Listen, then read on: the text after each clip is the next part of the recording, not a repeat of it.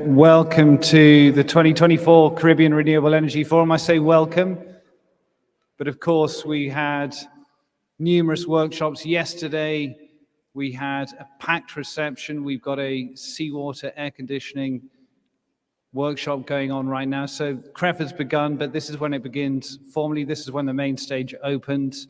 And we have an absolutely packed agenda today, so I'm going to be very brief. This is what I'm going to do with my time. First, I'm going to tell you, as we start the 16th annual CREF, how proud we are to support you in the energy transition across the Caribbean, to be part of something so vital and so momentous. We're so grateful for your trust in us. And we're invigorated and excited by the progress we see across the region. And I'm being frank here, if at some CREFs in years gone by, we struggle to identify change, that's categorically not the case today. Projects are lining up to cross the finish line. They're crossing the finishing line as we speak. Let's build on that momentum over the next 2 days. So with that said, I'm going to turn to and introduce my colleague and friend, Jerry Butler, Chairman of CREF. Jerry, good morning.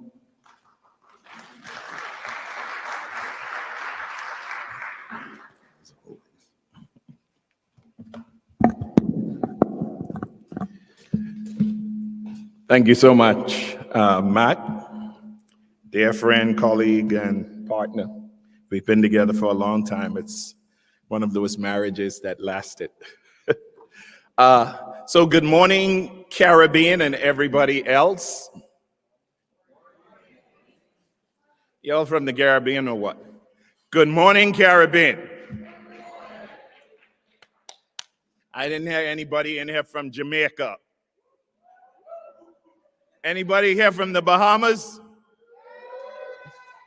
Them loud, bigoty Bahamian people. Anybody here from Suriname? Just an idea. And she ain't even from Suriname. Anybody here from Little England, Barbados? Anybody here from that place that has a lot of oil, but it's really just gas? Trinidad and Tobago. And then, of course, one of the countries I represented at the IDB for 15 years. Man, it's just such a pleasure to see the way it's evolving. Anybody here from Guyana? Now they have a lot of oil money, so they're going quiet. So listen, my job always at the opening of CREF is very simple. It's to welcome you and to tell you that, 17 years ago, I remember Matt and I sitting outside of a Caribbean investment conference in Trinidad and Tobago, right on the waterfront. I think they just built a new Hyatt. And at that time, I was chair at the board of directors at the Inter-American Development Bank. And we were talking about what is the biggest problem. Matt was a very intelligent young economist, writing articles and doing conferences. And he said, Jerry, what do you think would be the biggest problem the Caribbean will face in the next 20 years? That was 17 years ago. And I said, most of these small island developing states like Jamaica, the Bahamas, etc., they're not going to be able to pay for electricity. 17 years ago. Later on came COP21 with President Obama in Paris, et cetera, and we decided we would create an event where the solution would be discussed, deals would be done, and projects would go forth to deal with that very reality. So in about 4 years, 6 years, it'll be 2030, and we're going to see how we've evolved to that point. It's been an amazing journey, the CREF journey, and it cycles through. I'm meeting people here, actually where I met their father at CREF. I'm meeting students who I taught who now have kids who are learning about climate change and renewable energy. I'm seeing friends who used to work with me at the IDB and went into the private sector and made a lot of money, and now that they have all the money, they're back at the IDB. I've seen friends from the IMF. I'm seeing friends from the World Bank. And then, of course, I'm seeing the deal makers with the technology that goes through. And I'm seeing technology renamed. This morning, I sat through a wonderful session on seawater cooling, SWAT, right? I was telling Matt 10 years ago, we did a whole session and had a huge sponsor from a company called OTET. It was Ocean Thermal. Remember that? And brought them into the Bahamas. They built a huge sleeve out to the ocean for a $4 billion resort. We never implemented the technology. So seawater district cooling, which is in Copenhagen, Denmark, I've seen it so many times, you know. And so when you see the cycle and you see things evolve, you start to realize that the more things change, the more they stay the same. And what is constant is your passion for renewables, your passion for the problem and the issues associated with climate change, and your need to want to make a difference. I've been on a little journey for the last 2 months. I was in several islands in the Tahiti looking at projects. Just last night, I came in from Dubai, where their sovereign wealth fund has a lot of money they want to donate to Caribbean projects. And then 2 weeks ago, I spent some time going through 6 of the Seychelles Islands before going on to Madagascar. So it's good to see other places doing what we're about to do and we're trying to do in the Caribbean.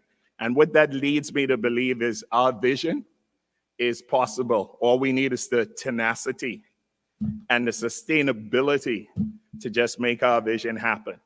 Because if we continue to have to pay for fossil fuels, some of us will be bankrupt. If we don't, and we pay for renewable energies with the initial investment, we'll have a brighter future and our kids will live to see a much more wonderful Caribbean in the future. So that being said, I would just like to thank you all very much for coming to this CREF. Thank you for coming to the 17th edition of CREF next year in advance, right? There's a lady here who was at the very first CREF in Jamaica 16 years ago. Stand up. Let me see you, Miss Gordon.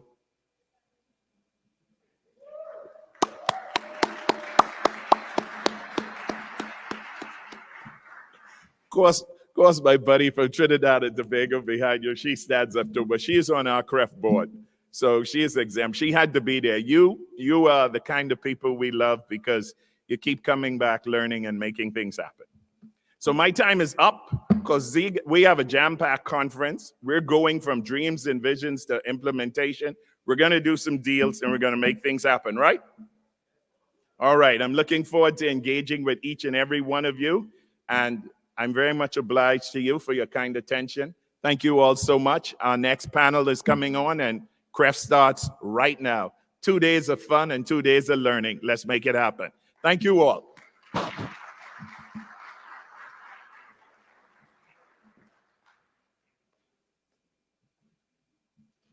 Well, thank you very much, and good morning, everyone. Thanks, Jerry. As usual, we are off to a great start. And I just want to start by saying good morning to everyone, ladies and gentlemen, distinguished guests, and fellow advocates of clean energy. Welcome again, as Jerry said, to the 16th Annual Caribbean Renewable Energy Forum. As chairperson for today, proudly representing CIBC First Caribbean as a longstanding CREF partner and sponsor, I'm honored to be here with you together with my colleagues in the audience. You have Adam, Valmore, Ray, Richard, and Lisa from Barbados, Jamaica, and Trinidad. And I have to give a shout out to St. Lucia, because that's where I'm from. So as regional stakeholders here, our shared mission is clear, and we must continue in the task of accelerating investment in the Caribbean's energy transition in a just and fair way to improve sustainability in our region for now, and as Jerry also said, for our future generations, for our grandchildren, for our children. The urgency here is palpable.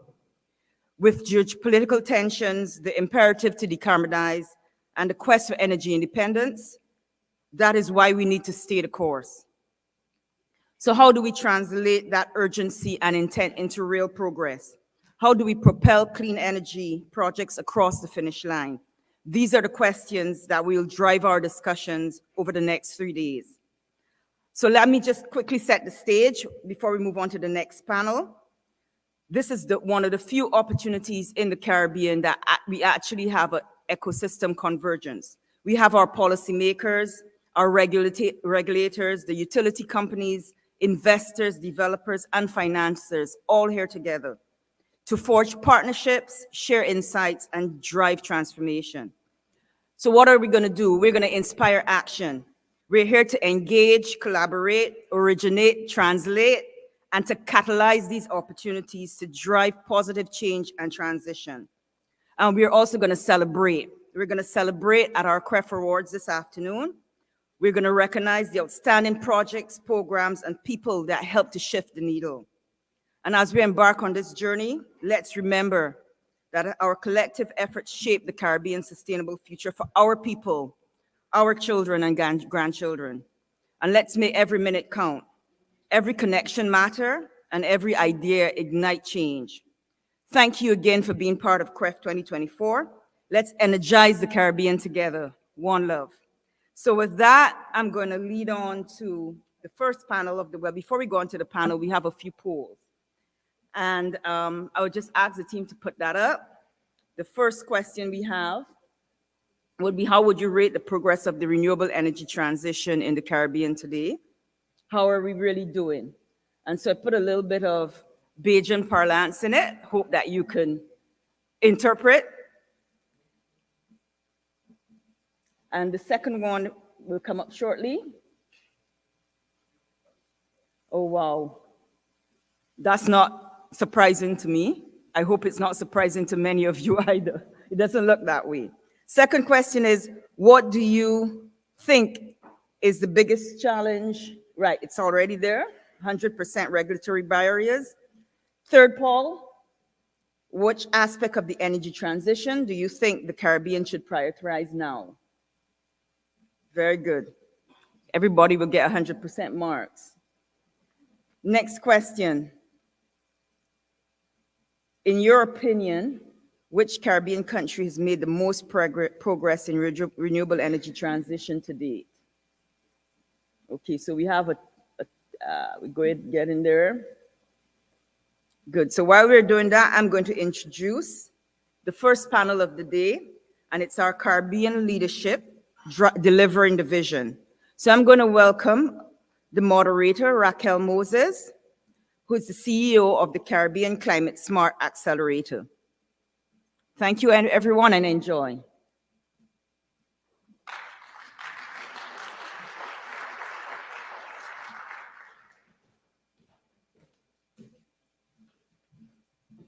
Good morning. Good morning. I'm from the Caribbean. I expect a response. Good morning. Wonderful. And thank you so much for being here. I'm really delighted to moderate this Setting the Stage panel with our regional leaders this morning. I'll ask our panelists to come up to start making their way to the stage. We have James Fletcher from CREF. Not seen him. We have Honorable Minister Karen James from Grenada. We have Minister Knowles from Turks and Caicos. I'm not seeing anyone making their way. We have Thomas Zabriskie from the IDB.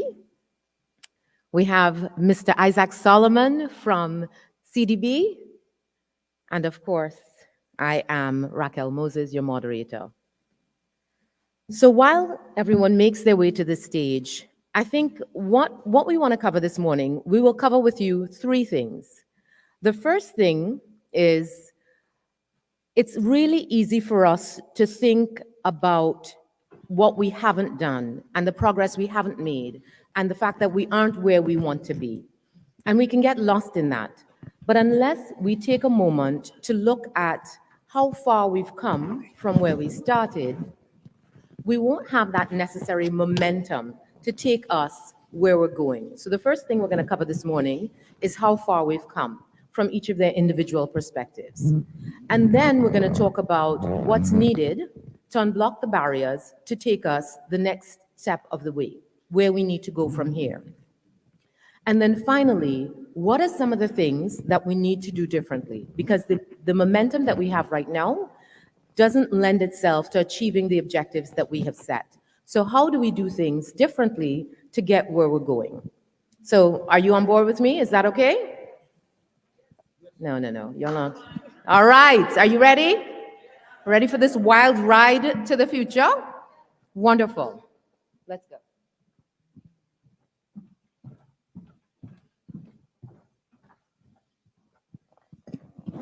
Wonderful, and welcome, panelists. All right, excellent. So I'm going to start with you, James, if I may. CREF guides CARICOM through the energy transition, providing technical support, and really is the body that is leading us through this energy transition. From your perspective, at least from that perspective, because I know you've held many roles, and we'll talk about that a little bit later, but what are some of the things in the past that make you feel proud about the direction in which we're going, and what makes you most encouraged about the next step in the transition? Thank you. Thanks, Raquel. Good morning, everyone. It's good to be here. And again, congrats to Matt for another awesome CREF. I guess I have this unique perspective of having been there when CREF was formed. So knowing what the environment was, and also being a Minister of Energy at the time CREF was formed, and knowing what I had to grapple with as a Minister of Energy. So I think one of the things that we've seen is, first of all, just the presence of energy units, energy departments, energy ministries in almost all of our member states. That wasn't before. You know, you had a situation where energy was appended to something, or energy unit was a one-person unit somewhere. So the institutional architecture has certainly improved. The human capacity has also improved. Again, when we started, we had to depend very heavily on outside support, and I want to thank, you know, those organizations like the Clinton Climate Initiative and Richard Branson's Carbon War Room that gave us that initial technical support. But now most of our countries are doing this on their own. They still have to depend on development partners, but there is definitely, or there has been, a strengthening of human resource capacity. There has been some build out of RE on the ground. We've seen that, certainly not enough, and I know that's a point that you'll get to a little bit later on, but we've seen some progress there. I think the presence of CREF has helped in coalescing some of the action, not enough, and again, that's something, you know, I'm quite happy to speak about later on in this discussion. But I guess, and also the finance. There's a lot more finance coming into the region, a lot more finance interested in the region, despite the challenges of scale. You know, there still is quite a bit of interest in investing in the region. There are things that we have to do that we haven't done to make that finance a little bit, to make the region more attractive to that finance, things like the regulatory apparatus, things like looking at how we maybe aggregate demand in some areas. But maybe what gives me the greatest optimism is the fact that there is still so much interest in the Caribbean as a destination for renewable energy, as a point where the energy equation makes sense. And we have the capacity, we've built up the capacity both institutionally and from a human resource perspective to deal with that. So I think those are the areas that I'm most optimistic about. Beautiful. Thank you so much. Minister Knowles, TCI implemented the Customer-Owned Renewable Energy Program, which allows customers to purchase their own equipment to connect to the grid. And as a result, there are solar installations popping up everywhere, and we're reading about it in the news, and we're very excited about that program. What did it require to make that happen and to provide that impetus to get that kind of solar proliferation happening? Good morning, everyone. Thank you for the question. One of the things that we have to note about TCI is that with the population size and the demand for solar energy, we have now have gotten to a point where we understand the importance of renewable energy. One of the things that we have to do, or that we are currently doing, is trying to strengthen the regulations and policies that would give government more leverage to support those persons who are interested in putting in the installation of solar, installation of solar grids and solar panels on their homes. For many of us, or many of you who have visited Turks and Caicos, just like many of our neighbors, we have sun 95% of the time. So it's very important for us to tap into those resources, and of course, reduce our carbon footprint. So for us, it's really, at this current moment, focused around strengthening of regulation and policy, so that we can map out what that would look like for us in the future. Brilliant, and thank you so much. All right, Isaac. There is a huge role, and if you were yesterday, if you attended a lot of the pre-events, it was you heard CDB, CDB, CDB, and CDB is doing this and CDB is doing that. I was quite proud, and then I realized we're not CDB, but because we work so closely together, we're proud of our partners when they are making incredible progress. But there's a huge role for the CDB to continue to play in making this environment what it needs to be. So what's the thing that you are most proud of in your history as CDB in moving this market forward? Thank you very much, Raquel, and good morning. Good morning, everyone. I think I need to say up front how pleased we are to be part of this CREF. We have been associated with it for a very long time, and we're extremely proud to be associated once again. So the Caribbean Development Bank, just to provide some context, we've been around for over 50 years, transforming lives right across the region. And we are the only MDB that serves the Caribbean exclusively. With that comes a certain knowledge, which is essentially part of our value proposition.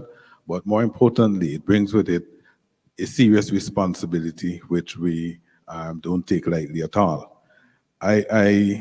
And then over those 50 years, I think we had some wonderful partners that we have worked with. I need to say that as well. We couldn't do this alone. Neither are we intending to do this alone going forward.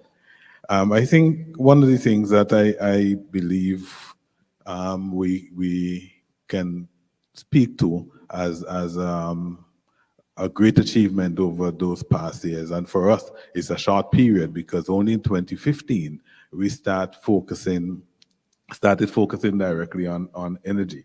Since then, we have crafted our energy policy and strategy, which we revamped in 2022 to inform and to help to prioritize our actions in the sector. But the investment in human capital, I think James spoke to it early, is one of the things I think I would point to as something that we're proud of. Clearly, with the focus, and James, I think, painted the picture quite well in terms of where we were. You could well imagine that there was a dearth of capacity, human capacity in the space. And so the inroads we have made to invest in human capital, I think, is very significant. I mean, for our part, we have, over the last 9 years, trained 750 persons in the space in collaboration with FCDO, with the EU and the OECS Commission. We have trained inspectors and technicians in solar PV installation and in inspection. Of that among 260 persons or more, mostly young people and females, have been certified with the North American body, the North American Board of Certified Energy Professionals. This allows them to now participate in the sector and to take advantage of the opportunities in the space. So I think that is very significant. But you pose the question in the classic poor man's dilemma by asking me to choose and to make some difficult choices. So I think it would be remiss of me if I don't, just in passing, mention some of the other things that we have done fairly quickly. So I think energy efficiency is, I think, a useful precursor if we are to make the type of inroads that we want to make in the sustainable energy space. I think we have a street lighting retrofit program, which I think is the envy of the world. We have approved street lighting retrofit projects in 6 countries in the Caribbean, including what we dub as the largest street lighting program in the world, that is the JPS retrofit program, where we installed 25,000 LED and smart street lights. This was a bold move at the time, given where we were in the space. I also need to speak to our investment in geothermal. Now, geothermal is a little stubborn, but we have made the requisite investments. We are making the requisite investments to make sure we get to the destination. And so we're making those investments now, and we're very confident, and I'm sure some of the ministers will speak to that the next 2 to 3 years, we will have thermal project that is delivering for our people. Wonderful, thank you. Thomas, same question for IDB, because IDB has been, a wonderful multilateral development bank for the region, spurring us on for a lot of progress. Well, first, good morning to all. I'm really honored to be part of this panel. And the IDB has been a long-term partner for CREF since the beginning, and we hope to be able to be part of it for the years to come. So you asked me about I'm proud of, and I definitely am proud of the active portfolio we have as a group. The IDB has an active portfolio of more than $300 million. 50% is allocated to renewable energy, around 20% or more for to increase access to electricity. That's extremely important for us as we move to achieve or advance the Sustainable Development Goal agenda. The IDB Invest is also actively present through project finance, especially to support IPPs, but also corporate finance to provide working capital, and also programs to reduce energy losses. And also the IDB Lab is our innovation arm, has 2 facilities that works on small-scale grid.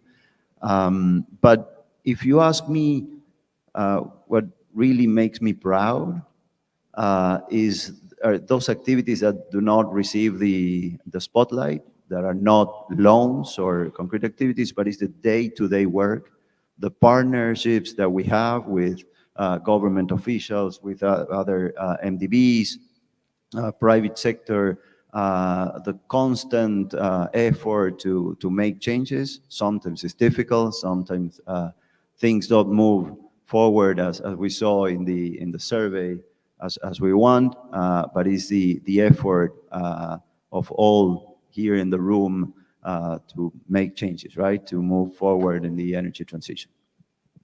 Thank you. So if you ask me about one of the things that I'm most proud of, it is people like Minister James. When you see her on an international stage, it's absolutely awe-inspiring. Grenada has made some amazing commitments for 100% renewable energy by 2030. That is quickly coming upon us. Tell us first about what makes you most proud in the progress that you've made towards that goal, and then we'll move directly into some of the gaps that we need to close. Definitely. Thank you so much for your comments. Good morning, everyone. I'm happy to be here. Yet for the second time at CREF, being a panelist. I would start off on the point that James made as it relates to political minds and politicians really and truly strengthening the institutional architecture in terms of seeing energy as a means for us as in the Caribbean region to build regional integration. And so for us in Grenada, one of the first things that we were able to do, not only in my government time, but before, is to have that political will to commit to the renewable energy transition. So this journey that we've been on in terms of our goals towards our 100% by 2030 started off with the will to do so. Since then, we have taken on a collaborative approach in terms of how we go about with realizing that ambitious target. We have had a good relationship with the private sector in terms of creating incentives, fiscal incentives that is. We have looked at ways in which we can give policy support, and I note that the polling this morning said that regulatory barriers are one of the hindrance towards RE penetration, and Grenada is we are not shy away from that, and we've had that challenge as well, and we continue to work on some of those barriers that we've had. But despite of that, private sector individuals within the tourism sector to be specific, the hoteliers, the developers, they have really taken on this transition seriously. They realize that in order for us to build and in order for us to ensure that our small island states survive, environmental sustainability is the key to do that. And in order for us to look towards environmental sustainability, RE penetration is key for that. As it relates to the utility side, outside of the policies that we've created, we have had the utility company, Greenlink, playing a significant role as far back as 2007. They was one of the first English-speaking Caribbean countries that, gave a pilot or conducted a pilot program to encourage utility customers to install solar PV on their roofs. And so today we see them making another investment, another big investment towards a solar PV plant, 15 megawatt solar PV plant at the south and at the north of the island. So, it has been a collaborative approach for us. We do have challenges, we do have barriers, but we also have opportunities. Beautiful, and thank you so much, Minister James.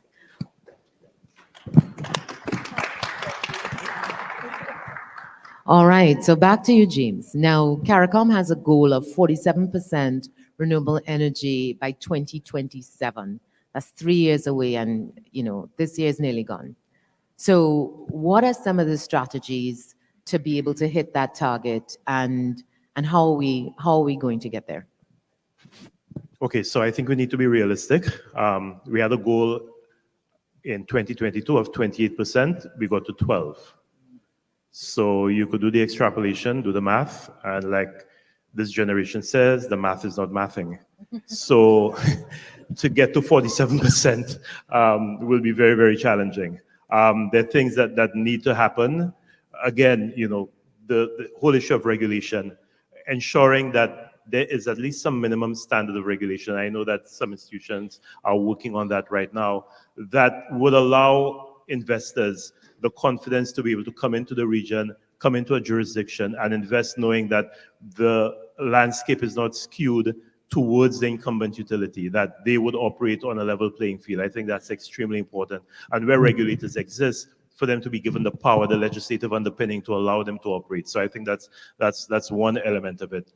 There's another very critical piece that I do not think we have paid enough attention, or maybe even any attention to, and that's the democratization of the energy transition.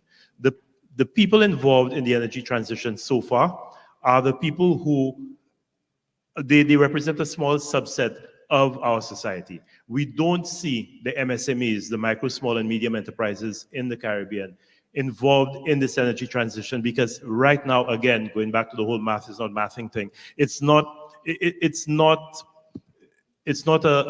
equation that makes sense for them. The kind of upfront investment that is required, particularly coming out of COVID, they just don't have that bandwidth to be able to go in there. But they represent the majority of the private sector in our region. So we have to find a way to get the MSMEs involved in this. So it's not just the big hotels. The big hotels, yes, they have massive energy bills, the big manufacturers. It makes sense for them to reduce their energy use, but we have to get the MSME sector involved. And I think that's one of the areas that CREF has been trying to work with some of the existing CARICOM institutions like Caribbean Export and others to see how we get that MSME sector on board. We also have to find a way, again, going back to this whole concept of democratizing energy, to get the ordinary person to feel that there is something in this for them.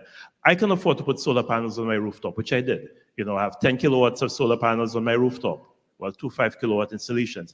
I drive a hybrid. I can afford to buy a hybrid. But how many people can afford to do that?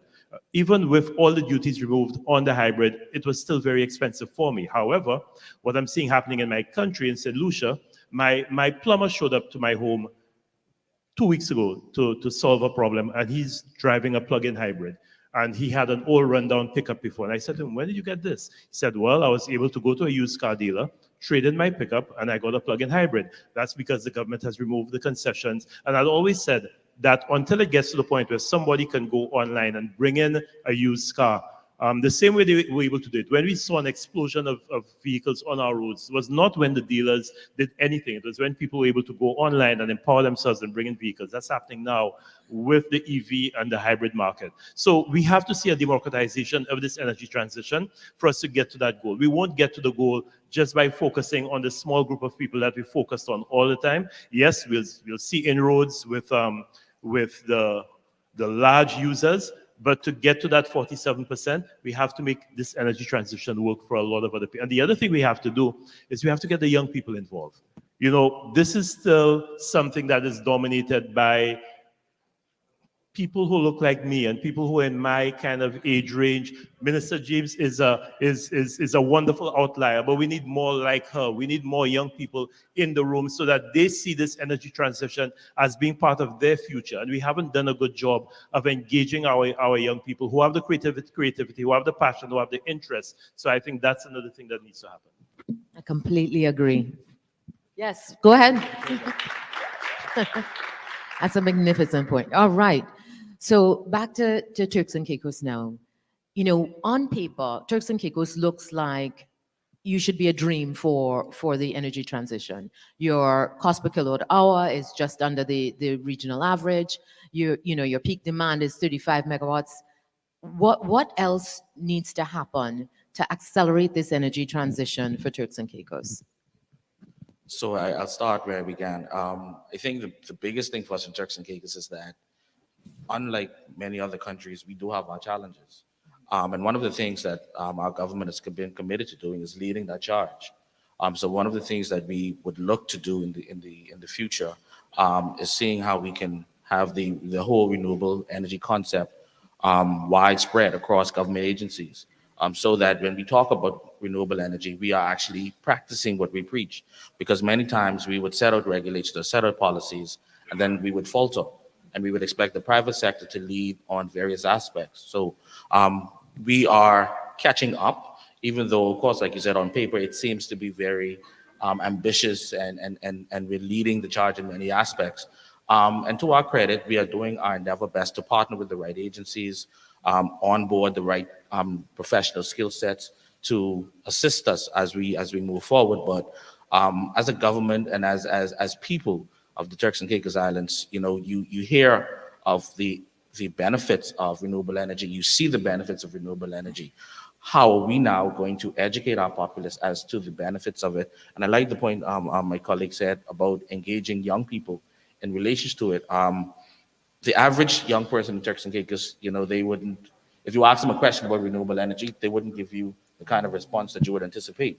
So in order for us to really expand on it, it starts at the grassroots level, making sure that we can get buy-in now, because again, while I'm young at this current stage, you know, 25 years down the line, my children need to be able to say, listen, my dad drove a hybrid. You know, we started to put solar panels on our roofs. You know, even with the development that we're currently experiencing, how are those development companies going to come in and help to assist us with solar panels on houses, solar panels on the various hotels and resorts? So I think there's a far ways to go, but we have now come to a point where we realize the importance of it. But as a government, we will definitely lead the charge. Excellent. Are you guys still with me? No. That's not it. Try again.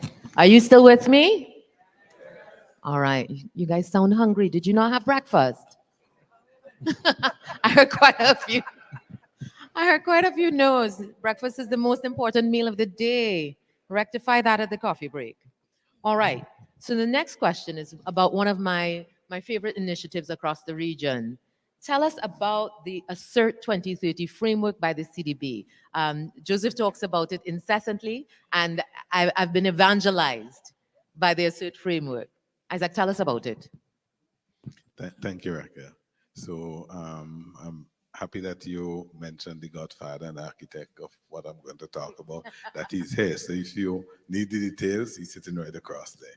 So Assert 2030 really stands for Accelerating Sustainable Energy and Resilience Transition. And clearly you'll understand why 2030 is the pitch date. It is really CDB's strategy, energy sector strategic response for encouraging countries and promoting leading, bold, and transformative initiatives to ensure that we make that quantum leap to increase scale and pace in the energy sector. And those initiatives we refer to as assertives.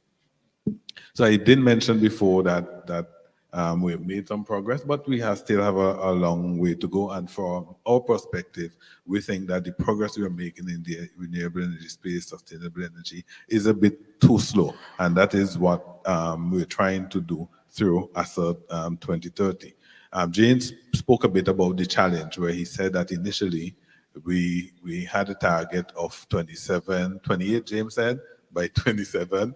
And he did indicate that by our capacity installed, that we are only at 12%, given that so right now we were really supposed to be at 30%.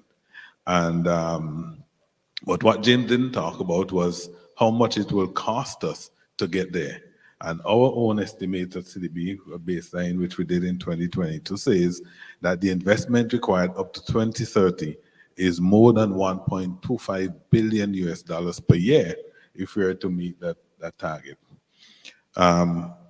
We believe that if we are to come close to this target, that we need to radically increase the scale and the pace. Now, radical, I think, is the key word there, because in my mind and what I preach at the bank is that we need to engage in radical collaboration. James spoke about it. In the energy sector space, we need to speak to the people who we have been speaking and collaborating with differently. We need to ramp up our engagement to speak to people who we are not accustomed to speak to in this space, including the young people that James spoke about. So that are some of these things that we need to do when we speak about the radical way that we need to approach this. In essence, ASSERT 2030 is about pursuing bold and transformative initiatives guided by the lessons that we learned, the collective effort, and the strategic partnerships which are critical for mobilizing resources. So quickly, the ASSERT framework has three elements. One we call the ASSERT dialogue, which calls for robust collaboration and engagement with all stakeholders.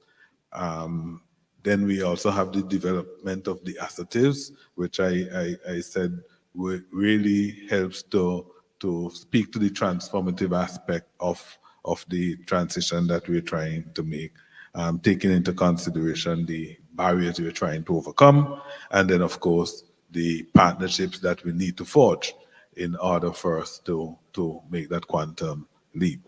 There's just some quick examples of the assertives. So we have the regulatory framework, the public sector greening, the battery storage, which we need to scale up, the Caribbean regional electricity grid interconnection and RE scaling up of geothermal. I spoke a bit about that earlier, offshore wind, and of course, I have to mention Haiti.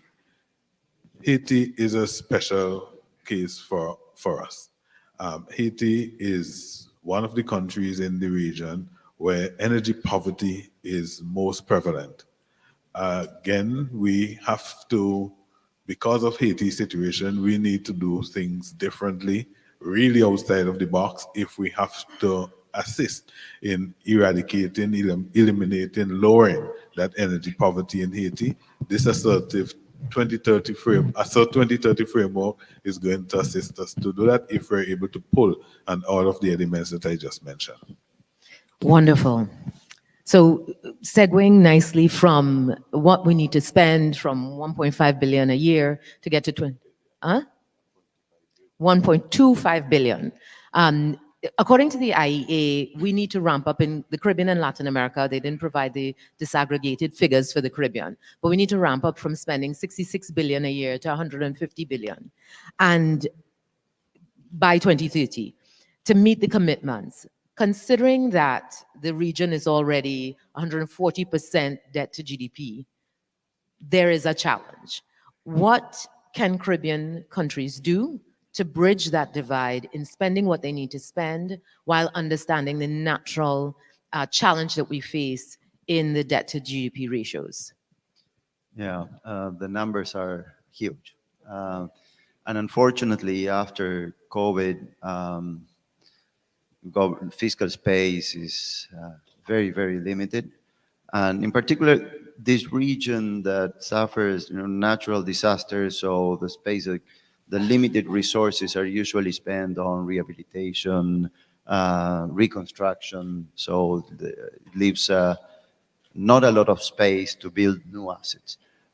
So what we are doing from the IDB, first is work more on a macro level with governments to improve fiscal program, fiscal consolidation, the efficiency of public investment. But the way forward necessarily involves the private sector. So we need to collectively generate the conditions to attract more private investment. So we work a lot on regulatory frameworks. We are working very closely with CDB, the fantastic initiative that they have to assess the minimum regulatory functions. We also have more resources from a new regional initiative we have for the Caribbean that is called One Caribbean, to provide more technical assistance for project preparation. But going forward, and I'd like to explain in maybe 1 minute, an instrument that I see can add significant value, create more space for investment, and that is the IDB is working in one country. There was a new product jointly with the European Investment Bank providing a public sector guarantee. So this country can issue sustainable linked bonds. And in practical terms, what this will entail is savings. So because the new debt will be issued at a lower interest rate. So it's a debt for climate swap. And that would generate savings. The condition is that those savings with the new debt are allocated to infrastructure. And in this particular case, will be allocated to the construction of water treatment plant, but has an important energy efficiency component. So we see that as a promising new instrument to open up fiscal space. It requires time and logistics of making the instrument work. We have to convince the investors that it will be actually, the investment will be sustainable. So you need to create kind of a trust fund with allocation rules and make sure that those funds will go to an energy, renewable energy is a fantastic candidate for this type of instruments. Wonderful. And using that segue of private investment, going to Grenada and Minister James, and you gave such an amazing speech at COP27, at COP28, and we're just thinking about what are the things that you need to help bridge that gap in Grenada between where you are. You've got two MDBs here, you've got the chairman of CREF. What can we do either to help Grenada attract the private investment it requires or to support Grenada in this energy transition?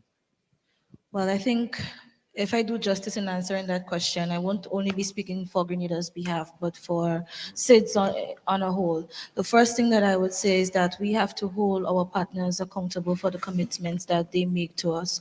Oftentimes, we hear the lavish commitments. We hear they would give this, they would give that.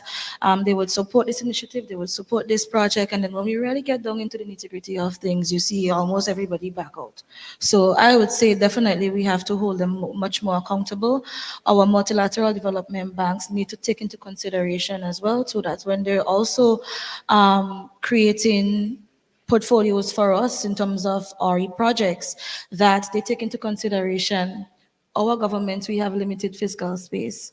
We already have a high debt burden and we have aging infrastructure. And so while we might have similarities in terms of wanting to get there, wanting to meet our targets, the peculiar economic differs tremendously among Caribbean countries. So they definitely have to take that into consideration and allow us to gain access to climate finance that is much more accessible, that is concessional, or maybe grant funding. So definitely it will be climate finance, ensuring that we have a mechanism that takes into consideration where each individual country is at, and to see how best we can group us together so that we don't duplicate efforts and we don't waste the limited resources that we have. I agree on that point of accountability and keeping our partners accountable. And I really appreciate also that Grenada's challenge is a challenge across all small island developing states, because it's really important that we work together to build strength in the numbers that we have. So going now to CREF and the challenges that we face across the region, especially with things like accountability. But I want to ask you specifically about what can we do to support CREF in meeting the objectives that it's set? Good question. First of all, I think we have to be honest with ourselves. And if I'm being honest, as the chairman of CREF, I will tell you that CREF itself has failed in some of the things that it set out to do when CREF was established. I was fortunate in that I was part of the Council of Trade and Economic Development Ministers who met in Ghana in 2015 when now Minister Vince Henderson, then chairman of SIDSDOC, made a very impassioned plea to the ministers on why we needed a CREF.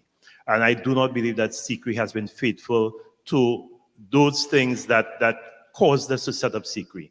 You know, providing that type of support that is required, particularly in some of our smaller islands that don't have the capacity that the larger islands have in things like project preparation, to be able to unlock that finance. Because if you go into the GCF, if you go into some of these, you can't go to them with oh, we impoverish, or we need special treatment. You have to come with very hard evidence, with empirical data, to show exactly what it is that you want to. Not all of our countries have the capacity to do that.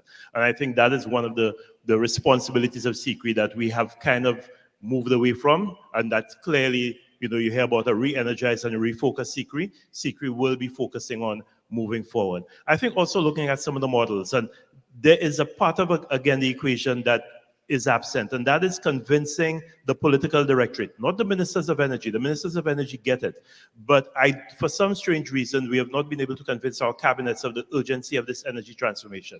Even in jurisdictions where energy costs 40 US cents per kilowatt hour, they do not see that, particularly a prime minister who's looking at his re-election or her re-election in the next election.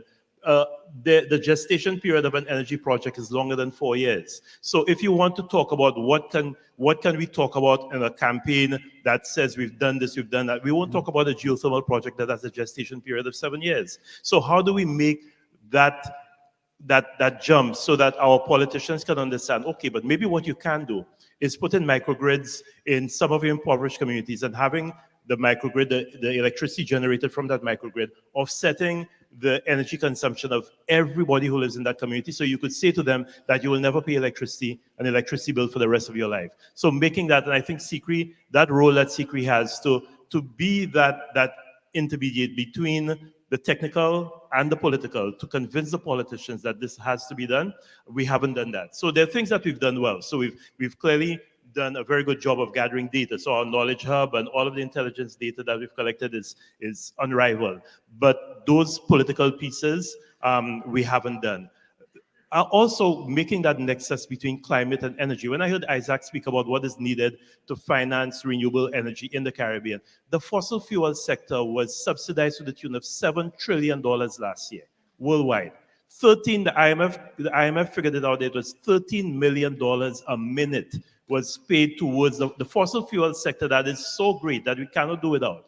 And that the renewable energy sector is still very, the upfront costs are too high, but we're subsidizing fossil fuels to the tune of $7 trillion last year. So how can we get some of that money? How can we make that connection between climate and energy so that we can get some of that money coming across to energy? And also, how can we get our politicians, and I speak here as quote unquote, a former politician, to understand that climate change is not just important around COP time. When we make these great speeches leading up to a COP or just after a COP. Now, Minister James is not one of those, that's a disclaimer.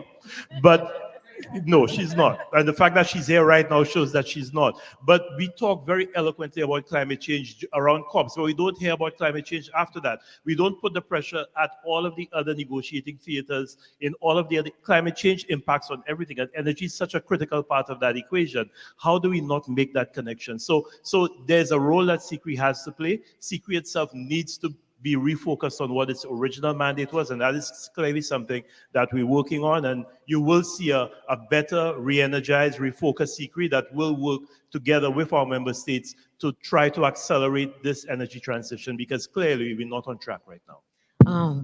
I love that. I love that humility and that acceptance that it isn't perfect and there are gaps to be closed, but that deliberate action about how you re-energize. And I think we should all rally behind CREF as an organization to make it as strong and as robust and as able to deliver on this mandate as possible. Are you with me?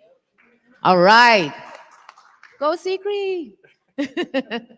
All right, Minister Knowles. So we're talking about now what are the gaps? What kinds of things we want to do differently in order to deliver on this mandate? James spoke about, election to election and what happens in between. From your position, what do you think are opportunities to do things differently to help bridge those gaps and to bring the voting public along? Wow, such an interesting question. One of the things that we've committed to do as a government, and highlighting that, of course, when you think about the political aspect of things, what we've committed to doing is forging a long-term arrangement with both parties for a 15-year way forward infrastructurally. With that infrastructure, I'm sure that renewable energy will form one of the components. With that being the case, so regardless of whichever government is in power, the renewable energy concept and whatever the basis of which we want to build on will be continuous for the next 15, 20 years. However, we determine to map it out, which is very important, because we don't want to get to a point where at this current moment, there's a lot of emphasis behind renewable energy, and then government changes, and then it ceases to exist.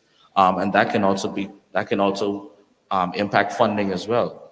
But we have a very aggressive energy commissioner. One of the things that he's proposing is to really inject over the next 3 years the sum of $4 million into the renewable energy sector, so that it would give us the kind of seed funding needed to move forward renewable energy plans, so that we can reduce our carbon footprint, reduce dependency on fossil fuels, and just generally look at how we can reduce the cost of energy for all of our citizens. So these are some of the bold steps that we are trying I shouldn't say trying, that we will be doing, because again, we understand the importance of it. Turks and Caicos, again, being heavily dependent on tourism and understanding the environmental impact that it does have as well. It's to our benefit to couple both of these components together so that they can work hand in hand, because with the level of investment that we have coming in, I think that would gauge for a more harmonious private and public sector relationship, that would make, again, when I spoke about the educating of our populace, it would cause for us to be more so intertwined as to how we want to move things forward. So I think we are on the right step. I think we've got to a point where we see the importance of it, and we've gotten, and as a government, we know that a part of the responsibility that we have to our populace, we now want to be accountable for the actions that we take for future generations. Absolutely. And, James, I didn't touch on the point that you made about the fossil fuel subsidies, because I think that's a whole panel by itself. But it's so important to think about how are we spending the money and where is it going? And I like this idea about, listen, we need to catalyze the environment. We need to spend this money in order to help move things forward and take have some bold ambition in doing that. But while we're talking about what are some of the things that we can do differently, I'll now go to Isaac and say, okay, CDB has done a lot of really great things, but what are some of the things that you need to do differently in order to help us close the gaps that we face? Yeah, thank you, Raquel. So I alluded to a couple of them before in terms of being more strategic and engaging in what I refer to as radical collaboration if we are to achieve the scale and pace that I alluded to earlier. And all of this is part of the ASA 2030 framework. But there are three things I wanted to pick out. One is the ensuring that we have the appropriate funding instruments to address the challenges that we identified earlier. Thomas, I think, spoke about an instrument a while ago, and I know some of our countries are already there in Barbados, for example.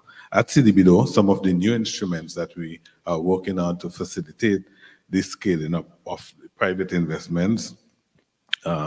We have an initiative now that we are working with Global Affairs Canada called Surge, which is going to help us to provide more funding in the space. We are looking at risk transfer instruments such as guarantees, and we have a very ambitious agenda in that space. And of course, we are looking for more creative ways to approach the blending financing arrangements. Minister James spoke about the lack of fiscal space and how we need to enable the government to have funding that is affordable and adequate. And I think being creative in how we blend our instruments, I think is also important there. The other one I wanted to talk about was strengthening the regulatory frameworks and capacity. Again, Thomas mentioned the work that we have done around the minimum regulatory function. But I want to stick a little bit on the regulatory piece. We saw from the poll, everyone understands the significance of the regulatory barriers if we are to make the sort of quantum leap that we need to make in this space. And I just want to draw an analogy to another utility space that I'm familiar with, and James and I, we have been in the vineyard in this space for many decades. I'm dating myself, but we have been at this for a very long time. In telecommunications, in the region, we have done a great job in introducing pro-competitive reforms. We can do the same thing in energy. When we did it in telecommunications, we were up against a foreign-dominated monopoly for the most part throughout the region. I am wondering, from my perspective, if it is that because many of our utilities are state-owned, partly state-owned, or have this domestic content in its equity structure, why it is so difficult for us to introduce the same pro-competitive reforms and to set the regulatory landscape to ensure that we move faster in that space. I'm just putting it out there as a challenge that the same energy we brought to telecommunication, no pun intended, we could bring that same energy to this space from the regulatory standpoint. And Minister James also spoke about the aging infrastructure. Many of us, we treat with the generation from the renewable side. We ignore the transmission and distribution. And we're going to use the same infrastructure. Clearly, there are lots of deficits there given the age of the infrastructure. It means that we need to address this if we have to make the sort of just transition that Jimmy spoke about. Okay. All right. So now we're ready for the final round of questions. And I'm going to start with you, Thomas.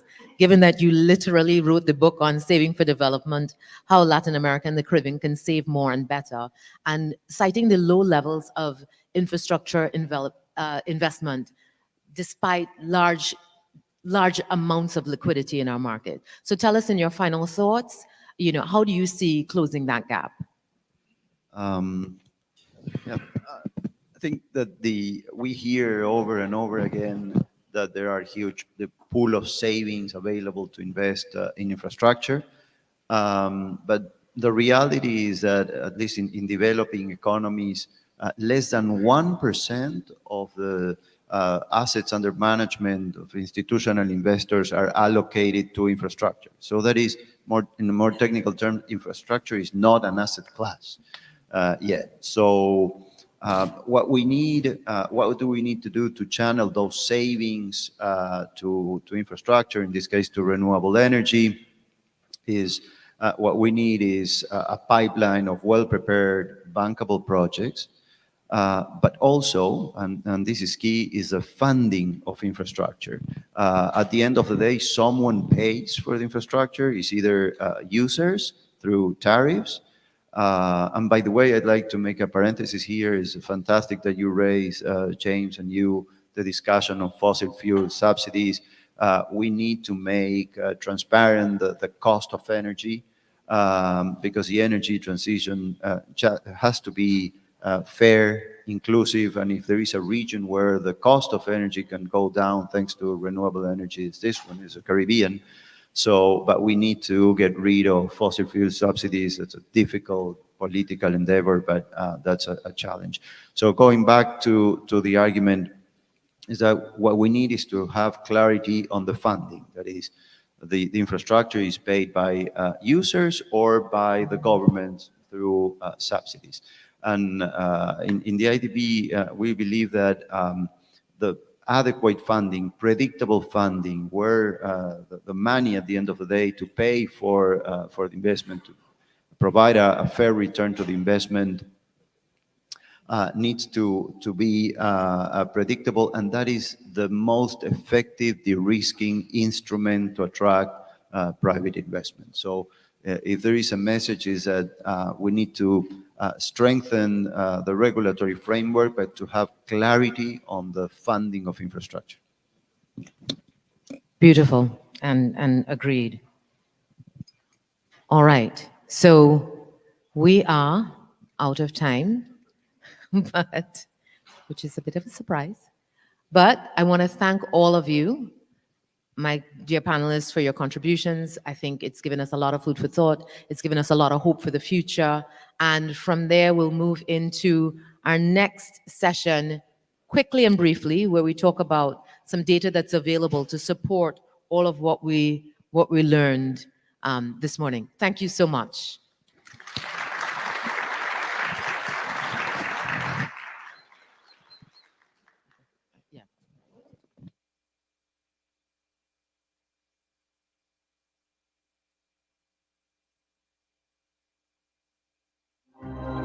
In the Caribbean, we face many energy challenges. Our energy needs to be resilient and diverse. Everyone must have access whenever they need it. Imagine what we can achieve together for her, for him, for all of us, really. We're counting on you. Thank you very much, Raquel, and to the panel just now. I would ask the next panelists to please come up for the next panel, breaking through the barriers to massive renewable energy expansion in the Caribbean. And as you would have heard from the panel just now, there's some key things that we need to do. First off, there is financing available, but we still need to deal with the regulatory aspects. The matters of what Dr. Fletcher raised on the need to recognize the connection with the renewable energy transition, the lowering of our fuel import bill, and overall climate action. So with that, I will ask the next moderator, Melanie Chen, founding chair of the Caribbean Energy Chamber, to please come up for the next panel. Thank you.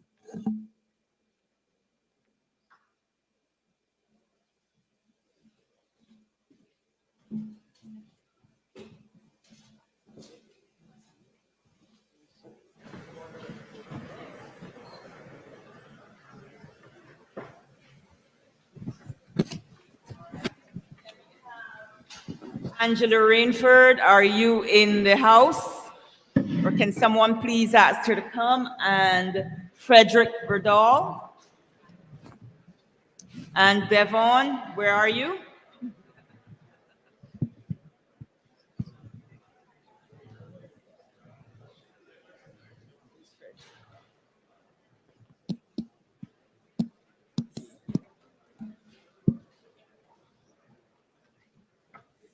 know Frederick is here.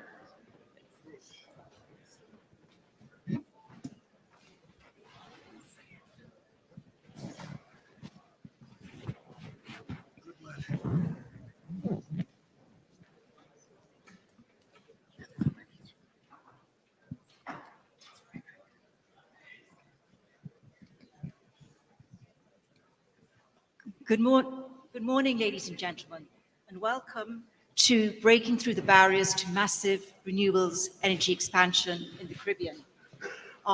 We have an esteemed panel today, and we have Roger Blackman from Barbados Light and Power, who's the current chair of CARELEC. We have Devon Gardner from CREF, Bruce Levy from BMI Energy, Angela Rainford from Silico Energy, and hopefully Frederick from the World Bank, who is here. I have seen him. I am Melanie Chen. I'm the founding chair of the Caribbean Energy Chamber, which is a non-profit organization which has been recently formed, which is a regional cooperative mechanism to help execute out the energy transition. I see Frederick coming to the stage. So that we can help execute out the energy transition to ensure affordable is a key word, net zero energy security for the region. But we do understand that that will take place in a series of steps. Before we start, we're going to have two questions on a poll, which we'd like you to answer so that it will give some context to the panelists. So the first question was, how much of the energy matrix will come from renewables in the Caribbean? And most people have said greater than 40%. So the numbers today are approximately 9%, including hydroelectric, and about 5% excluding hydroelectric. The second question was, do you think your country has taken the actions needed to meet their transition targets? And most people have said, not really. They've announced a plan, but have taken few actions. And some people said, at the other end of the spectrum, about 15%, yes, they have a clear plan, give or take. Interesting. So yes, we also agree and that CREF is a key part of this thing, and we look forward to working with you and we support them. So what the panel will focus on today is what are the key obstacles we need to overcome to meet our clean energy goals. And we've asked the panelists to give us one short-term priority and one medium to long-term. So with that, I'm going to hand over to Roger. Thank you, Melanie, and good morning, everyone. Certainly a pleasure to be here with the panelists. The top, from my perspective, top two priorities, and maybe there's, you know, whether it's short or medium to long, the two would be cost recovery for investments that are made, which I guess the other side of that coin is regulatory frameworks to facilitate that. And the second would be affordability. I mean, it's a complex issue. There are a number of factors, but those are the two that sort of rise to the top for me, certainly. On the regulatory framework side of things, I think, you know, regulators have a really difficult challenge in front of them, as do the utilities as well, in terms of implementing policies that have been set. For the most part, you know, the industry, as everyone knows, has not moved very quickly for 100 years, and we're in a stage now, or a phase, where technology and changes, driven by climate change and other factors, have resulted in some policies globally, but here in the region in particular, that are fairly ambitious and require quick transition. And for the most part, and I put the utilities in the same boat, and regulators as well, have a challenge of resourcing up in two ways. One is numbers, to deal with the very, frequent applications and changes that are going to be required, and the expertise, this upskilling that's required to deal with the differences that the changes are imposing. And that is particularly challenging. The other aspect to it as well is in relation to where regulatory frameworks and government policy intersect.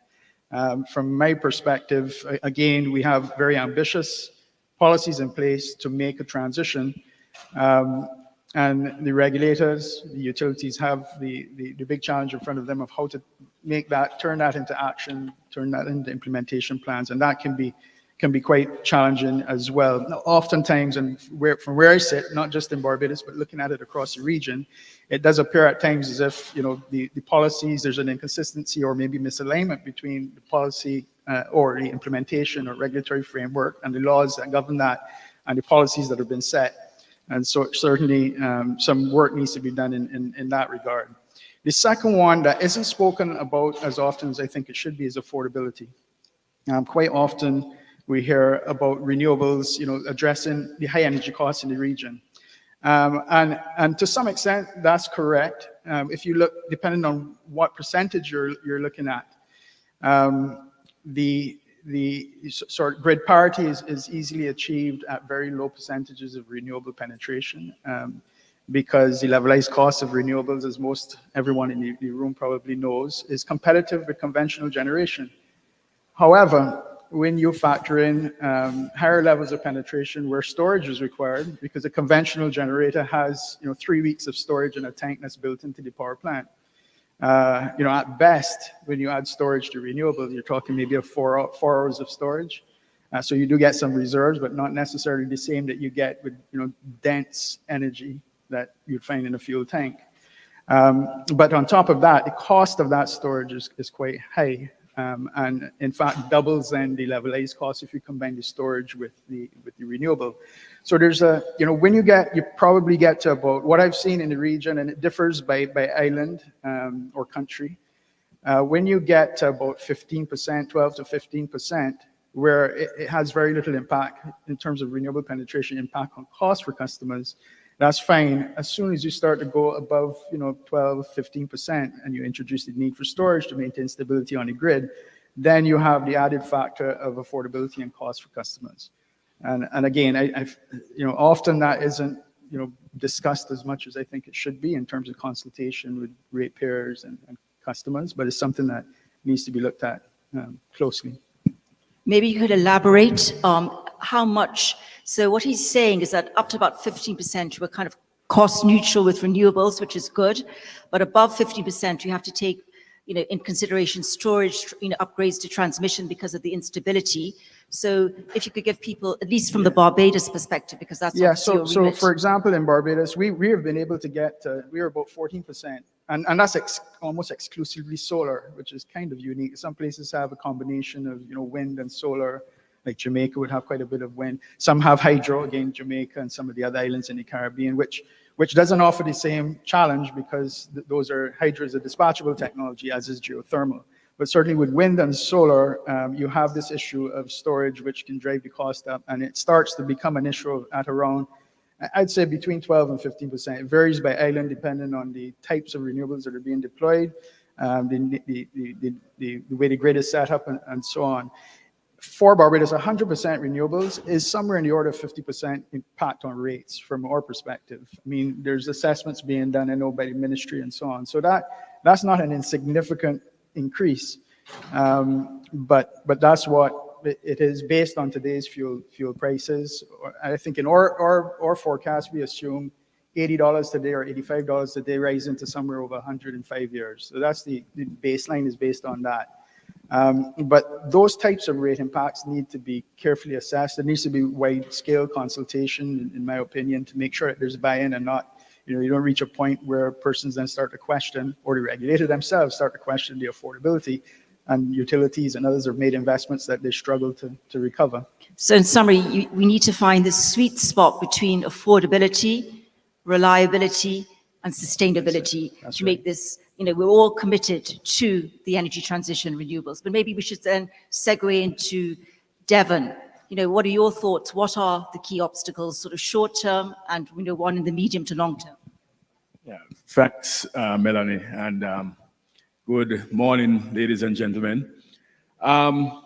in the short term, the key one in my opinion, and maybe cheating a bit because it's too linked together, is really the issue of decision support and project preparation assistance. And I use that as a shorter because it's a lot of what is happening based on the polls. We speak about the fact that implementation is slow, countries have plans, and a lot of there is a slowness in the decision-making process because oftentimes there is distortion in the quality of the data, the quality of the information, the quality of the intelligence that is available to those who need to make the decision, both on the policy side, on the regulation side, and on the investment side. So we do not necessarily move as quickly as we would on a lot of the things that we are trying to do. And in some instances, countries have actually made effort with the decision that has been available to them. And they have seen mistakes emerge from those decisions, and then they become a bit more, if you want, concerned or conscientious about moving quickly.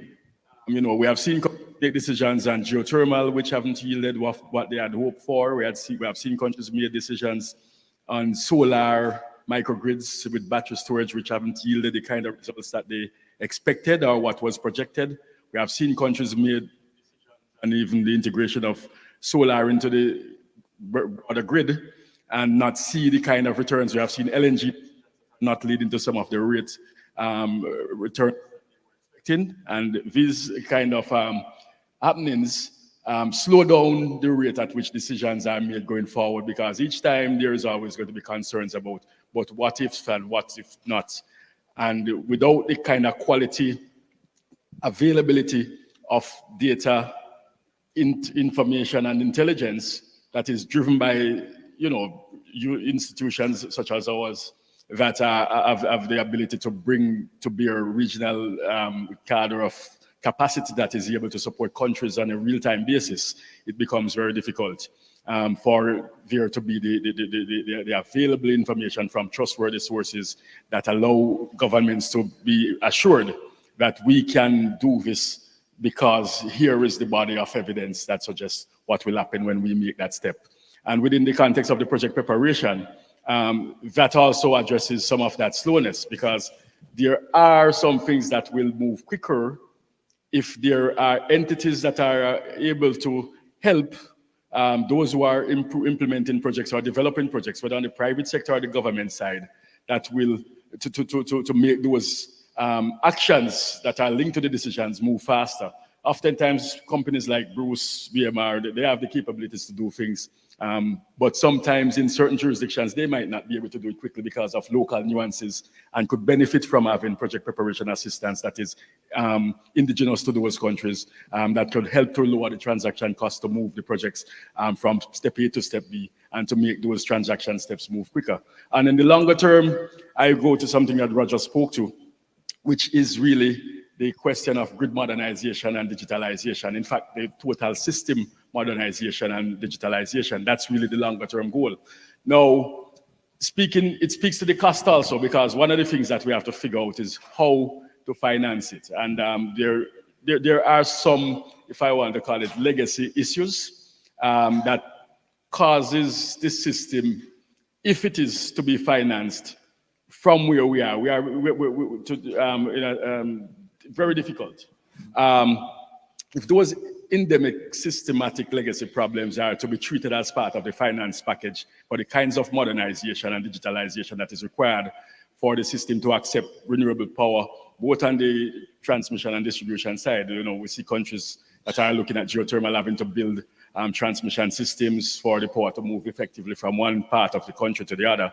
And of course, we all know the Barbados case. It's expensive, and it's going to add to the rate base. In the current state, many rate cost payers cannot afford it. So we have to find ways. We have maybe a Marshall's plan of sort, where maybe an injection of capital, public capital, whether it is from grant sources like the GCF or so on, which is linked to some of the resilience building features that those upgrades we'll be looking at and implementing.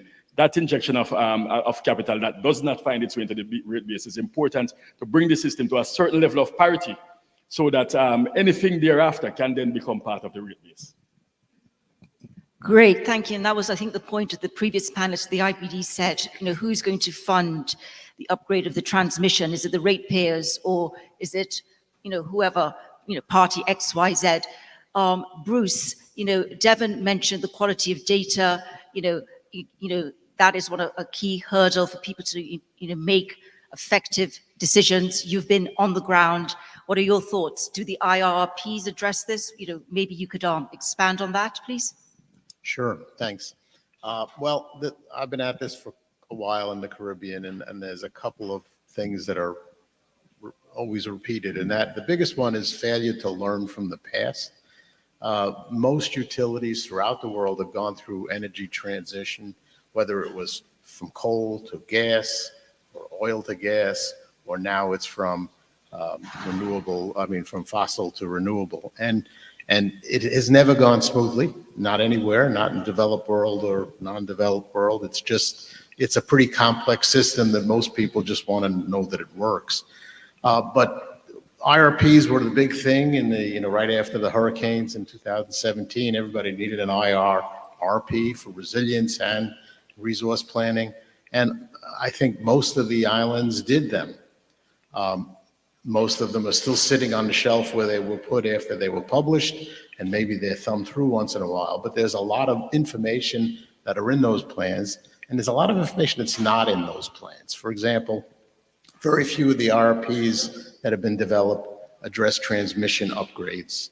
And just because of the way renewable energy works, it's usually not in the same location as the old power plants were. It doesn't always work round the clock. It's sometimes only during the day, sometimes only in windy seasons. The transmission systems have to be upgraded and addressed and modified to be able to handle that.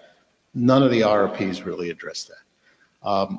The other process is, what do you do then if you decide you want to go to 30% or 20% or 50%, in some cases 100% renewables? How do you get there? Do you run procurements? Do you do it over 5 years or 10 years? Do you want a mix of wind and solar? Do you have any preferences, or you just want the lowest price you can have? And as Roger said, sometimes the lowest priced energy might end up with the highest cost grid reinforcement needed. So no one's really thought through that. So we're kind of stumbling through as we go. Many island nations in the Caribbean are further ahead than others in the number of megawatts they've either procured or whatever, but they're all running into the same problems with transmission upgrades. Transmission system can't handle the load where it's being built. And I think not being ready to deal with that issue or those issues, there's several of them, is really causing the delays in many of these environments that are trying to move ahead and take steps to implement renewables. Don't take it personally. Every island's got this problem, from the Dominican Republic to Puerto Rico to the smallest islands. They're all running into the same problem. They run a procurement, they get bids, they award bids, and the projects get built much slower than expected, don't work as well as expected, are interrupted because of transmission. I think that's the type of more integrated planning that has been lacking, and it'll probably never get it perfect, but I think acknowledging that those types of issues will affect the speed and ability to implement is probably the biggest challenge. Great. Angela, you've experienced, you've developed projects, in particular solar. That's probably one of the more prevalent sources of renewables. So maybe you can give some of your experiences and what are the blockages, please? Sure. Thanks for that, Melanie. So I was thinking about how to respond to this question. And a lot of my responses have already been mentioned by my fellow panelists. So I tried to think of it. Let me go from a bit more controversial view. So we're obviously in a renewable energy forum. So a lot of us here are already pro-renewables.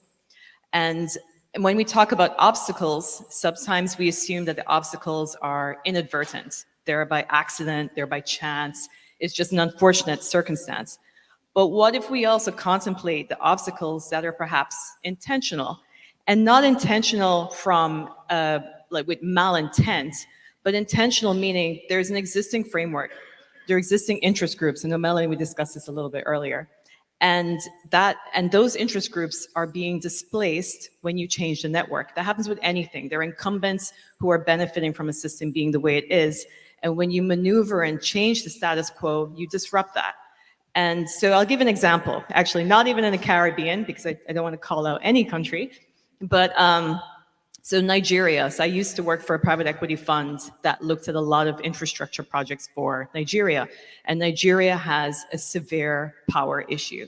Despite flaring effectively enough natural gas to power much of Europe, Nigeria itself is energy poor and energy deficient.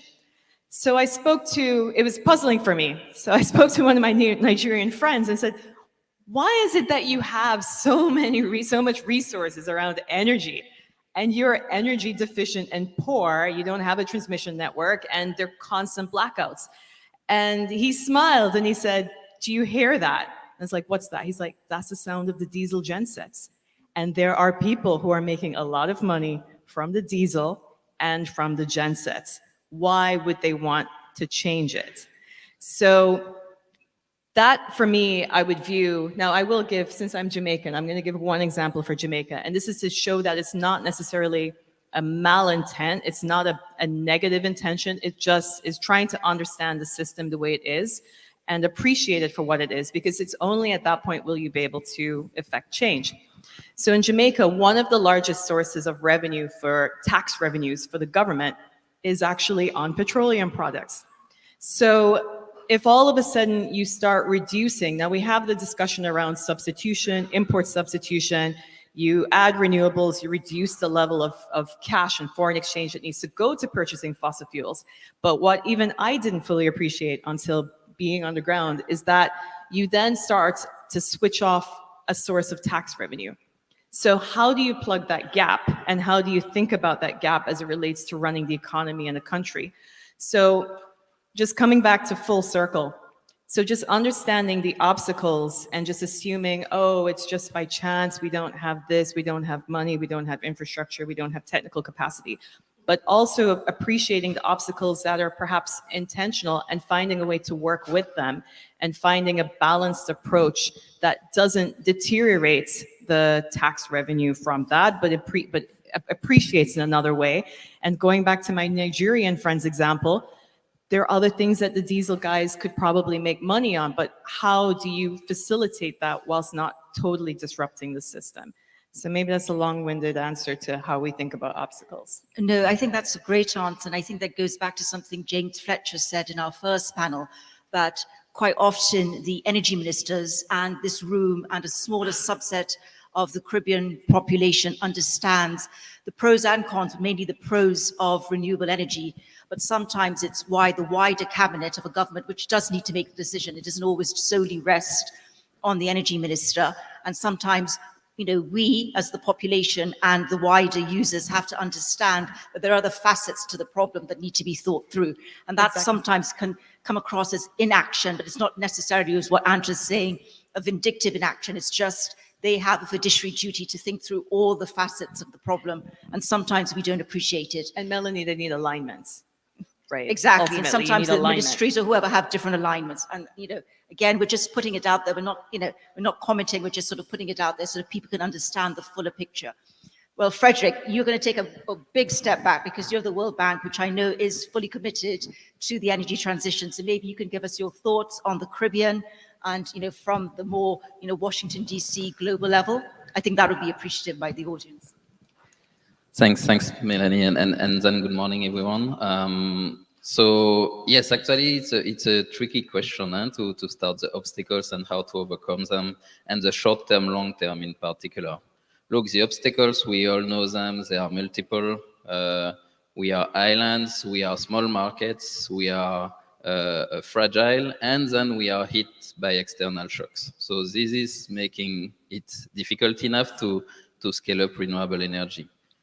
That being said, we are also putting obstacles on top of those. We are putting ourselves obstacles. Coming back to what Angela was saying on tax, it's interesting to see that we are imposing to ourselves including additional tax to clean energy equipment and materials that are actually non-existent. The market is very, very little. So one short-term thing would be unleash the market. It's an easy regulatory thing to do, to remove this temporarily, maybe, this tax on imported products to make the renewable energy market start. Haiti has done that in 2016. Very simply, they put it as one line in their annual budget. Well, the ecosystem built, and then the import of solar started and batteries.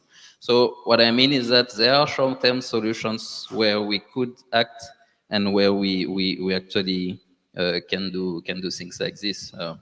Other ones, the countries that have licenses for solar and renewable energy, we can remove them. South Africa has done that in 2022. In 2 years' time, they added almost 5,000 megawatts of wind, solar, and other small and medium-sized projects. So what I'm trying to say is that there are some quick things, quick actions to do that cost zero, that has zero fiscal impact, that can actually scale up the ecosystem quick. Now, on the medium and long term, I would say that the one motto would be stronger together. So the European Union was built on a coalition of coal. So the Caribbean should be built on the coalition of scaling up renewables. And then it's a political thing that takes time to be built, but when it's there forever. So that's one thing to build. And around this, what Devon was saying on projects, well, I would actually be bolder and talk about programs. At the World Bank right now, what we are trying to do with some of the Caribbean countries who are very courageous to be pioneering that, and to have full procurement of equipment to actually make scale and to have a better deal for all the islands, and have also coordinated tenders, so that we can actually have a critical mass that is attracting more competition. So this we can actually scale it up and do it on a programmatic mode instead of project by project. I think if in the future somebody from the bank is coming to you to ask for a new project on renewable energy, tell them, well, no, I want a program. I want to work with you on the long term and then build something, not have a piecemeal project by project. But what do you think to say is that a little bit part of the issues that we also have as a region is that we just have to face it, is economies of scale. And so therefore then we do need to bundle projects where possible. It is not always possible, but we just do have to recognize that, we have islands and, much smaller populations than versus, a city or a state in the United States or Europe. But, well, thank you, the panel, for these, great insights. But then going forward, Roger, can you therefore then give what you think would be some good solutions, or one or two, or whatever you want to do? Sure, yeah. Maybe before that, though, just wanted to continue on the controversial route that Angela started. So Nigeria is probably a good example. The per capita electricity consumption in Nigeria is something like 150, 160 kilowatt hours. Everyone in this room has a fridge that uses about 300 to 500 kilowatt hours per year. So on average in Nigeria, an individual is using less than the fridge that we have at home. And a big part of that is because about half the population doesn't even have access to electricity. Now the question is, for a country that has oil, a resource, bigger than Texas, why would they be any different to Texas? And you sort of, maybe that's maybe a rabbit hole that we don't want to go down now.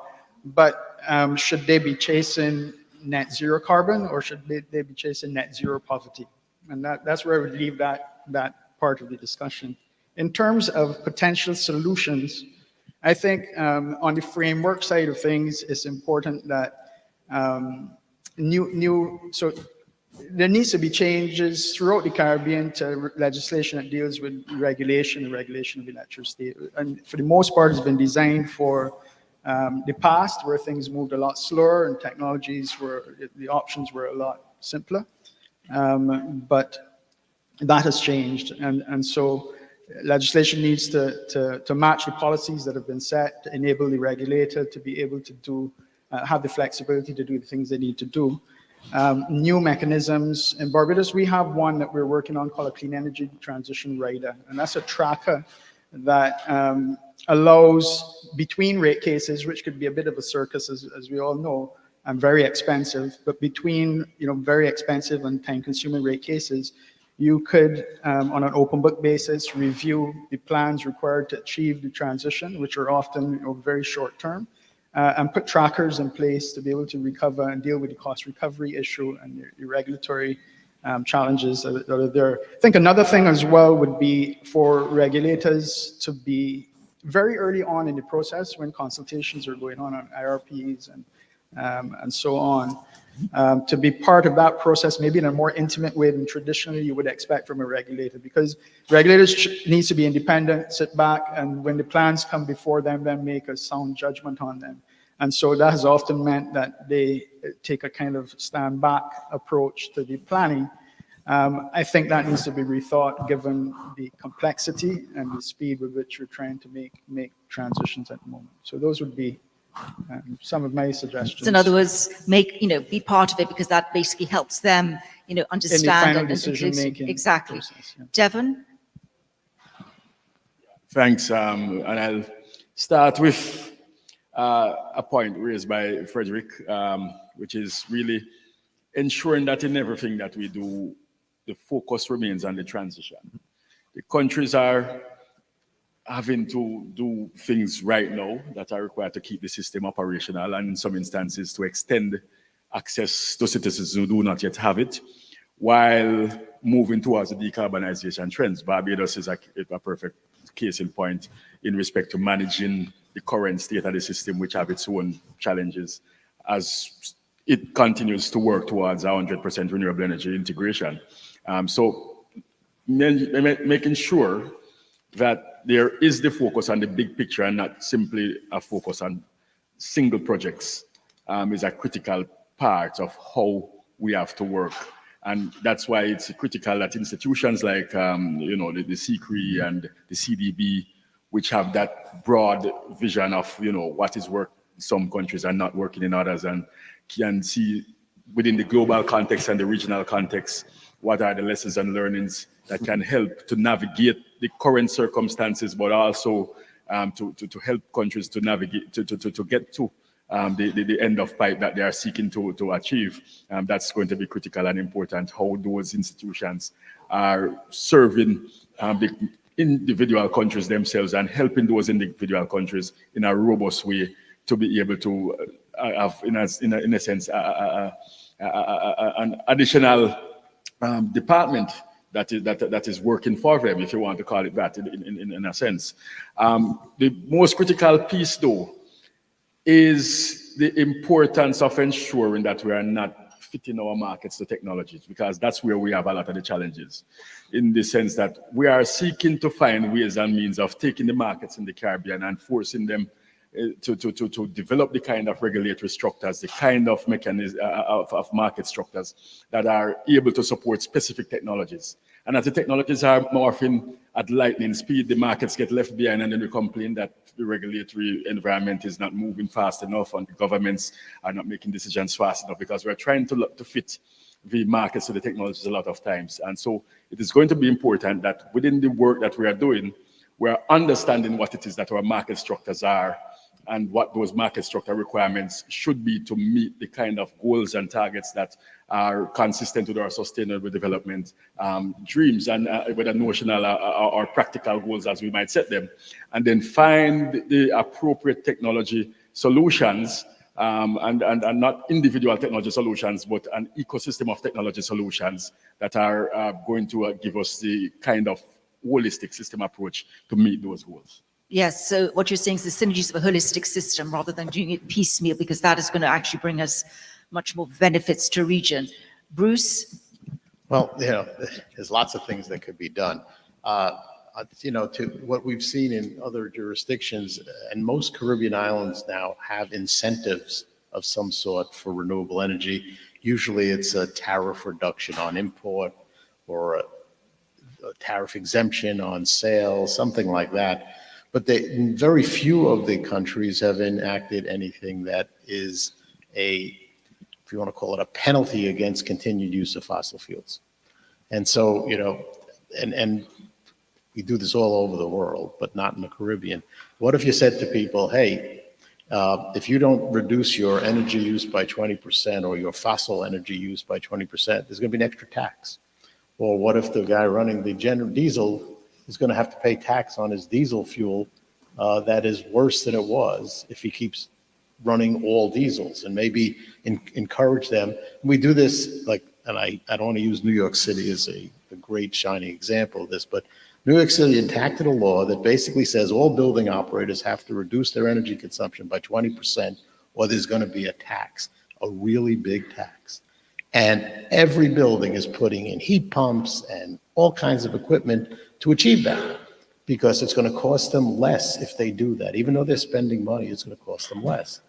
I don't think you have to go that far, but right now there is, in the case of the gas tax, what if you raise the tariff on imported fuel that they charge? Well, people are going to try to pay less for fuel, so they're going to maybe put some rooftop on their factory, even though it's not going to completely change their life. It'll reduce their use of fossil fuel. And I think that type of kind of carrot and stick, as opposed to just the carrot, probably isn't a bad way to deal with it. But getting back to the point I made, I think there needs to be a better master plan, whether it's part of the IRP or separate from the IRP. If a country wants to go to 30% renewable or 40% renewable, someone, and there's plenty of consultants, but you probably have some people internally, should lay out, well, what does that mean? How many megawatts of solar or wind or hydro or whatever technology we're going to use? How many megawatt hours of battery storage? I thought it was a question on one of the questions, how you deal with ancillary services.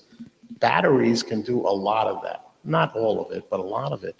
But very few islands have a plan for batteries. They know they're going to need them. They don't know how many. They're not sure whether utility's going to do it or it's going to be done by an IPP, but very few have actually planned it. And then you have some countries that say, we'll give you some extra money if you throw batteries in to your renewable energy plant, but no plan of how many and what the right value is. So I think a better plan of going from 0 renewables to, let's say, getting up to 20. And what does that mean? And then another plan as that's going on, how to get to 40. If the goal is 50, or as several islands have 50% plans, some islands have 100. You got to have a plan. You can't just say we want to go to that without understanding, meaning the government, the ministers, the utilities, the customers. What does that mean?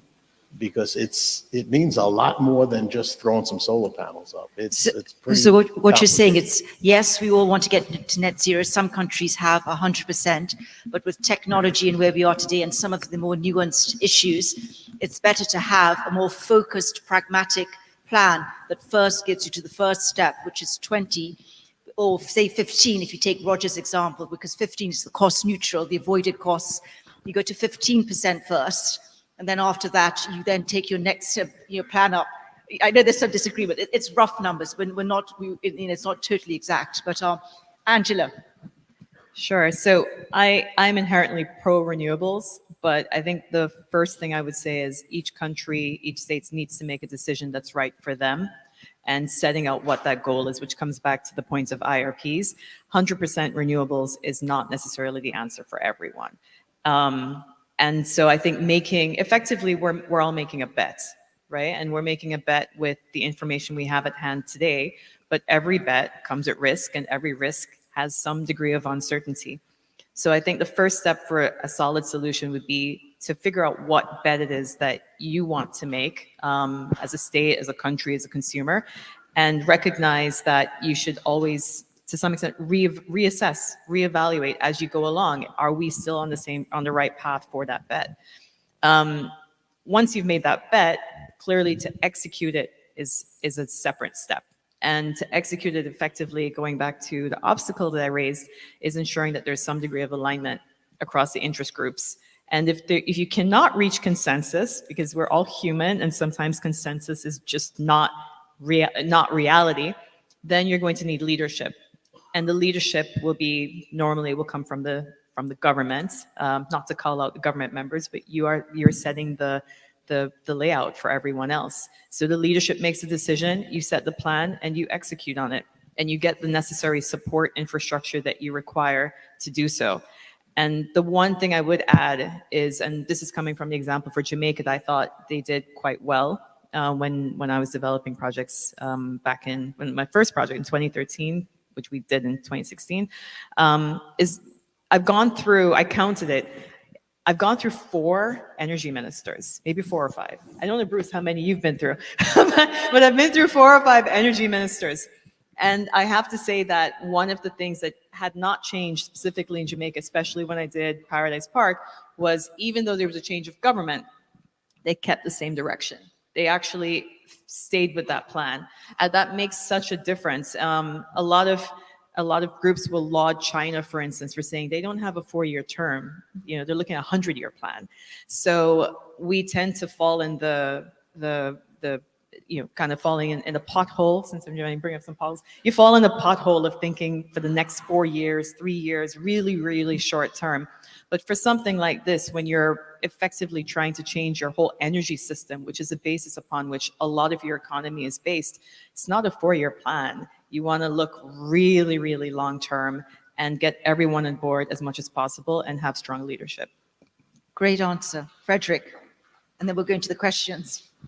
Thanks. And then, yeah, just to follow up on Angela. So for the planning, yes, plan, execute it, and stick to it, because sometimes it's difficult and then plans change, of course, but planification is essential and we have to stick to it.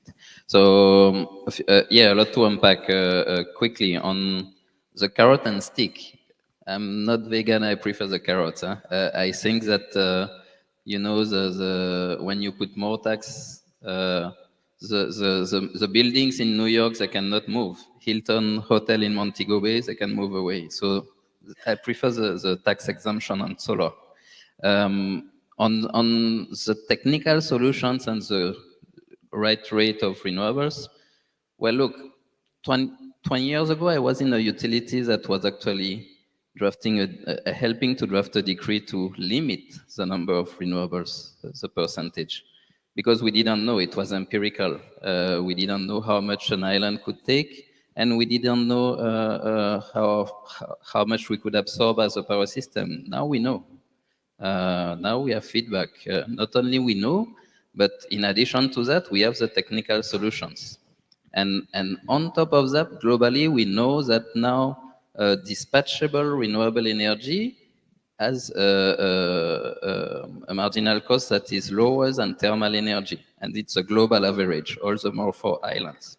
So because we know all that, I would say, to continue on the idea of Mr. Blanquer from CREF, yes, do it with the climate, but not only for the climate, do it for the financial sustainability of your island and country. Because it's about this. Right now, it's better for your economy to have renewables because it's the least cost approach. So that's one key thing.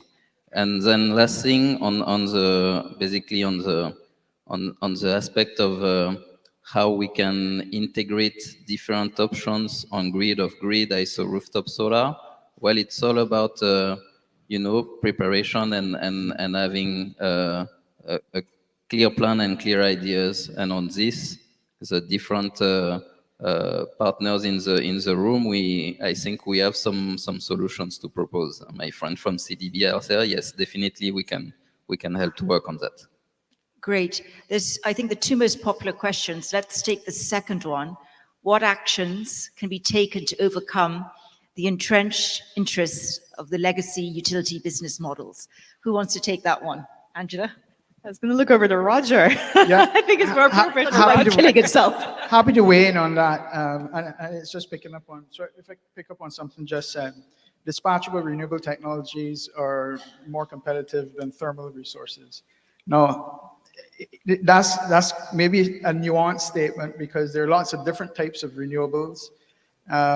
Certainly dispatchable biomass or hydro where that exists, or geothermal where there's a good resource and has been properly developed. I'd agree with the statement where that's concerned. But when you couple solar with batteries or wind with batteries, I haven't seen that. Not for conventional plant running on, say, heavy fuel oil. Certainly they can't compare on the environmental side of things, I concede that. But it would be a stretch if you're talking about dispatchable solar or dispatchable wind or any other intermittent source to say that it is less expensive. Just simply isn't the case from my experience. So a lot of times where there are perceptions of the legacy utilities blocking, it is this very issue that we encounter. The utilities for a century or more have planned on a least cost basis. In the case where the utility enjoys a monopoly franchise, like many of them do in the Caribbean, they have acted for the most part responsibly to ensure that the plans that they put in place result in a least cost. And oftentimes it's with a regulator that gives oversight, and everything is done open book. The challenge that we face today in particular is like I mentioned, I think the big one is affordability, because while, for utilities, a fuel to asset strategy makes a hell of a lot of sense, because 50% of the revenue that comes into a utility, for the most part, with a fuel infrastructure like thermal, is just a pass-through that goes to the oil companies. And utilities would much rather grow the pie in terms of the assets that have to be installed, even if it gave up a large percentage of its infrastructure or meeting the energy needs, it'd be giving up a percentage of a much bigger pie because you've gone on a fuel to asset strategy. So there's, utilities where concerns have been expressed about the transition, as I have just expressed a lot of times, is about affordability. There are three things. I think you mentioned it. There's affordability, there's reliability, there's the environmental aspect of it, sustainability. And those are like 3 points on a triangle, a ternary, that sum to 100%. And oftentimes, they're trade-offs. If you go for 100% on sustainability, you're sacrificing affordability and in some cases reliability.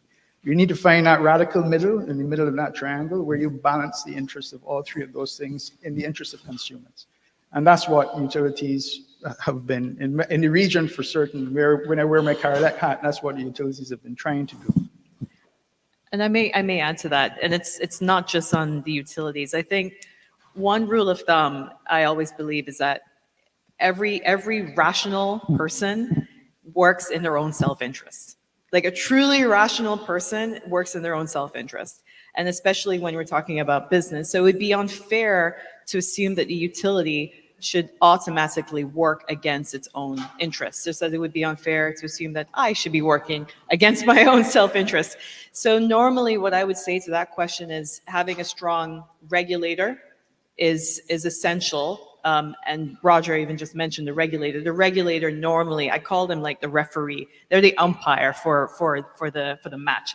So the referee. Now there are certain caveats to that, because in the Caribbean, sometimes the utility is not privately owned, sometimes it's government owned.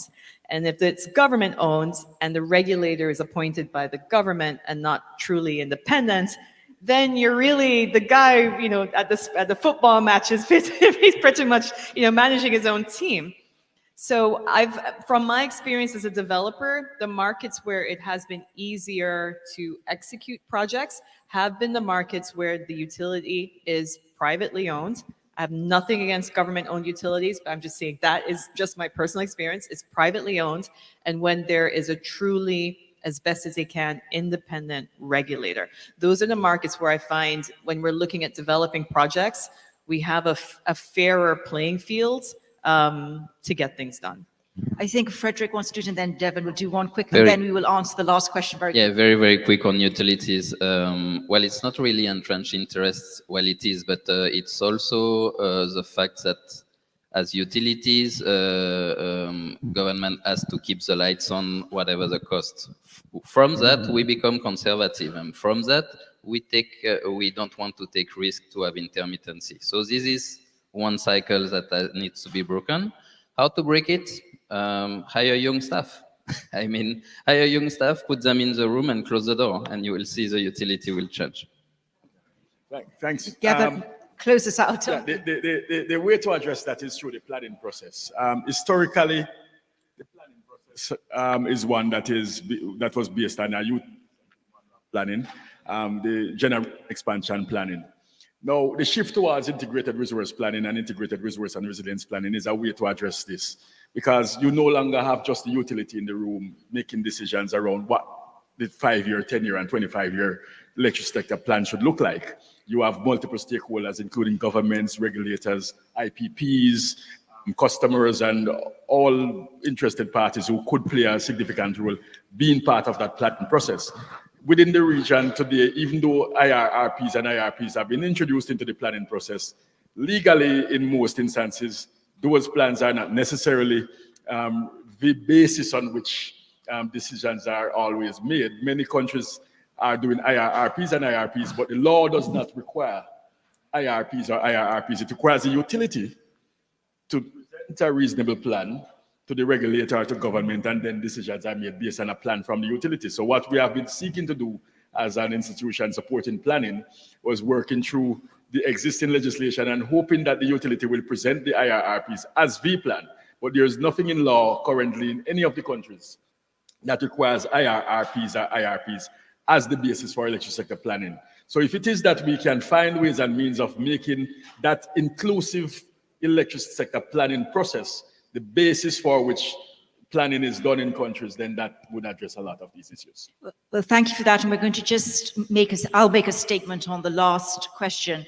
I think it's very much a teamwork, as you've seen, because it is a complex question that we have with actually a complex answer. And if it was a very easy question with a very easy answer, we would have made a penetration because the market would have solved it much quicker. So I don't think it's inaction. I think it's just that it is a big question, and it's a life-changing, event for the region. So the question is there a Caribbean working group collaborating with governments, the private sector, and finance facilities to fast-track and adopt renewable energy? I think there's great dimensions of work that are already happening. Caribbean Development Bank, CREF, CDF, all the various, and I think they are working very, very hard. It is a teamwork. The Caribbean Energy Chamber, we also hope CCSA. So I think, yes, there is, to your point, I think, which is there a very narrow group? I think there is alignment among the leadership at all these institutions to get this implemented as soon as possible. So yes, it is a priority, and they all do work together. And with that, I will end it and say thank you very much. Thank you very much to our panelists. I think it was a very good panel.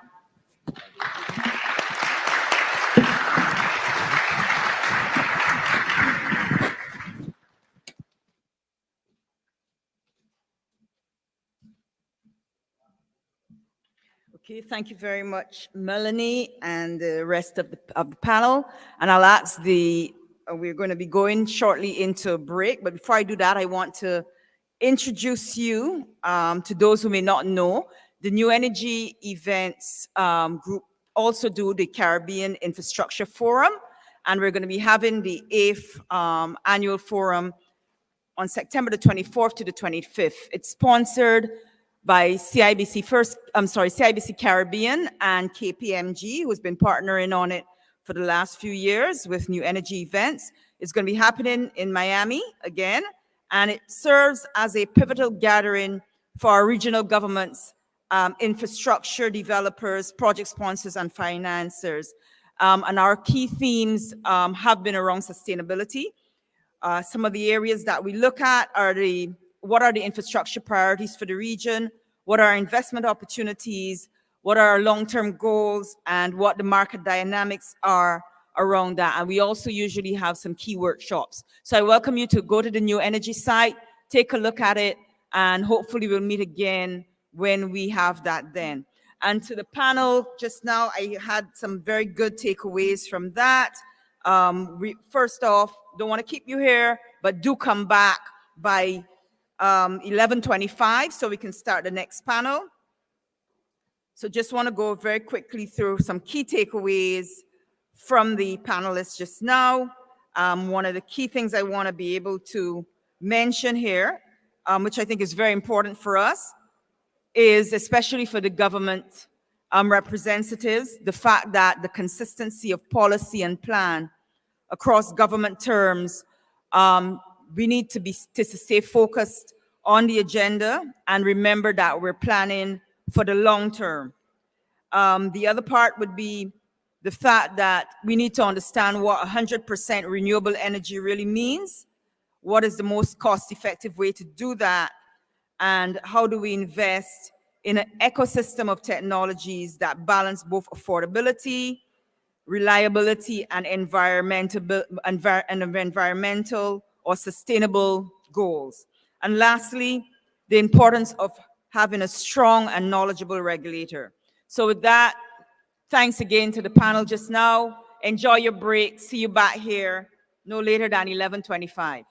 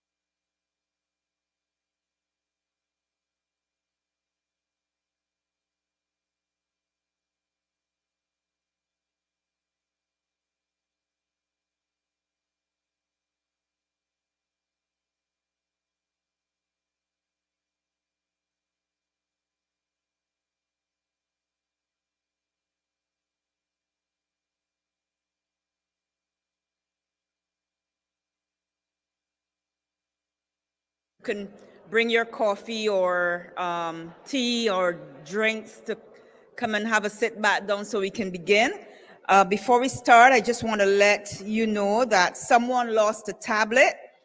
And if you're missing that tablet, it's now at the registration desk, so you can go over and collect it.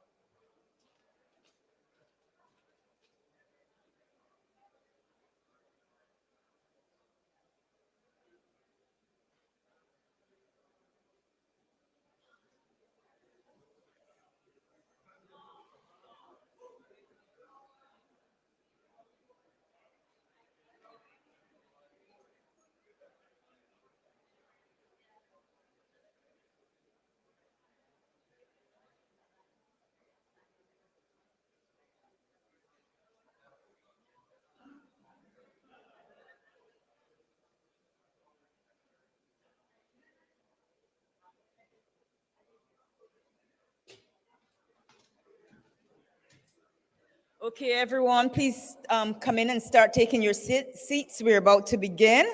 And with that, I would invite the Senator, the Honorable Lisa Cummins, Minister of Energy and Business, up to the stage. And she's going to be interviewed by Christina Becker-Burke, Vice President of the Cadmus Group.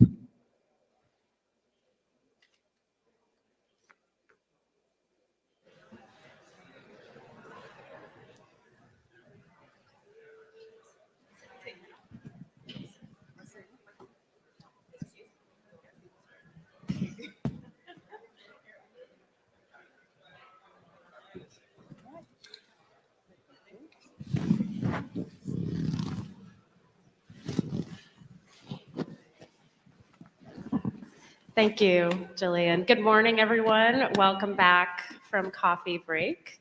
I'm Christina Becker-Burke, Vice President at Cadmus. Cadmus is an energy and environment consulting firm that works with islands across the region in developing and implementing their clean energy programs. And it's such a privilege to get to meet with you today, Minister Cummins. Thank you for joining us. Thank you very much.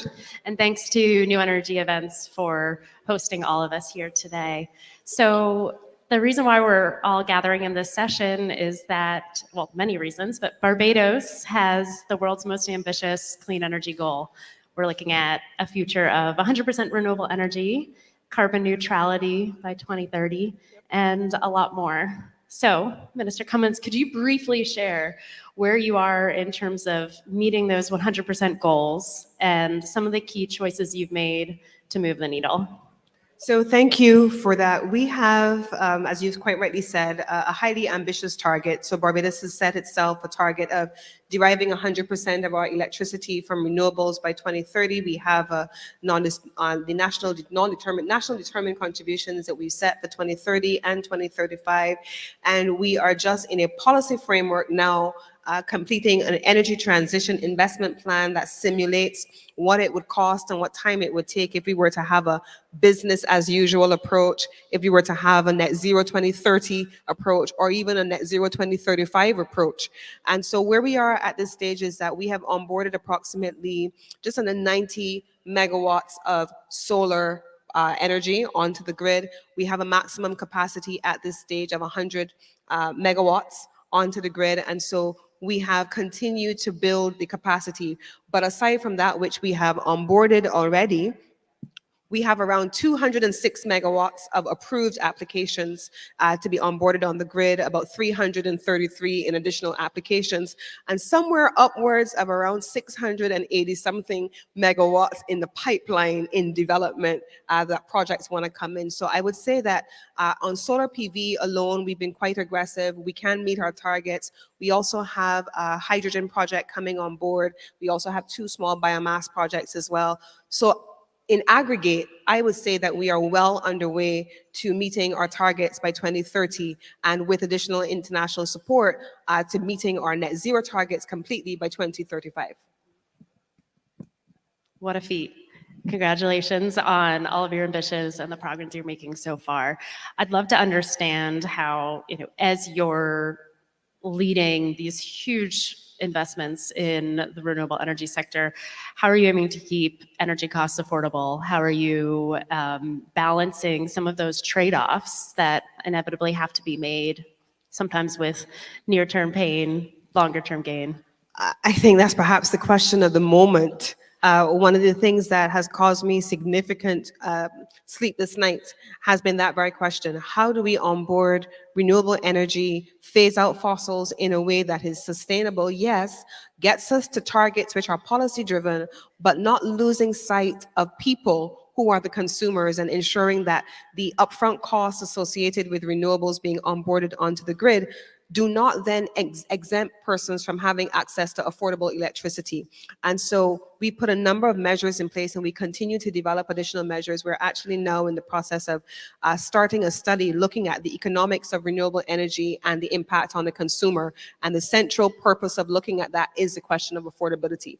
Is that single mother going to have to make a decision between paying her electricity bill or putting food on her table for her children? And we don't want her to ever have to make that choice. And so we're balancing that question of affordability very carefully. That's where the role of regulation also comes in. The Fair Trading Commission, they're charged with the responsibility of managing the monopoly utility, the commercial interests of the utility, the independent power producers, bankability provisions of development partners, and also protecting the consumers as part of that mix. Let's talk about regulation.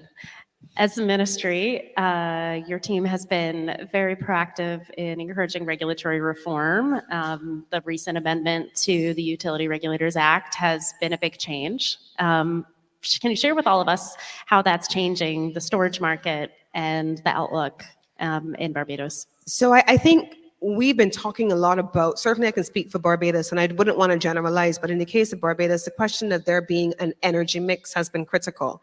But the energy mix has to go beyond the question of how much solar, how much wind, how much hydrogen, how much biomass. The question is, how does policy connect with investment, connect with infrastructure, and connect with regulatory reform?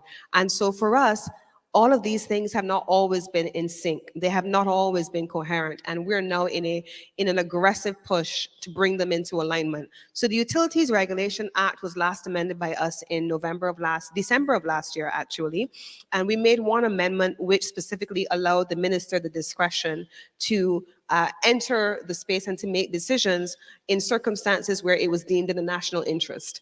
And beyond that, I think that's a basic amendment, but I think the bigger regulatory push at this stage is the introduction for the first time. And I think in a previous panel, we were talking a little bit about telecommunications and giving energy to telecommunications. In Barbados, for example, we are now developing an electricity supply act, which one of the colleagues in this room always reminds me is to energy the equivalent of what regulatory reform was to telecommunications back in the early days. This is the first time we've made substantial changes in electricity supply since 2016, 2017. So that's major reform. So you can expect to see reform in regulatory measures for the URA, for the FTC Act, for the ELPA, which is the Electricity Light and Power Act, but more importantly and most comprehensively, the Electricity Supply Act, which really, going back to the first panel as well, speaks to the question of democratization of access also. I mean, I wouldn't want to generalize across the Caribbean to say that the Caribbean has not spoken to the question of democratization of access, because certainly in the case of Barbados, that's absolutely untrue.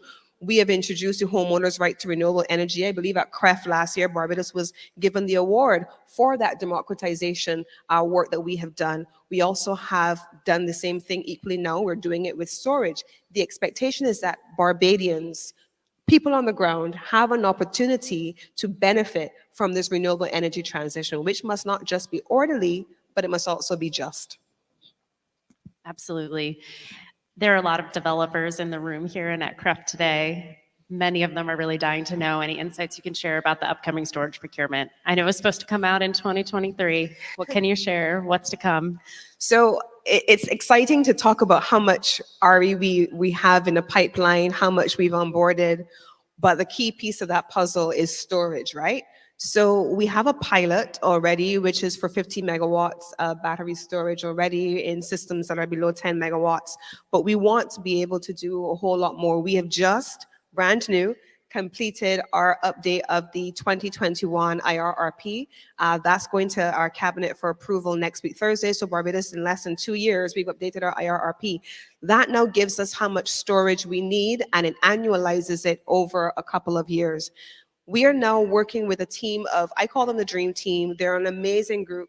RELP, out of, well, they're all over, but the team out of Argentina, the Inter-American Development Bank, Deloitte, NREL, also all over the world, GAP, supported by Rockefeller and Bezos, and they have constituted a team, RAP, Regulatory Assistance Project. They're working together with my own team to develop, and the IFC, to be able to develop these mechanisms focusing on storage, a storage roadmap, looking at competitive procurement, having a new framework, and also Prime Minister Motley would have announced in the budgetary statements on March 18th, the introduction of the potential for direct procurement, because we have in our energy mix the need for storage, and we need to be able to get the first tranche of storage into the ecosystem between 2024 and 2025.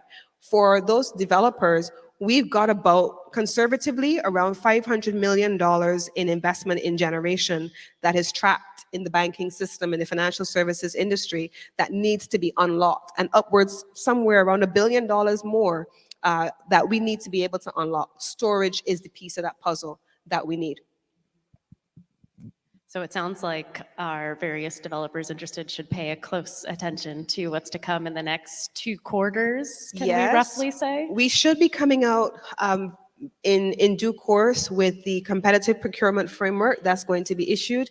And we expect that qualified developers who have already begun, I'm sure, coming to the table. We have, as I mentioned, how many megawatts we have in applications for generation. So we have 333 megawatts in applications for generation. We have 0 applications currently before the ministry for storage. So this new framework is going to open up that opportunity and give developers a chance to come in alongside the utility. So the utility will have their storage and their clean energy transition rider. IPPs will come in with their storage as well, managed by the utility, and together with the energy mix and with the policy framework, the investments in grid modernization by the utility, we hope that Barbados can not just say we are a leader in terms of setting a high level of ambition, but that we have delivered on that high level of ambition by having an inclusive and a comprehensive approach that works for us. That's great. Kudos to you. And, you know, in terms of being inclusive, are there elements that you have found that as Barbados you've learned along the way, of things that have worked really well, or things that you are doing differently now that you've gained more experience in the renewable energy sector? I would say so. I mean, I'm really proud that just last week, my team, supported by the IFC of the World Bank, they just came back from Jamaica. BMR is one of the partners sponsoring here. And we took a team down to Jamaica to look at a wind farm. We're introducing our first major wind farm. We have one small wind farm on island already, 1 megawatt. We have a second wind farm approved, an additional less than 1 megawatt. But we now have an IFC project, which is between 30 and 50 megawatts of wind. And it's new to Barbados. And so many people find wind turbines ugly and noisy. The technology is evolving really quickly. I find them majestic and beautiful. And so we took a team, a delegation to Jamaica to look at BMR's farm, but we took the community where these wind farms are going to be located, and the community activists and the people from the community were able to see a wind farm in operation in another jurisdiction, and it exposed them to things that they hadn't seen before. Rather than having us come in an academic or in a theoretical way to say, this is what is done and this is what it's going to look like, they got to see, feel, touch, and experience it. And I think that message of inclusion is something that we will take going forward, in particular as we onboard newer technologies for renewables and the transition, keeping communities on board with you. The hydrogen project, HDF, which presented yesterday, we have a requirement in our town and country planning, our requirements for community town halls. Inclusion is so critical. Interpretation centers in communities, having opportunities to give people a chance to get involved economically so that there's a return as well. That's been, I think, perhaps one of the most important learning lessons above and beyond the macro policy and the investment frameworks, taking people along with you as part of this transition. Yeah, we're definitely seeing a change now compared to 5 years ago, 10, 15 years ago, in terms of how project developers and how governments are engaging with their stakeholders. And I think we're moving in the right direction more broadly as a society to be much more inclusive, because if you don't have the buy-in, it's going to kill a project right Absolutely. away. And it's just really essential. So those of you in the audience, if you have questions, feel free to submit them through Slido. I'll start to integrate those into our conversation here. And I would also, in the meantime, as questions come in, I'd love to talk a little bit about sort of big picture decarbonization. Like when I think about decarbonization, I think about kind of three pillars or three legs of a stool. You have energy supply. We've talked about that a fair amount. Barbados has really prioritized solar and now storage. We talk about energy efficiency and we talk about transportation, right? Energy efficiency is so challenging because once you've invested and built a building or a manufacturing system, like you're locked in without retrofits. And then on the transportation side, that takes a lot of change management. I'd love if you could dive into what you've done in transportation, some of the decisions that have led you all to prioritize fleet procurement as part of that as well. I think on that question, we actually had a slide somewhere around, I'm not sure if it's available, but it justifies why Barbados would have started with transportation. We just completed some important work with one of our partners. The UN Special Envoy for Energy, Damilola Ungumbi, has been incredible. She and her team from SE for All, they have worked really closely with Barbados to develop an energy transition investment plan. When we looked at the sectors that were leading in consumption and demand for energy, the leading sector for energy consumption for us was transportation. And that transportation sector really has to be the one that we focus on decarbonizing first. It is for that reason why the government of Barbados then started with transportation. It is for that reason that we have the highest penetration, I should say, of electric buses in our public transportation fleet. It is for that reason that we have further moved to ensuring that government vehicles are also electrified. And it is for that reason that at the ministry level, we're now looking to move towards the next large tranche of transportation, namely private sector vehicles in the public transportation sector, but privately owned in this instance, and then the hired car sector as well. Two large tranches. Barbados also, in terms of privately owned vehicles, is seeing a surge in electric vehicle consumption. And interestingly, one of our local companies had one of their high-level officials come down because they found that Barbados in the region had one of the highest levels of demand for either electric vehicles or hybrid vehicles, but certainly in electric vehicles. And so finally, what that has meant is that for our policy, we have had to focus on that. And then on energy efficiency, we have just had Cabinet approve a policy on energy conservation and energy efficiency. A few years ago, we had an IDB project, which was the private sector, the PSEP program, and that ended 2 years ago. We then sat down and we went through the results of that program. We went through the findings of the consultants, the team that worked on that. And then we went back and we mapped every single building that had energy efficiency tools or conservation mechanisms that had been installed, that had been solarized. What was the change in their energy usage prior versus afterwards, and what were we seeing 2 years later? And on the basis of those findings, we've come up with a proposal for an entire policy that governs all government buildings on conservation and energy efficiency. It now requires the ministry to track and monitor, but it also equally requires us to have a behavioral change at the level of individuals. When you leave a room, turn off the lights.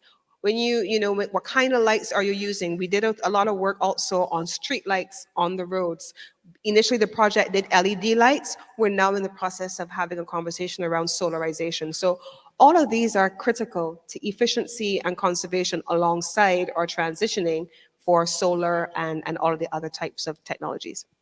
Yeah, it sounds like a lot of the efforts that you're trying to do are sort of create what I'd call snowball effects, right? When you do fleet procurements, you expose multiple people, through work, whether it's work at government, work through their business to EVs, and then they become interested in it at home. Same thing, like what you're describing in the workforce as well from a government perspective. So we're getting a lot of questions around a couple of topics. I'm going to start to group them a little bit, but in particular about relationships.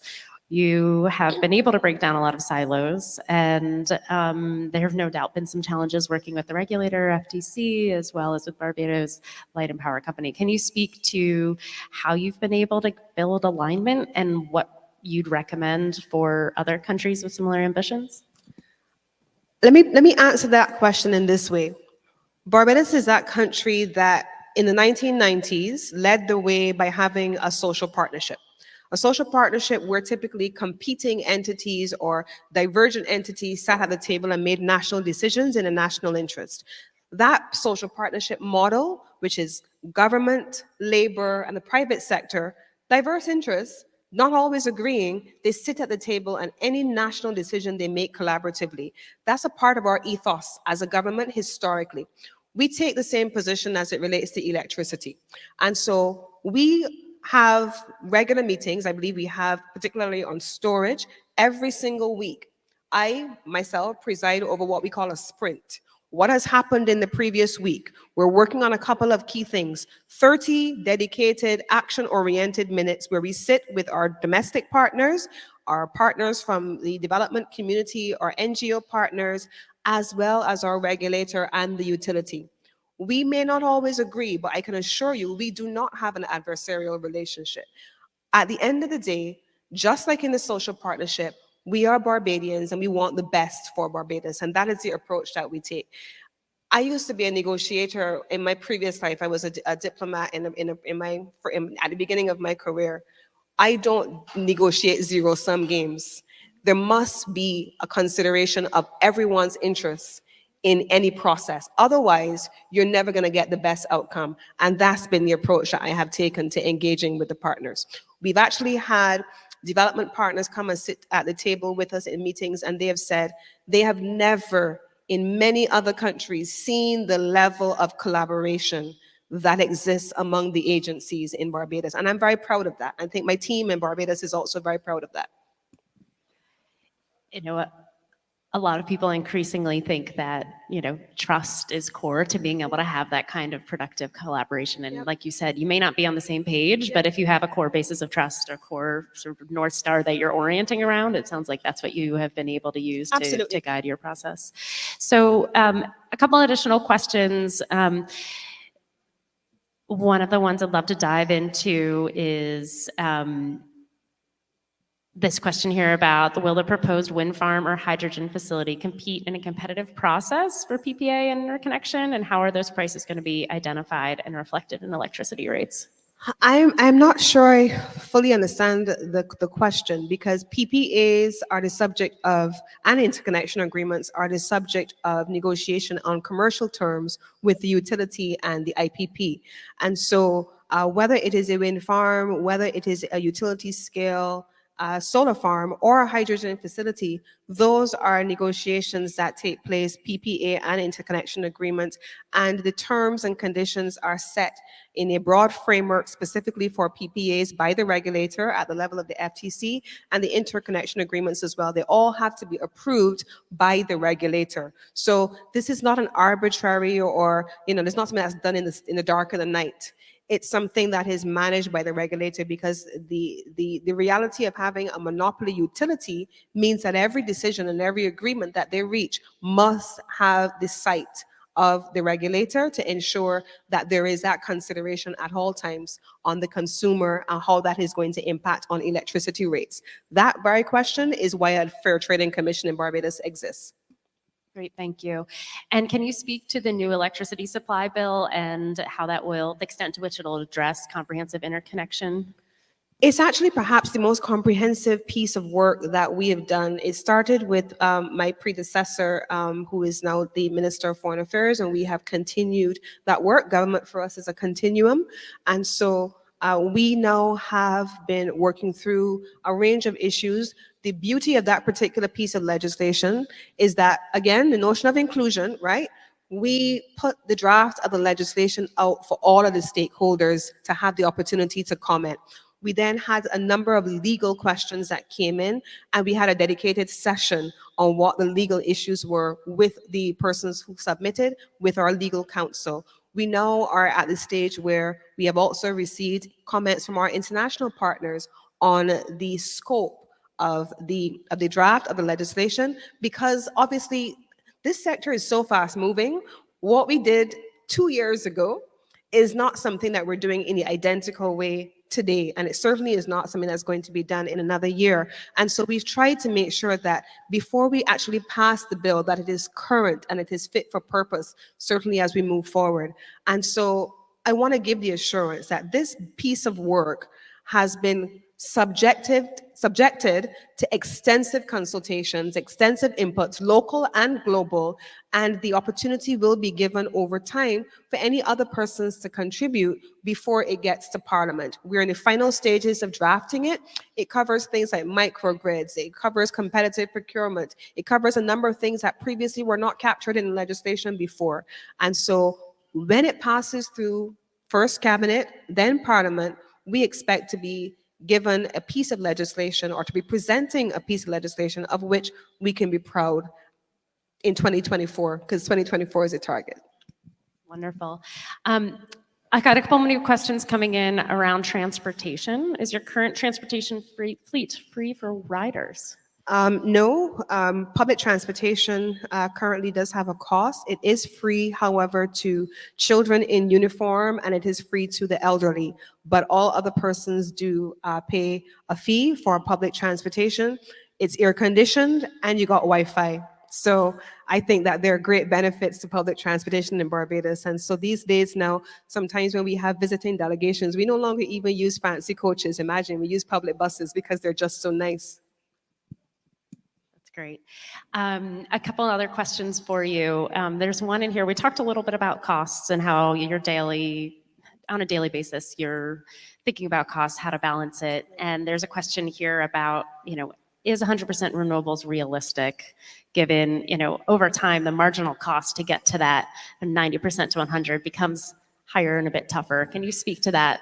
Well, I think I started to speak to it a little bit when I opened in my comments. When we did the energy transition investment plan, we simulated what it would actually cost in various scenarios. We have 3 scenarios. The business as usual scenario, which is fossil fuel based. 94% of what we consume is based on fossil fuels. 92% of that is imported. So you're having an outbound fuel cost every year. And let me just pause here very quickly to make this point, and I've made it in other incarnations before.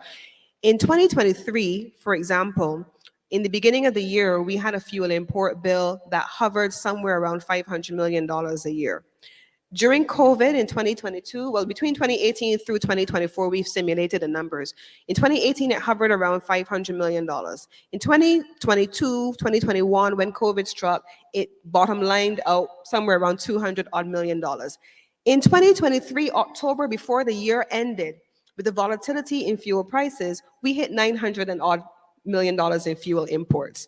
That's a cost, right? So yes, there is an initial capex cost, renewable energy transitioning. Yes, there will be an impact on consumers, but the FTC and the partners are making sure that we mitigate that cost and keep it within reasonable and affordable limits. But there is a cost even in fuel adjustment, given the volatility of countries like ours that import 100% almost of our fuel. So we then simulated what it cited the business as usual model to look at a 2030 model, what it would cost us, and a 2035 model, what it would cost us. Is it affordable? We've simulated that perhaps if we took a longer period, it would cost less. If we have an accelerated timeline, it costs more. But here's where I throw out the challenge to the development community. I think for small island developing states like ours and developing communities like those in the Caribbean, there's a real opportunity for us to move beyond the conversation around debt and equity financing to blended financing beginning to mean debt and equity and grant financing so that the question of affordability is buttressed by somewhat of a subsidy to developing countries that allow us to blunt the edge off of the capex cost, even as we try to mitigate that through our regulators. Thank you. Before we close out, I would love to ask you a question with an eye towards other ministers and energy offices who are in the room. You've been a first man, you and Barbados have been first movers. What are some of the key challenges? What recommendations do you have for other energy units and ministries as they're also seeking to advance their ambitious goals? My own reading of it so far is that each country has to make decisions on the basis of their unique national circumstances. Last week, for example, we were at the International Renewable Energy Association Assembly in Abu Dhabi. And as I listened to countries like the Bahamas speak about their journey, Dominica, which is going geothermal, they're leading in that space. St. Vincent is also looking at that kind of work. Each country is going to have a different energy mix based on their demographic profile, based on what sectors are leading in consumption for energy, and also what policies the government wants to prioritize. I think that the one-size-fits-all model isn't going to work for us. I think that we have to be able to support countries determining what works best given their own national circumstances. That would be my recommendation. I can't sit in Barbados and make a determination for others, and equally, no one can make the determination for Barbados but Barbados. But all models have to be supported because all models lead us to a net zero future. And I think that's where we have the commonality.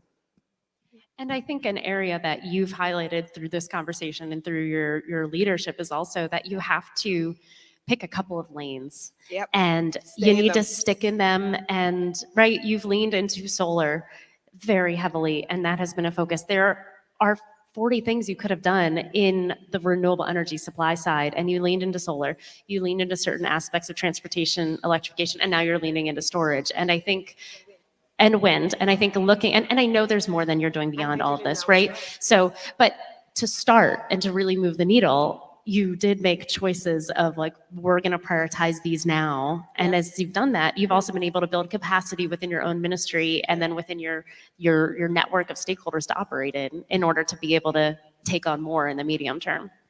Absolutely. I think that, let me start with my own team. I have a small team, but I call them, my Jamaican colleagues in the room would call it little but taloa. My team is small but mighty.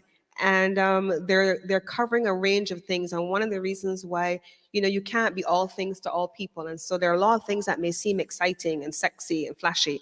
But if we were to deploy resources to doing everything, we wouldn't do anything well. And so we've had to focus our attention on prioritizing the things that are important now and then phasing what comes next. We didn't have hydrogen, for example, in our IRRP in 2021. We have it now because we have a project. Biomass was contemplated in 2021, but we've had to look at it again in 2024, I'm sorry. And so there's an iterative process that is going to be required. But I think that once we start with our priorities and accept that over time we will evolve, I think we're all going to be just fine. Congratulations on all of your leadership. Thank you. And I hope you all will join me in thanking Minister Cummins, as well as congratulating her on all the leadership she's championed in the region.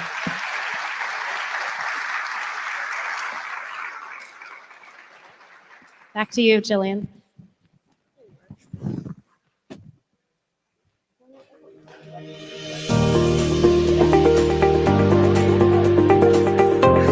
Okay, so on behalf of the minister, thank you very much, Senator, the Honorable Lisa Cummins, and thank you, Christina.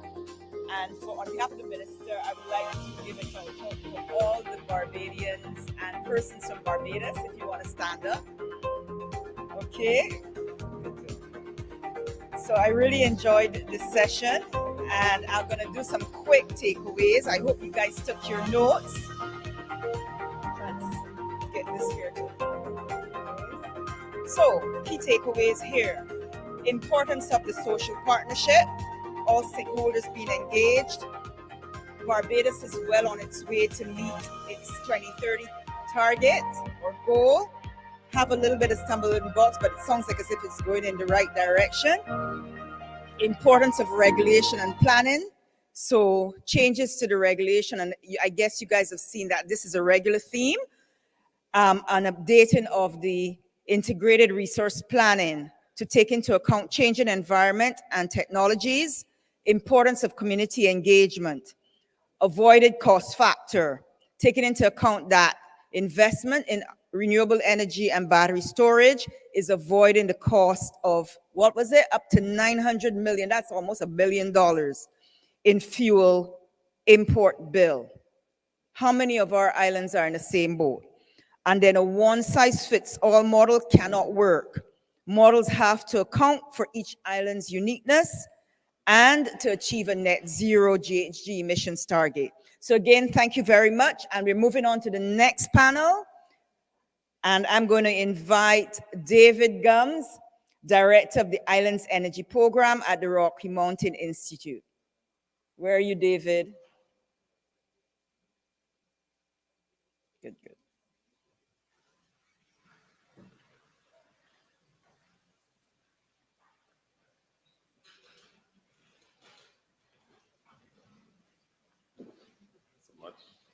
Much longer walk than I anticipated.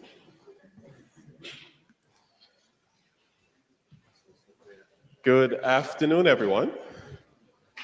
Looking forward to this very provocative panel session. If you look at the title, what does it say? Addressing the thorn in the side of renewable energy. And we have a very esteemed panel here today. Many of these folks are familiar to you from the years at CREF. What we'll do is just accelerate the process here and save some time, is have everyone introduce themselves, name, as they answer the first question. So we'll get right in.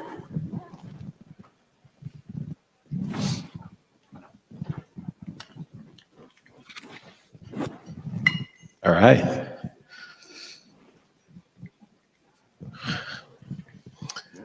Thank you, everyone. We have a very interesting session and discussion here today, given all the previous discussions on the hopes and dreams and the goals that each country have spoken about and the various challenges that they've expressed. I think we're all familiar with some of the challenges in integrating renewable energy. So I think given the makeup of our panel here today, we have cross-section of many different countries who are at very different stages in their transition. So I think we'll sort of lean into this discussion, and we'll start with Siobhan. And if I could sort of get a little bit of, just to kick this off, a little provocative. Is there a thorn in the side of renewable energy? Good morning, everybody. Siobhan Cambridge here. I'm the CEO of Bahamas Power and Light. And so David's question, is there a thorn in the side of renewable energy? I think there is, and a number of the panelists prior spoke to it, and I think it's the overzealous uptake of renewables without consideration of existing systems. And when we start talking about things, Roger spoke about grid parity and the fact that it's at about 30%. And a lot of us are being pushed to integrate capacities that are higher than that 30%. We then have to decide whether or not we're going to be driven by policy or we're going to be driven by the economics. And there's a lot of talk about who is going to pay for the core systems as well as all of the ancillary systems. But at the end of the day, the cost goes to the ratepayer, whether it comes from the utility or whether it comes by way of some taxation, if it's considered to be some national infrastructure development. So I think the thorn in the side of it is that we need to take a step back and look at what is pragmatic, realistic. And, we in the Caribbean, we tend to focus a lot on what is happening on the global stage. But at the end of the day, we are a series of independent networks. We don't have the interconnectivity that these bigger states have. And so the economics is totally different. And I think that's the thorn from my perspective. Interesting. Augustine, you work in a very different system to the Bahamas system. Maybe give us a little, give us your perspective. Is there a thorn? Hi, everyone. It's really a pleasure to be here. This is my 10th anniversary coming to CREF, so it's been pretty exciting to come in with different perspectives and different hats to this conference. There is definitely a thorn, and I think we all share similar issues, even though we have different jurisdictions and different problems. But at the end, when we exchange conversations with each of the panelists, we could see that there are similarities. And I share the fact that there's issues also at the regulatory level that needs to be resolved in order to move forward a little bit faster if we want to meet with the energy policy of the island, which is pretty aggressive. And I think there's a problem for the utility to be able to integrate all those renewable energy DGs because it's just impossible. The infrastructure is not there, and the holding capacity for those distribution feeders is not there either. So we just need to make sure that we navigate in the same pathway and we coordinate better with the regulator, which I think has the key to resolve all these issues. Thank you for that perspective. Rick, slightly different system.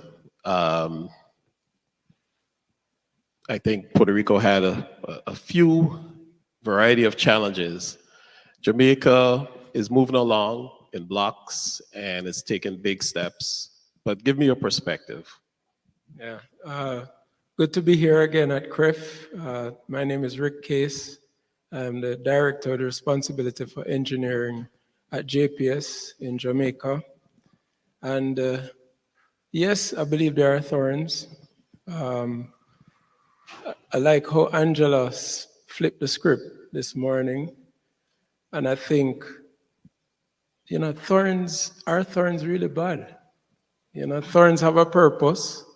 For us in the utility side, I remember my father used to say that even if life were a bed of roses, you'd still have some thorns sticking you, right? So thorns have a purpose. They protect the flower from, hazards. So some of these thorns are necessary to ensure that the grid achieves its purpose, right? So the objectives of stability, reliability, safety, of course, and, cost and happy customers, So there are agencies and systems that are in place which persons might perceive to be thorns or necessary evils just to ensure that all of those objectives are met, right? Some of the earlier discussions today spoke about some of the challenges as it relates to aged infrastructure, persons talking about skills and upskilling. Some of those things are challenges as well. I think grid codes themselves are a challenge, a necessary challenge. My experience has been that quite a few of the developers themselves could better understand the grid codes when they're coming into the market, because the grid codes do prescribe how interconnection should take place. And if persons understand that, then they can synchronize their projects and ensure that all of the costs are reflective in it, right? And even with the engagement with the utility, engagement with the regulator, engagement with the community itself, those things kind of help to take some of the edges off the thorns. Thank you. You always give me one of those moments with your stories. Albert, slightly smaller system that you're working with. Can it be done in one shot, or would there be thorns along the way? Yes, thanks a lot, David, and good afternoon, everybody. Thanks for having me. In our case, I would say it is much more significant challenge than merely what a thorn would imply. So, but it's also presenting a significant opportunity for us.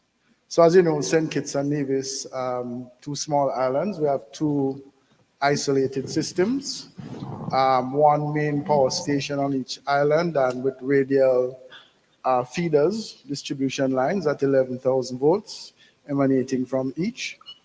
And there are constraints with those, but they are serving the current purpose of delivering power to consumers to a certain extent. We have done some improvements to the existing systems, reconductoring to improve voltage and losses and so on. But even trying to accommodate small renewables. For example, in Nevis, we have a 2.2 megawatt wind farm. It's not performing up to capacity, but it's on one of the feeders. And if it goes up to full capacity, there would be a challenge. So even trying to accommodate small renewables, the existing system is a challenge. However, our approach is to see the grid improvement as an integrated part of the development of the overall system. So we have a very ambitious program for renewable integration. The peak demand in Nevis is just over 10 megawatts. However, the geothermal resource, which is described as the best in the world, that has not yet been developed. There are some experts who put the potential generating capacity that could be derived from it at over 1,000 megawatts. We are looking to start with about 30 megawatts, going to 50 and possibly 100 megawatts over the next 5 or so years. So very ambitious program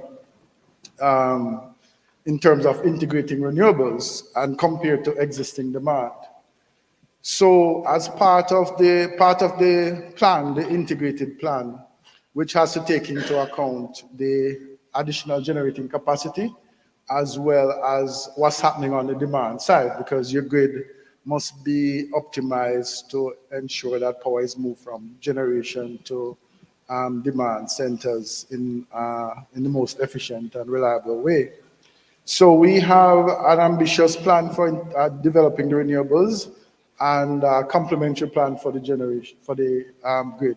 So part of the plan is to implement a new high voltage transmission system at 66,000 volts.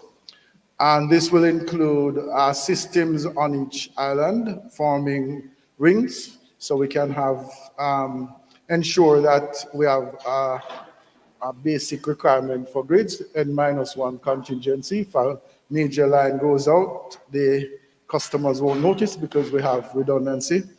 And then we are going to integrate those two systems, high voltage systems on each island by way of submarine cables. We're planning for 3 submarine cables. So we'll end up with one brand new 66 kV transmission system, which will allow us to integrate first up to 50 megawatts of geothermal power. There are plans for an additional 50, and we're also looking at offshore wind. We have onshore facilities, new renewable facilities that we're developing as well. So the grid will provide the opportunity for us to feed all of those into the system to be able to move power around the country between islands, and also will allow us to export power to neighboring islands, because we can now move bulk power through this hub that we are creating as the grid. And also, because we are also looking to produce green hydrogen, we have a location that we have selected for production of what we call power to X, so green hydrogen and derivatives. So that will also be integrated into the grid, and we'll need to move bulk power efficiently to that location as well. Okay. So it's a big challenge, but we have integrated it into the overall plan. Yeah. And it will be costly, but when you factor the benefits from renewables. So let me stop you there, because you're going to cover the next series The of cost. questions if I let you continue. All right. But what I'm hearing is that there are some thorns in the St. Nevis situation, but this is like a bed of petals tomorrow that I heard described there. Yes. So we'll get into that in a moment. Purdy, in Cayman Islands, in your experience, where you guys are in terms of your renewable energy transition, do you see it the same way as many of the other panelists thus far? I think we do share the same challenges. Right now, Cayman Islands is at 3% renewable penetration. We recently had an update to our national energy policy, and we're looking at going to 100% in 2045. So it is a very ambitious target. The thing is that CUC is very proactive. We are doing the engineering behind it to ensure that when we do have regulator approval, we can't put the renewables on the system. So we're looking at updating our grid code to allow bidirectional power flow. We're making our grid more resilient by adding additional substations and line. We're looking at hosting capacity analysis so that we can increase the penetration of rooftop solar. So we're making strides towards it so that when it is we do have approval, we can work towards that target. Yeah, so what I'm hearing is there's some thorns and you guys pull them out one by one, right? Yes, we understand what the challenges are, and we are working towards relieving those challenges. Relieving those challenges. All right, so this is going to get interesting because yes, some work has already started. It sounds like there's some plans in place. It sounds like there's actual work on the ground to rectify some of the challenges, pull out some of these thorns. I think panel has covered sort of some of the limitations that there are. I heard some, talk about capacity and grid constraints and just being an isolated system, and this presents those challenges. So I'm going to lean in and ask you a little bit more about, you can still talk about it in terms of your specific and unique challenges, but let's lean in a little bit in terms of the cost. And just for the audience, we have a poll. If you can go into the app, and we want to get your thoughts on what you see as some of the challenges. You've heard the panelists thus far, and you could rank the challenges. Now, curious to see where that comes out. And then we also want to know, the second question is, who's going to cover this cost? So let's talk a little bit about, what are some of the challenges and what you foresee as like the cost and the burden sharing around that. Purdy, let me start up here and we'll work our way back down. Yeah, so there are challenges to the cost. What we need to look at is what benefit does renewable energy bring to us. So for Cayman Islands, right now we're heavily dependent on diesel. So by introducing renewable and increasing our renewable energy penetration, we're actually going to reduce the cost to customers, because right now the fuel cost is passed directly on to our customers. So that's a major benefit of renewable energy for us. Excellent.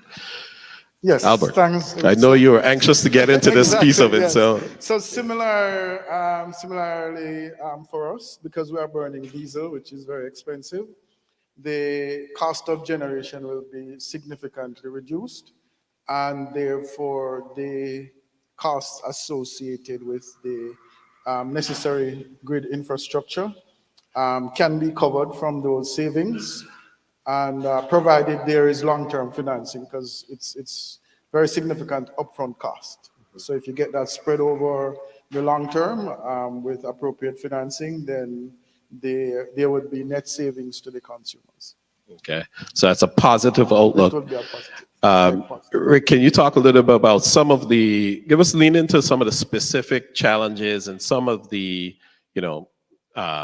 specific challenges, whether it's the grid related, battery related, and then share some of the context and some of the things that you're seeing. Okay, well, just on the cost first.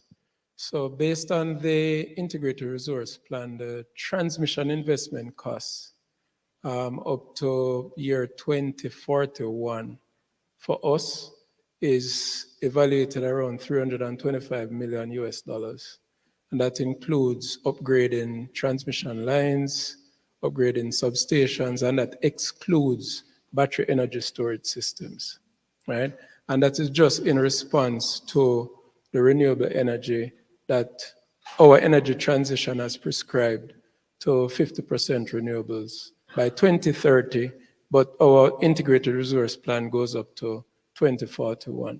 So that's quite a significant investment just on the transmission, which needs necessary upgrades even now, because we're already having grid issues, even just transporting power. We're retiring power in our load center. The renewable energy is produced outside of the load center, so we have a transportation issue. And then we also have a network congestion issue. So, you know, and then when we do our simulation studies, we have that round trip issue with charging and discharging of the batteries that's creating even more challenges. And then voltage management and all of those things. So significant investment just in transmission infrastructure upgrades.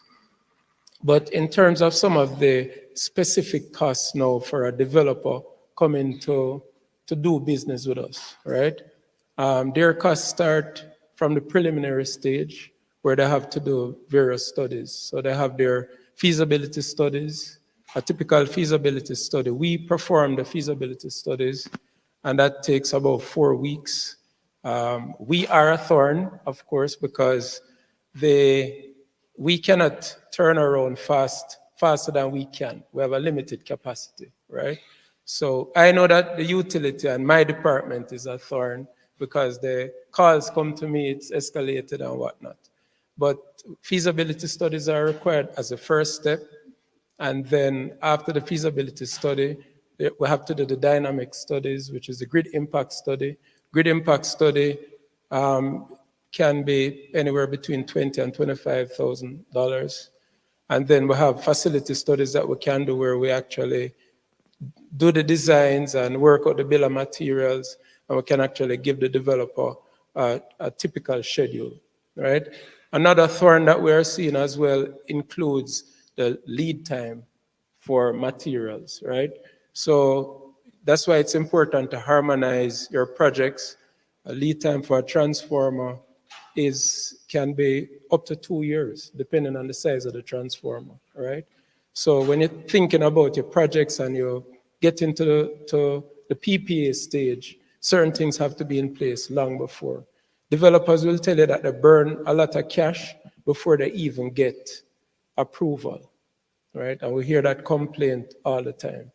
So after you do all of that, then there are other costs. For example, for this session, I had one of my engineers who's here to do just a quick numbers for me, right? So imagine interconnecting a 50, 60 MVA plant with a 1 kilometer line, wood line, wood pole, 69 kV. A project like that, inclusive of the substation and the 1 kilometer line, is about 9-point-something million US dollars. And that's just connecting that facility over a 1 kilometer line to the grid. And our grid code requires that a plant like that, and we are seeing where developers are coming, and that's why I say we're a thorn, because they want just a line tap. A line tap means that, you know, you just have a solid connection at one single point on a transmission line going into a single bus with a transformer, right? We require that if a fault occurs on the line, the plant should separate, a fault occurs on the plant, it should separate itself and leave the line intact, right? That requires a different design. And oftentimes, sometimes we find that with these developments, they come to the grid, and because the substation is already almost at capacity in terms of physical connections, it requires a bus arrangement change. So it might have to convert an existing bus to a ring bus or to a break and a half just to accommodate the plant. And those costs are costs that the developer has to bear. So yes, that's where a lot of the conflict starts, but that's why we'll have discussions, technical discussions and things like that. So those are just some typical numbers that, for the audience that can actually massage, but it adds up. Yeah.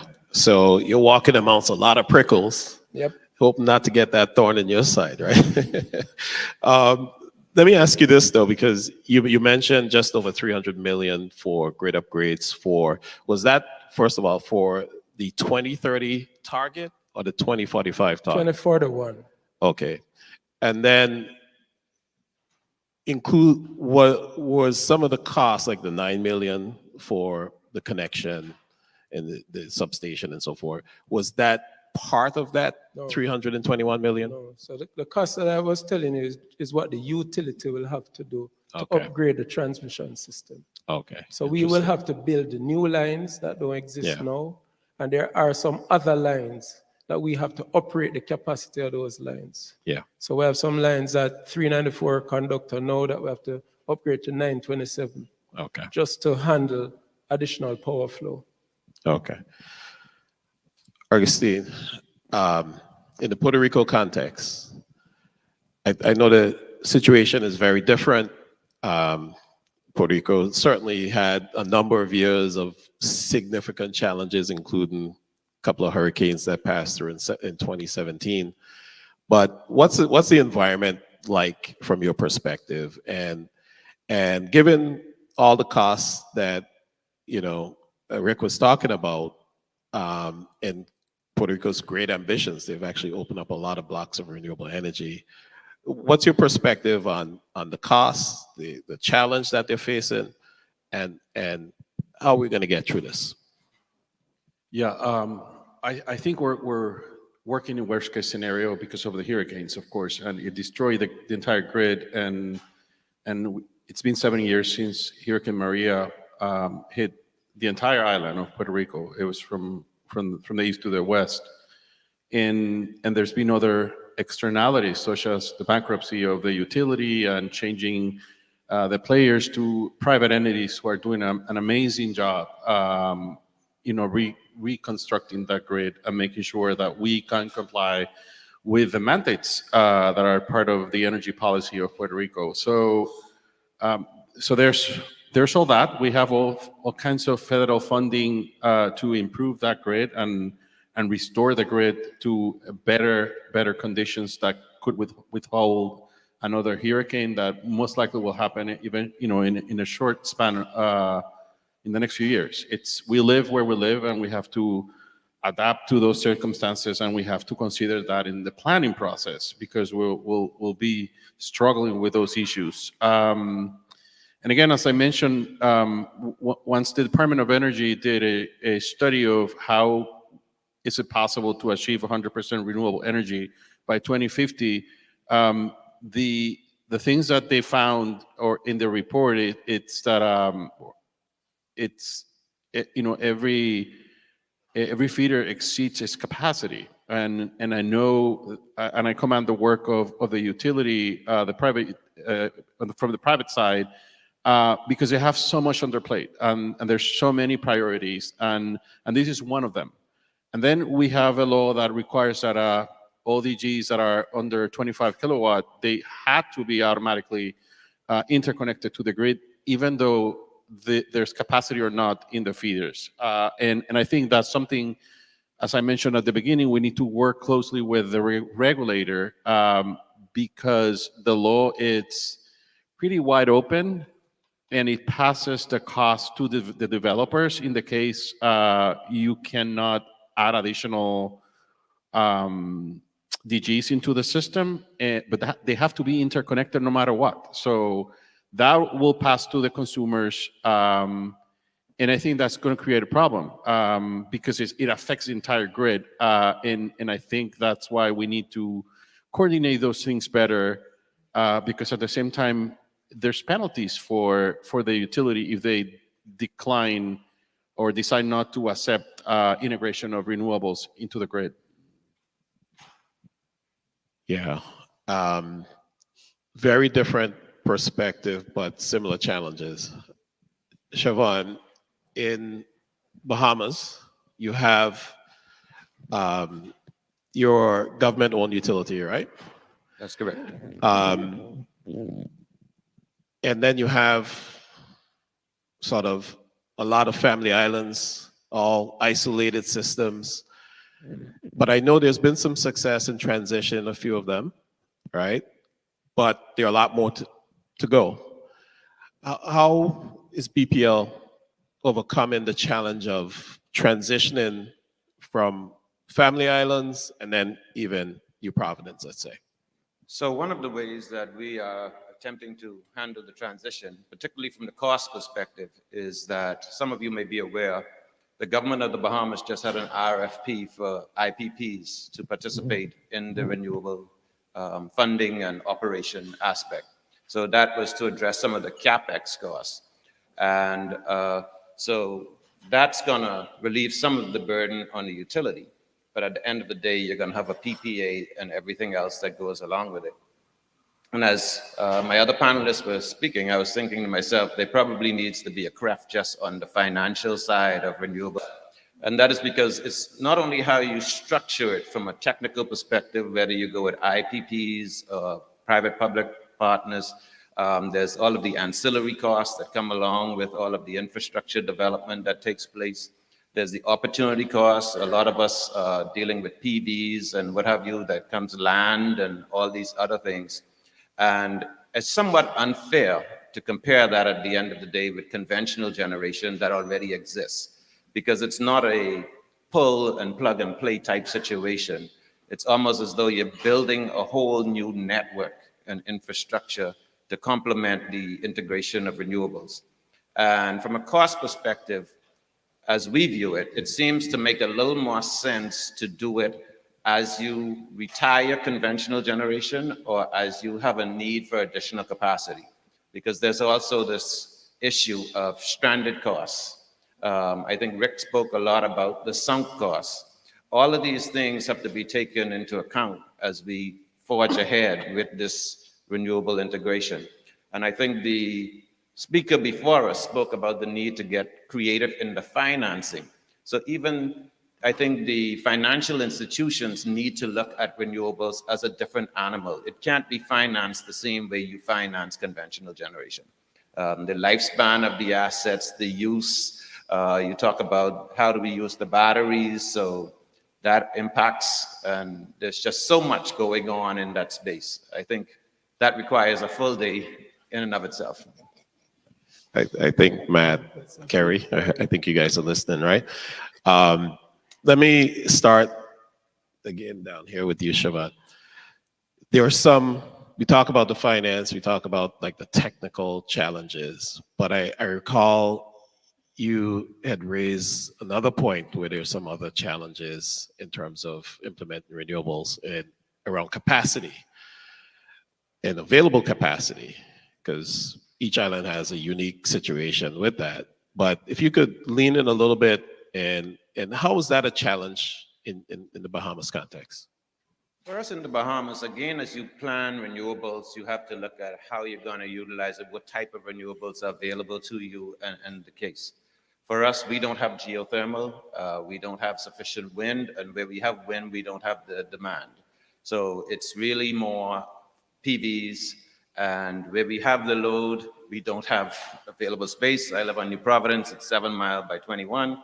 That's where about 3/4 of the population live, and the majority of the load is, but we don't have the land. On the larger islands, we tend to have the land and don't have the load, as I said.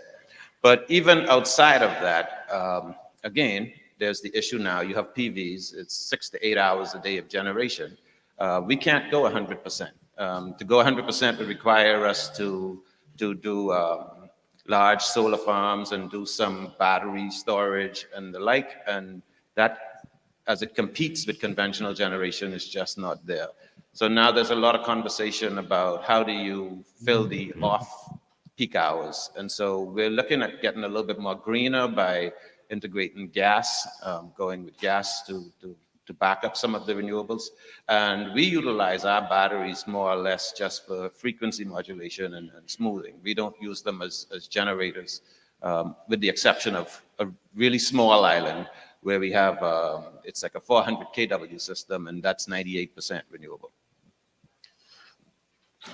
Augustine, in terms of the Puerto Rico context, we know there's some challenges. We know there's a lot of financial need, given all the destruction that happened across the grid.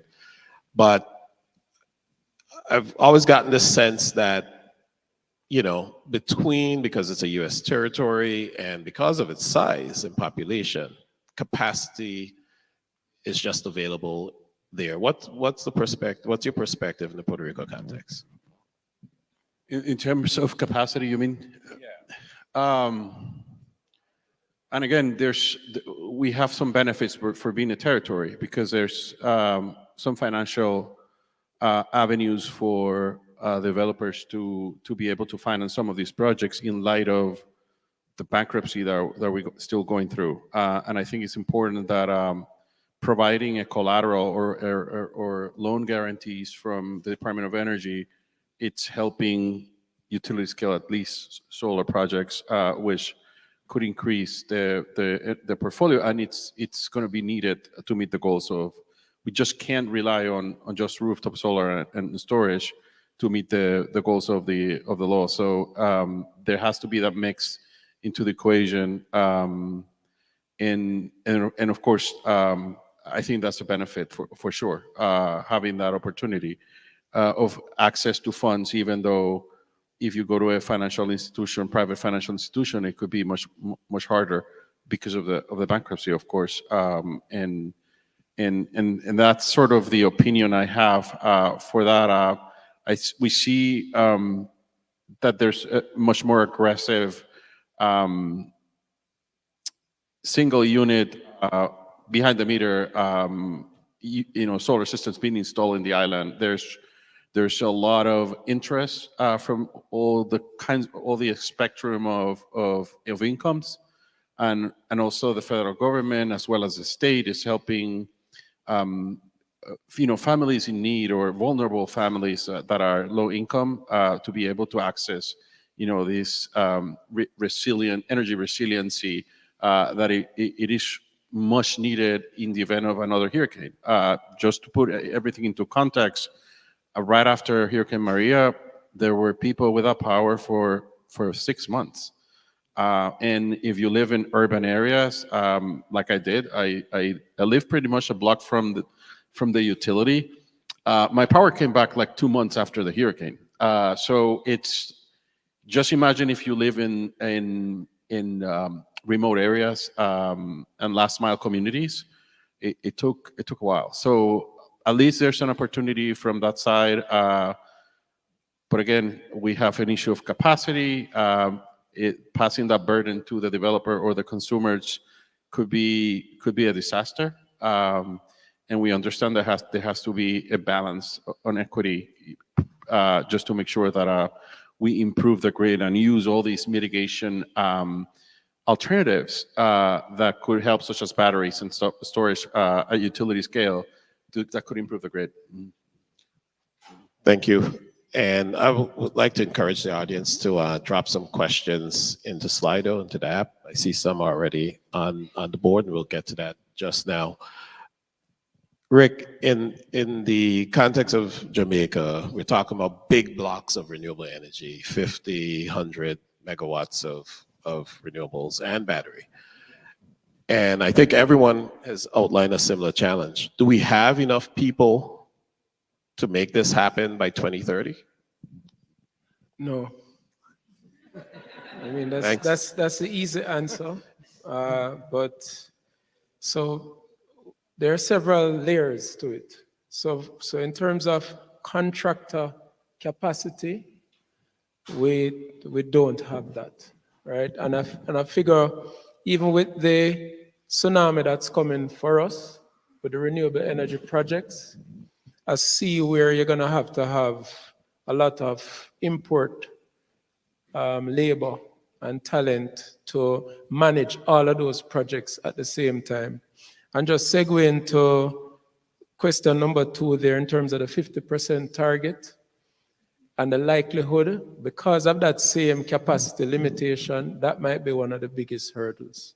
So the supply chain in terms of the schedule, some of these projects would, for us to achieve this, some of these projects would have to be coming out of the ground this year, right? Based on the amount of megawatts that need to be added in 6 years, right? So capacity, no. In terms of engineering, I think we have the engineering capacity, but the construction, the boots on the ground, that physical movement to get it done. And then also, there's a preliminary cycle of permitting, easements, and all of those things, legal, contracting. When you add all of those things into the whole mix, it's unlikely for us to hit the target. Not that we don't have the ability to, but just the reality of sequencing all of those activities to get it done, it's unlikely. So I see where we already have a capacity challenge now, and we're actually losing talent to so-called greener pastures. So at the same time, you're taking 2 steps forward, you have a half step back and stuff like that. Yeah, interesting. Now, Gordon, you did speak to some great ambitions. We know geothermal does have its challenges in terms of getting to production. You mentioned that the viability is very high, but it hasn't had that next phase of investment yet. 30 is more than your existing load and capacity, so you could see you'd be 100+% rather quickly. But you mentioned some of the challenges with wind, and others mentioned some of the challenges with individuals who are bringing in solar and putting it on the system. Given where your grid is now and the challenges that you're facing, how do you foresee sort of overcoming that in this context? Well, no, the existing grid, I think it's an opportunity for us because we don't have a high voltage transmission system now. So we are essentially starting from scratch. So we are building the system for the future. So we know where the resources are. So we have an idea where the power plants are going to be. I think that's one of the challenges that Rick has, where he's not sure where the bidders are going to build their power plants. And so he has to react to some extent. But we have assessed the resource, where there's wind, where there's potential for solar, and those will be small in terms of the onshore facilities because of the land space. The bulk is going to be geothermal in the short term, but the grid is being built to accommodate smaller renewable projects, which we are pursuing in the short term as well, but also accommodate the future projects.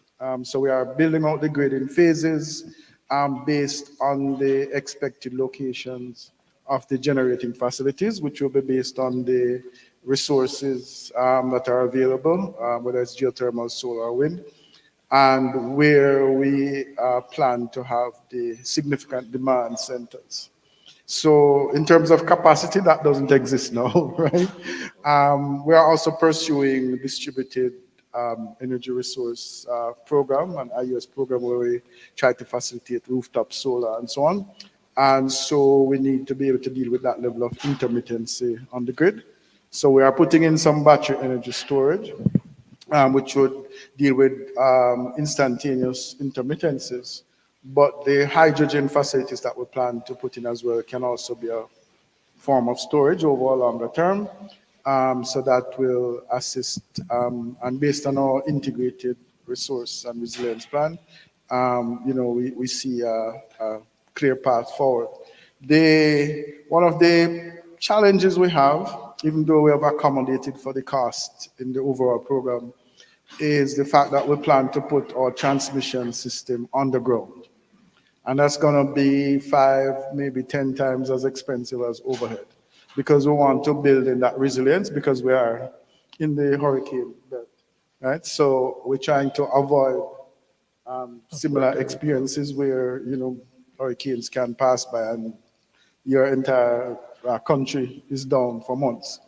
So I was very happy to hear that there's a possibility of grant funding for these resilience oriented projects. So we're looking forward to accessing some of that, which would significantly improve the economics.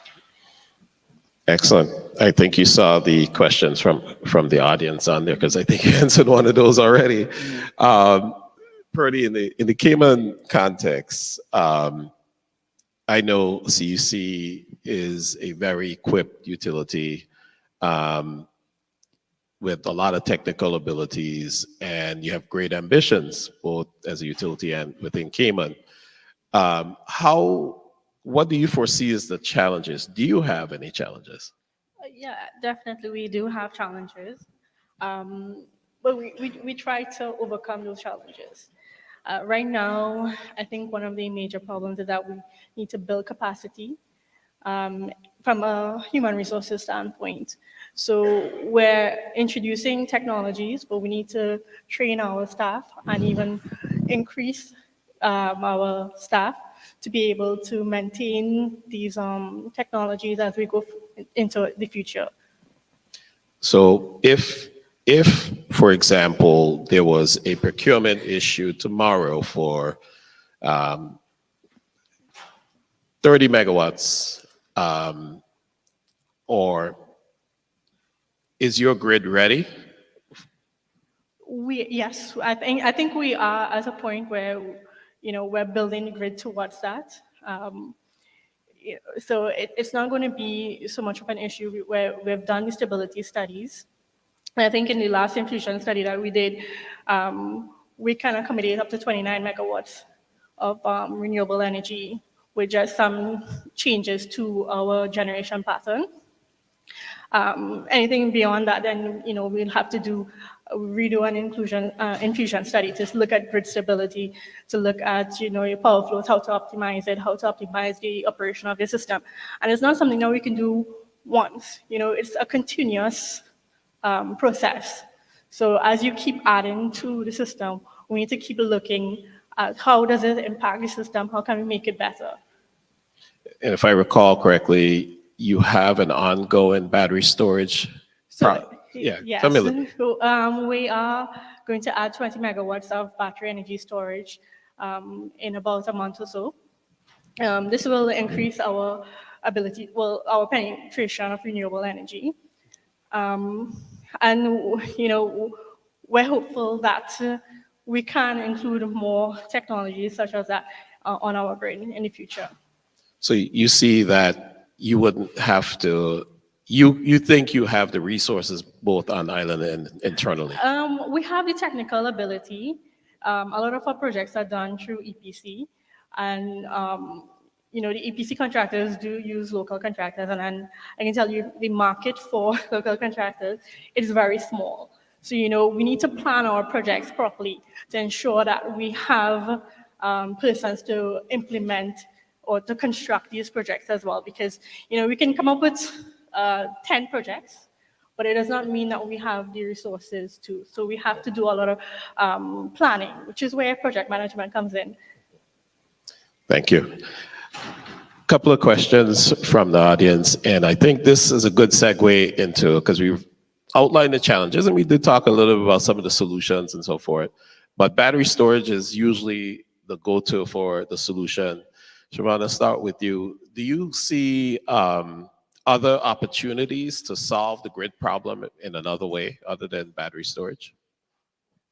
Well, there's a lot of talk now about the possibility of utilizing hydrogen, developing electrolyzers and what have you, and generating hydrogen that will actually assist with the smoothing during the non-production hours. Again, batteries still have the advantage of being able to respond immediately. Are you going to run spin in reserve with hydrogen so that it's available to respond when you need it? And the key thing is this industry is evolving so fast and the technology is evolving so fast.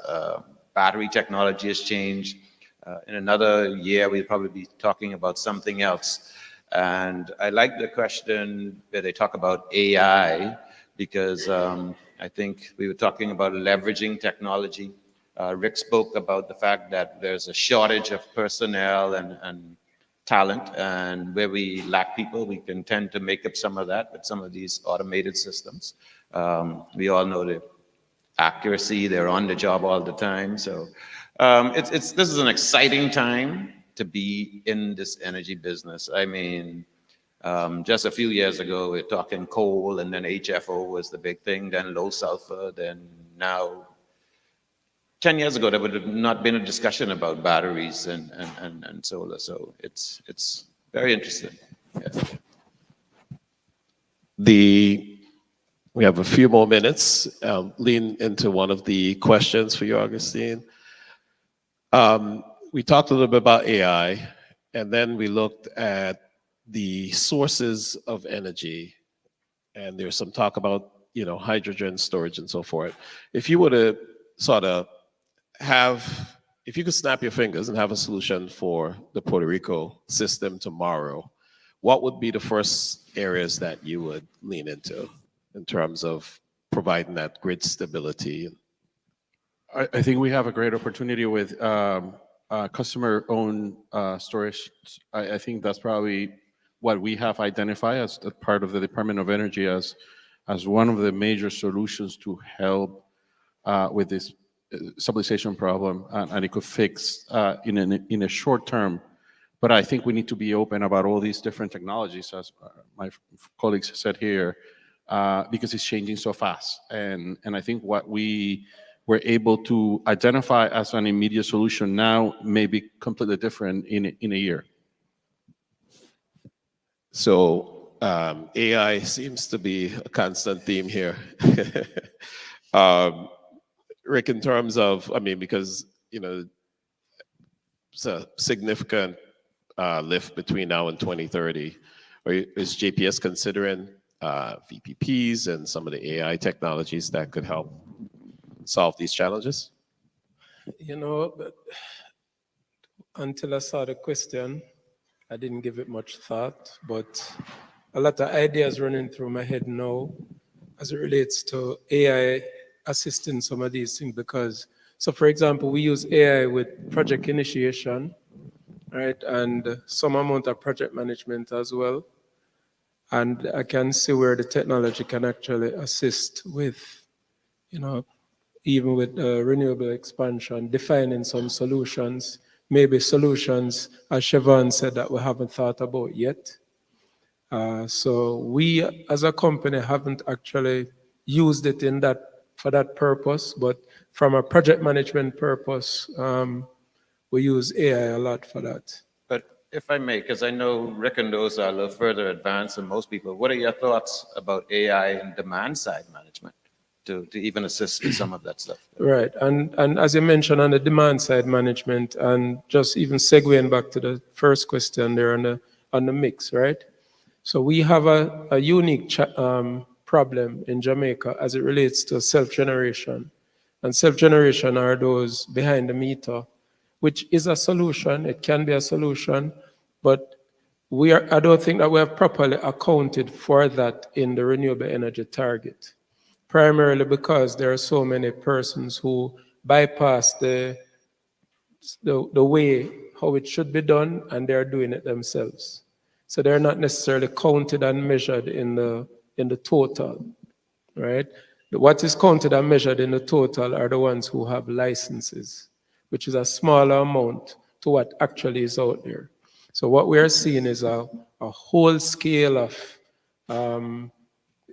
there was an article in the paper, I think it was yesterday, by the Director General of the OUR, where they have actually acknowledged that there is so much renewable energy self-generation happening in Jamaica now. Large hotels, supermarkets, loads that are actually shifting from the grid, right? And those are not necessarily being counted in the renewable energy bucket, creating challenges to the grid, but also creating opportunities at the same time. That's where I see AI playing a big role, right? So AI can actually sit on top of your AMI infrastructure, looking at your smart meter data, looking at where clusters are in a more intelligent way than we can, and actually incorporate those things now into your grid management systems to help you to manage your grid. So that's a good point you made there, Siobhan.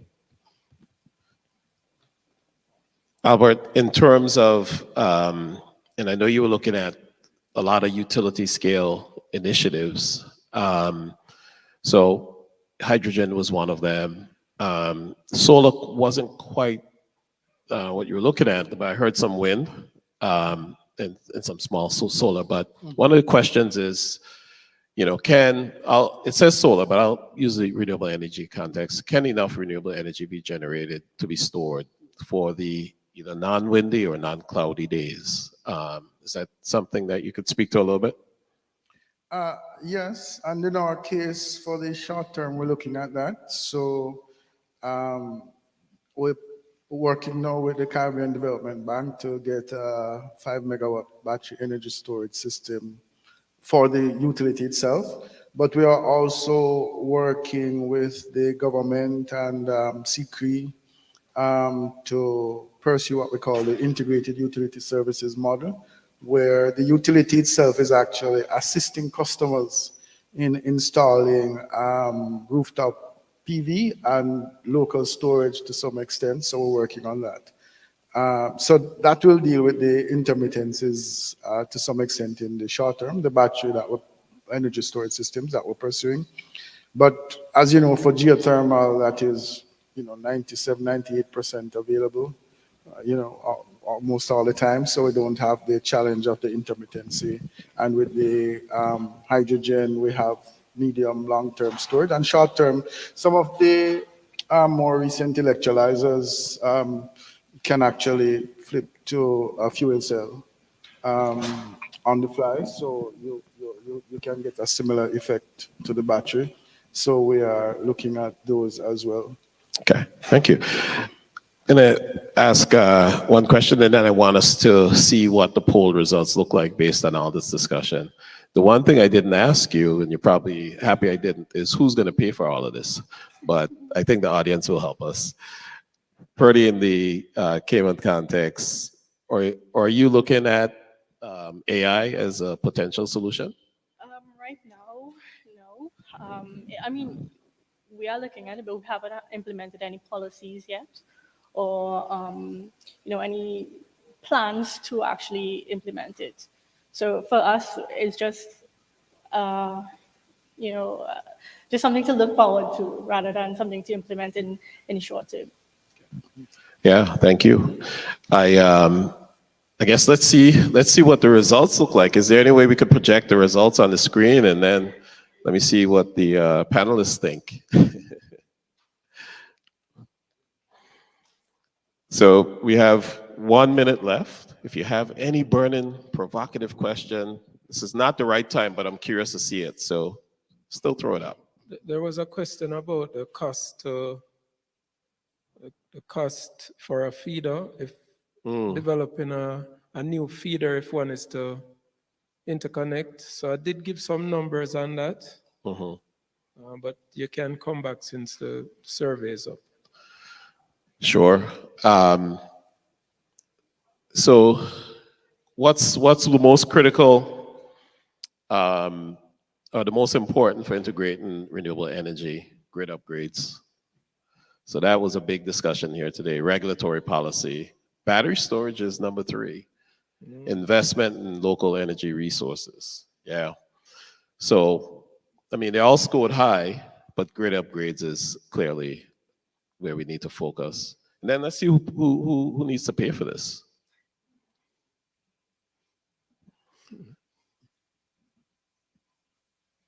Wow. Okay. Interesting. I didn't see that coming. Yeah. So public-private partnerships. Okay. I was expecting government to be like way at the top. And of course, you all are consumers, so I see you rank that really low. And international aid is also ranked pretty low. I'm actually surprised by that. Any shocking results here? I think they're saying that the utilities have to be a key stakeholder in paying for some of this, which ultimately means technically the consumer, right? Sorry. But I want to thank my panelists for such a great discussion, given so many different perspectives. Thank you. I appreciate you guys for all the great questions. Thank you. Thank you all.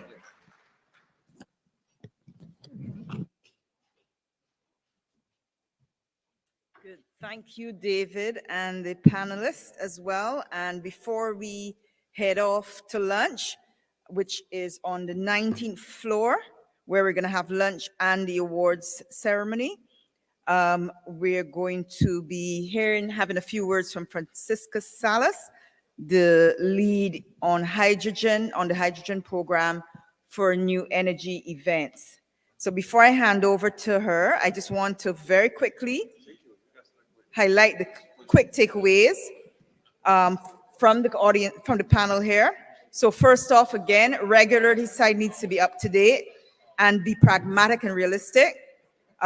We need to recognize that we're rebuilding a totally new infrastructure, energy infrastructure, and we need to consider the importance of looking at how we deal with stranded assets, looking at creative ways of financing. And as a matter of fact, we had a financing panel pre-conference workshop yesterday, so I hope you guys went to it. We need to address the gap in technical resources, so shouting out for the multilaterals, development banks for the grant funding needed to build up resources, especially in the regulatory areas and technical. And with that, I'm handing over to Hello? Francisca. Thank you. Oye, before you go, for the people that are leaving, just want to invite you, all of you, to Aid to LAC in Chile, June 5 to 7. And remember, this is Aid to LAC, and that C at the end. It's important to have a good representation. So all of you, please come to Chile. I will happily receive you and give you a big bienvenidos a Chile. Así que I wait you in Aid to LAC. And go for lunch now. Thank you. Thanks, Francisca. And please come back at 2:45 for dessert. It's going to be downstairs, and you can get your dessert downstairs after the awards and come back in here for us to continue on to the next part of the show.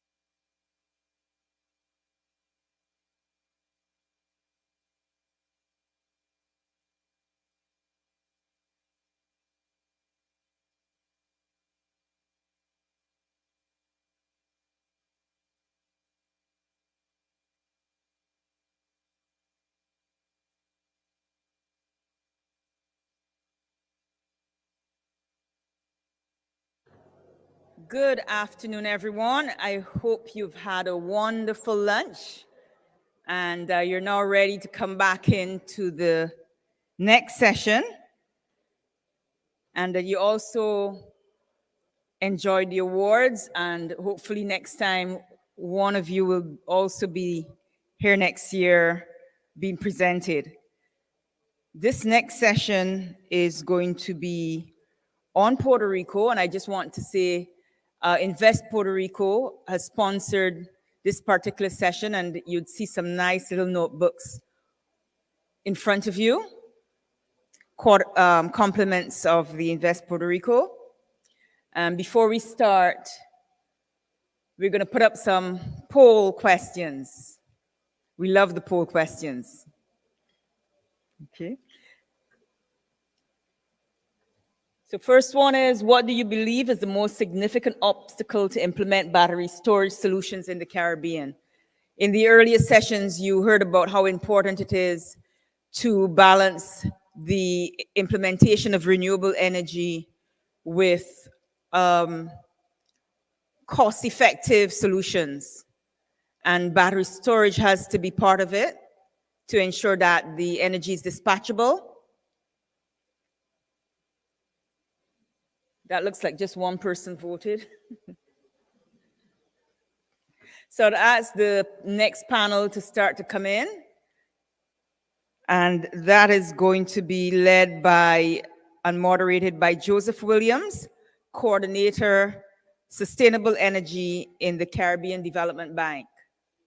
Don't see Joseph around yet, so we continue the polls until the others get here. Jillian, I'm going to correct you there. Hello, on our moderator. That's not the accurate moderator for the session. Jill, if you could read the name again, please. Oh, I'm so sorry. I've gone ahead of myself. It's Puerto Rico's path towards energy transformation. I don't think the dessert had any alcohol in it, so that was just a mistake. So let me repeat it. It's Puerto Rico's path towards energy transformation, and it's moderated by Ella Wagner-Neves, CEO of Invest Puerto Rico. And I'm looking forward to this session because we all know what Puerto Rico would have gone through during the hurricane in a couple of years ago. And it would be good to hear how things are going and how it's progressing.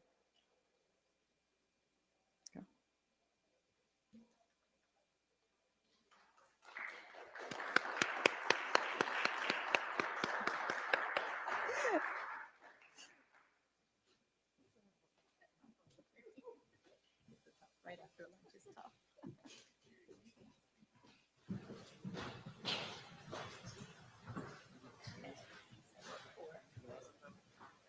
Oh, there we go. Okay.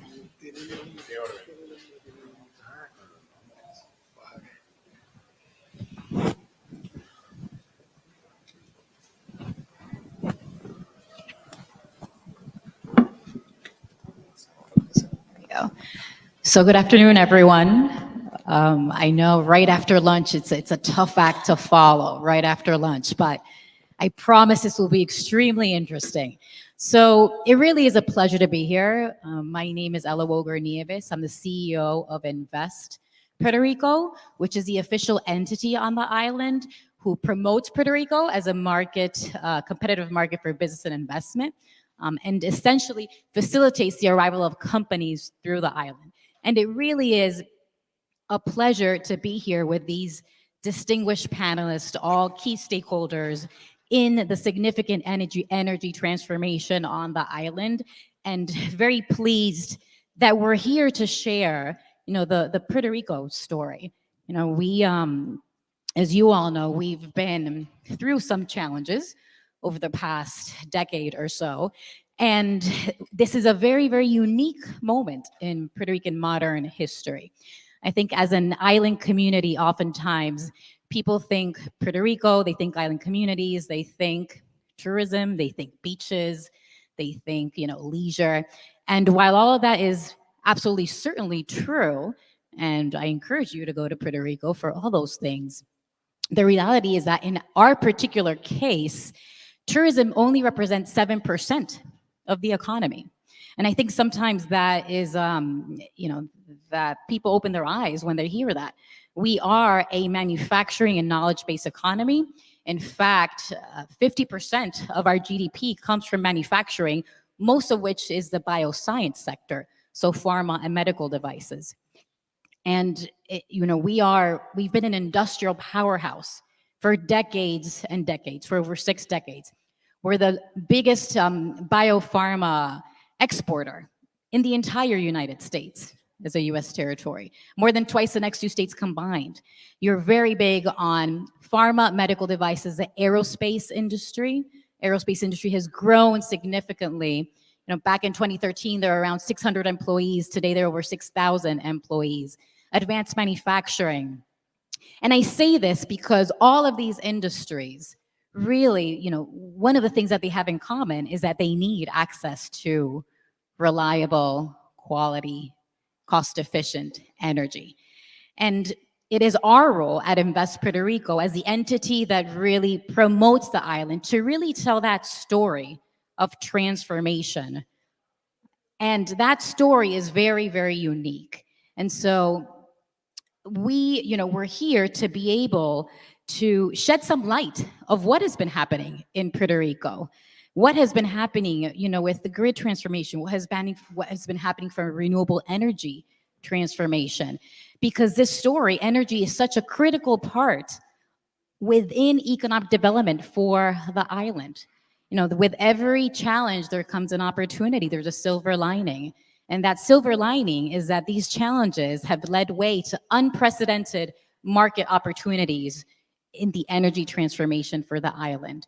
And at Invest Puerto Rico, we're here to not only tell the story, but also for those companies here that are interested in the Puerto Rico market, we're here to facilitate that arrival in every step of the way. So it really is a pleasure to be here today and be able to speak, to these distinguished guests that, again, as I mentioned, these are key stakeholders that are leading the transformation of energy on the island. So welcome to all of you.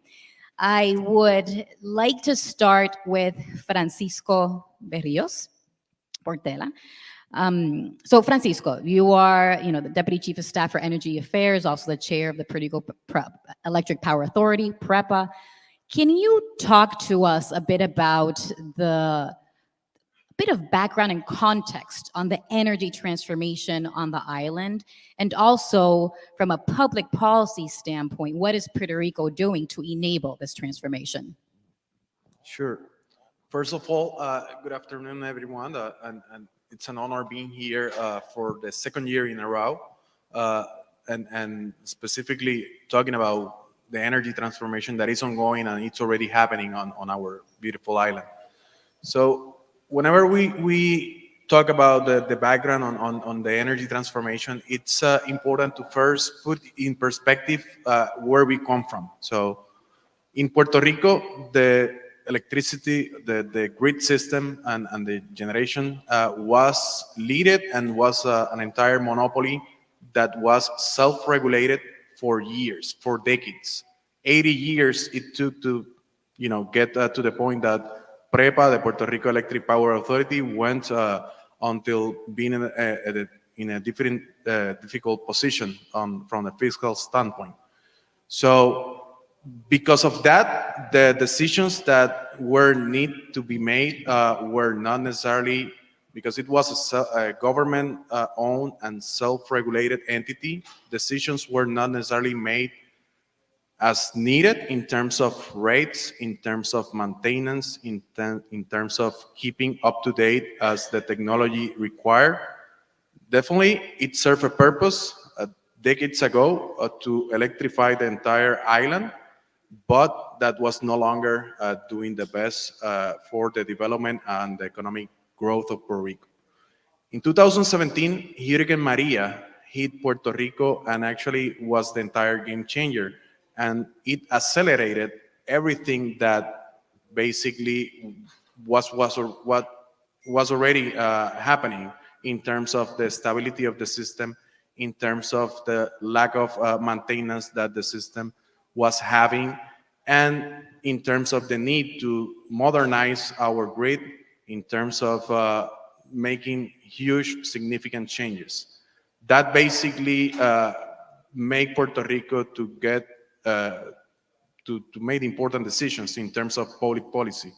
And in 2018, the government basically enacted laws that established that the entire monopoly was no longer going to be a monopoly, that we are going to be having private operators to manage the grid, and we are going to be having private operators for managing the generation assets. After that, in 2019, there was the second important law regarding the public policy and the energy transformation. That was the Energy Public Policy Law that created the framework to promote distributed generation, to promote a more regulated energy market, and actually created the Energy Bureau, that is the regulator for the entire energy sector in Puerto Rico. And of course, it also included specific goals in terms of renewables that we are pursuing, and we are on our way.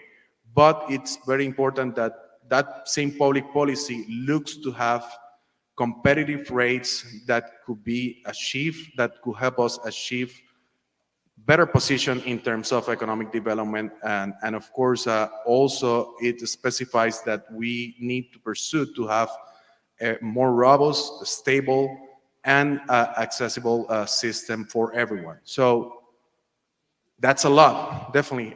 We are looking in terms of the entire energy transformation. We are looking not to modernize the grid as we put it up to codes and standard and provide the maintenance needed for decades. But simultaneously, we are looking to promote, and we are promoting renewables to happen at all levels. Distributed generation is really booming significantly.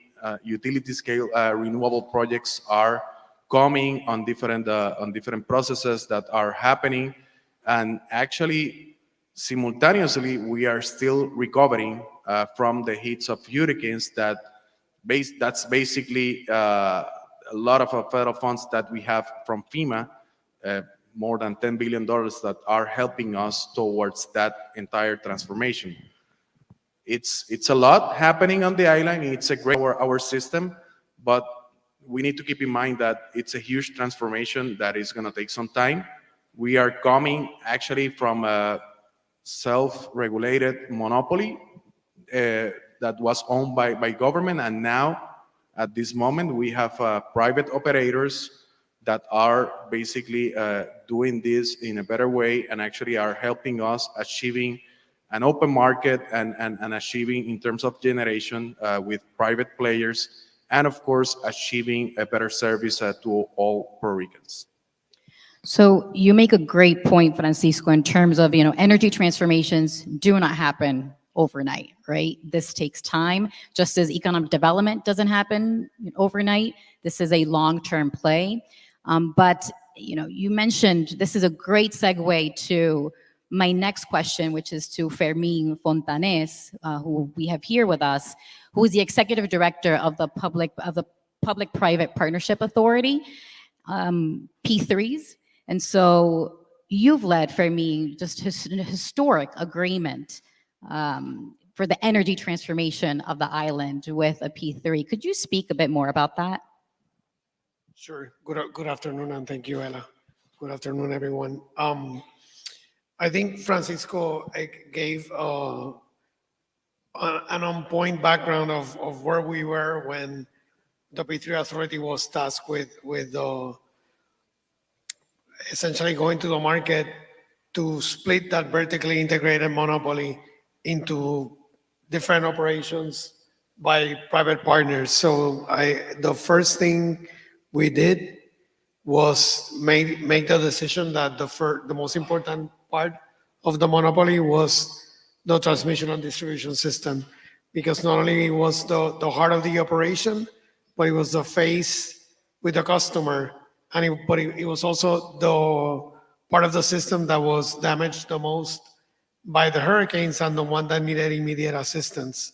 So we used the P3 model for entering into or moving into that process because it gave us the advantage of bringing in an expert utility or private entity to operate the system with all that entails, and at the same time allowed us as a government to maintain control of the assets, ownership of the assets, and avail ourselves of all the federal funds that were available for the reconstruction of the system without impacting the rates directly. If we had gone through a regular privatization model where we would have sold the assets to a private utility, the impact on the rates was going to be huge because the amount of work that's needed to upgrade the system to a reliable, resilient system that we're looking for is in the billions and billions of dollars. So right now we have approximately around $50 million on FEMA funds that we can use on the energy system. And we structure a deal in a way that we would have a private entity maximize those funds while at the same time bringing in their expertise and starting to really unbundle that vertically integrated monopoly into pieces. So the first piece was the T&D. It took around probably 2 years from coming out with the request for qualifications to the final engagement of Luma, which we have Mario here who will speak about that later on, and a year in transition for them to take over the system. They've been operating the system now since 2021, and they already went through their first test with Fiona last year. So they're handling it very, very well compared to what we had in the past. Like Francisco was saying, it was not only the structure of the monopoly, but also the lack of investment and maintenance in the system. So right now, with the work that Luma is doing, we're really jumping almost 3 generations in technology of what was there in Puerto Rico when Maria hit to where we are going now with this investment. The second portion of the process was really after Luma was there as the operator to look for another operator to manage the legacy generation assets that were owned by PREPA.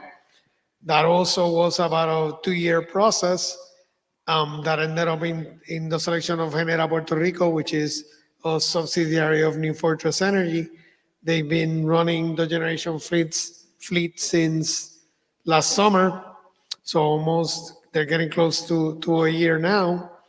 But it's part of not only that transformation, but part of the transition to renewable energy, because the task for Genera is to operate those units until they're taken offline and substituted by this new generation of renewables that's coming in. Finally, I think our other task at the P3 Authority is to help with the procurement of the renewable projects that are going to be interconnected by PREPA.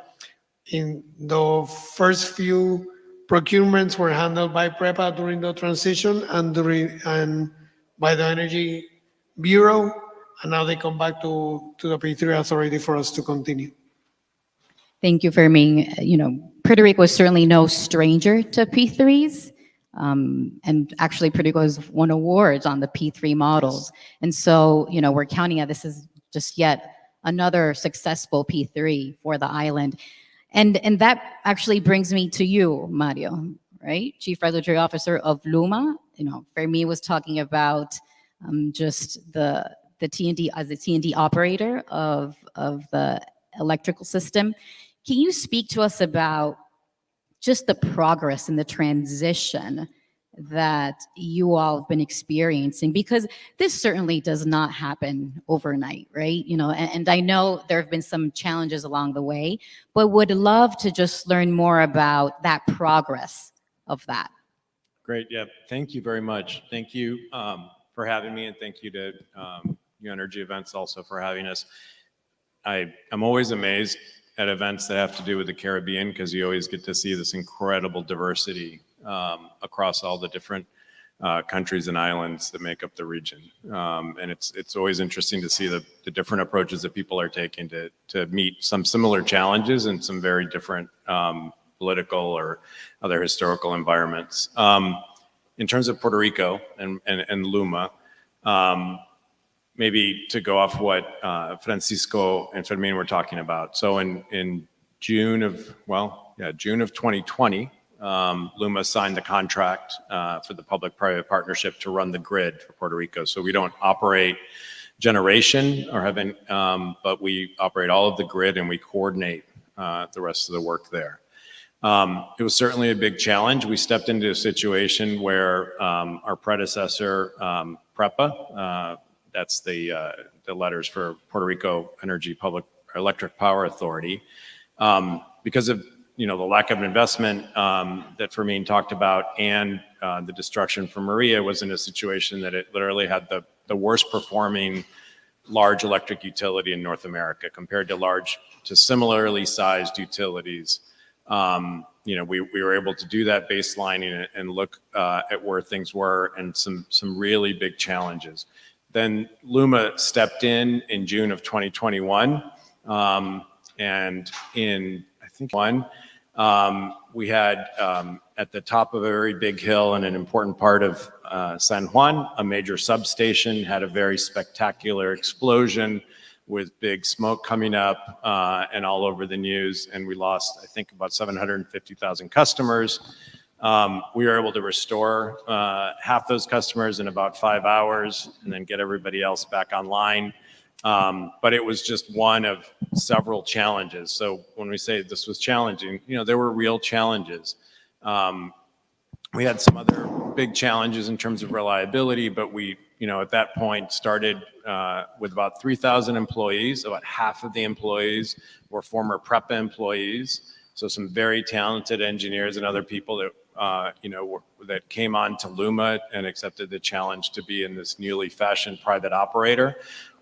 We like to say that we're the largest Puerto Rican startup in history, taking on one of the biggest challenges. So fast forward to fall of 2022, and Hurricane Fiona comes and makes landfall in Puerto Rico.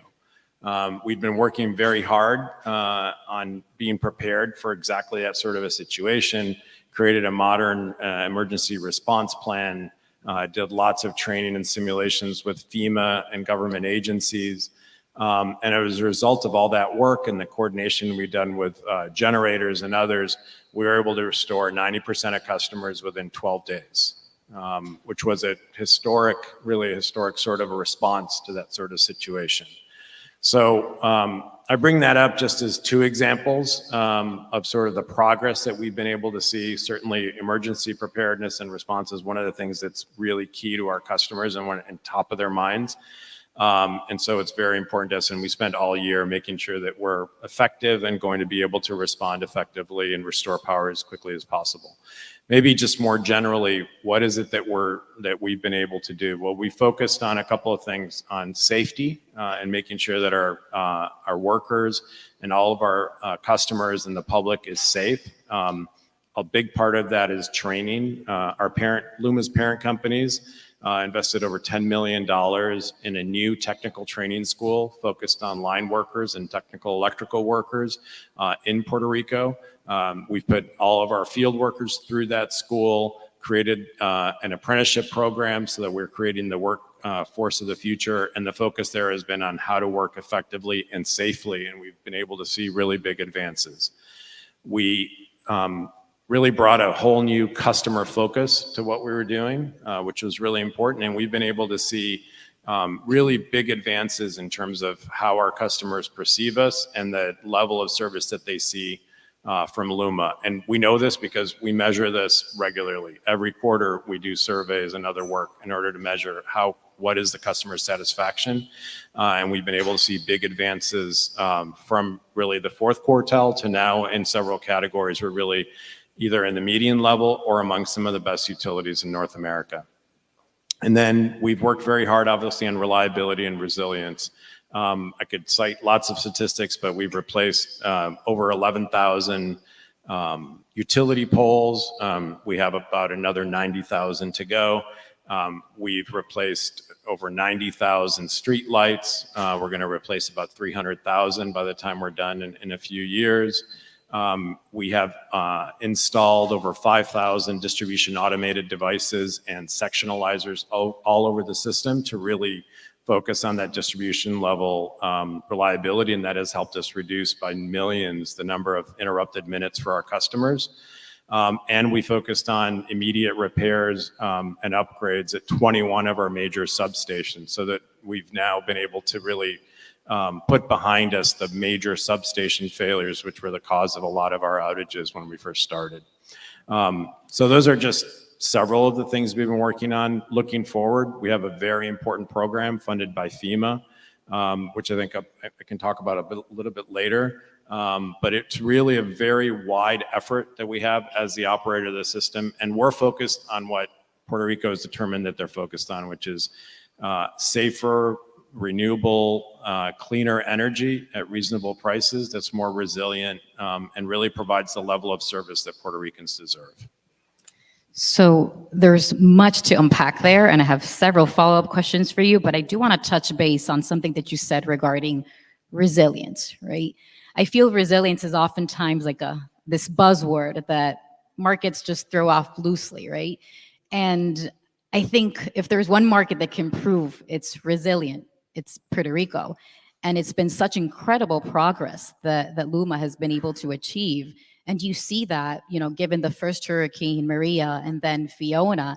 I will tell you, as the entity that is with companies every day, just showcasing the benefits that the island has to offer, resiliency is part of our value proposition. So oftentimes people ask us about infrastructure, the energetic infrastructure on the island. And what we say to that is that energy does not have to be a barrier to doing business on the island. When Hurricane Fiona came, there were no business interruptions of manufacturing operations, which are a large consumer of energy on the island. These companies are really very well prepared from a business continuity standpoint. They've got double, often triple redundancy. And so I wanted to just earmark that, because resilience, and also as a result of the progress that has been made on the island in this front. I do want to go back to, you mentioned FEMA, you mentioned federal funds. So how are you leveraging these federal funds to ensure the sustainability of the transformation? Sure. So as Fermin mentioned, this is a very large investment from FEMA. It's actually the largest investment by FEMA in electrical infrastructure in their history. Our current estimate is that we'll have about 17 billion, probably now almost $18 billion invested in the electrical grid. That's in addition to anything in generation with FEMA dollars from Maria and other events. And that money is going into a number of key things. Maybe I'll start with the most immediate factors. We have a program that is going to be over $1 billion and take about 3 years, which is a vegetation capital clearing program, which is quite innovative in working with somebody like FEMA. And over 3 to 4 years, we're going to clear about 16,000 miles of right-of-way. So basically all of the major primary transmission lines and distribution lines, because there really haven't the rights of way, right, that are supposed to be clear of vegetation are not. And our number one cause of outages is vegetation touching the lines or otherwise interfering with service. So that we're very excited about. That's a program that we expect to start very soon. We're also have already started this month a major program in advanced metering infrastructure. And this is also in partnership with FEMA. And basically, we are replacing every single meter for every single customer in Puerto Rico with modern smart meters, which will enable us to have much better granularity of data, to be able not just for us as the system operator to know where the outages are and respond more quickly, but for the customer to have at their fingertips all kinds of information on their service. So one of the big things we talk about is, as opposed to today where we tell customers, please get on the phone and tell us if you don't have electrical service, because we have no way of knowing if you don't have your service. Beyond the substation, we really have no visibility. Once we have this advanced metering infrastructure put in, and with our new energy management system and new control center that we're putting in, we'll be able to send a text to our customer and we'll tell them that their power is out. when we expect to restore it, and then we'll send them a text when we've done that, and they can communicate directly to us to let us know if they've gotten service or for some reason they haven't. That will be a revolutionary change for customers.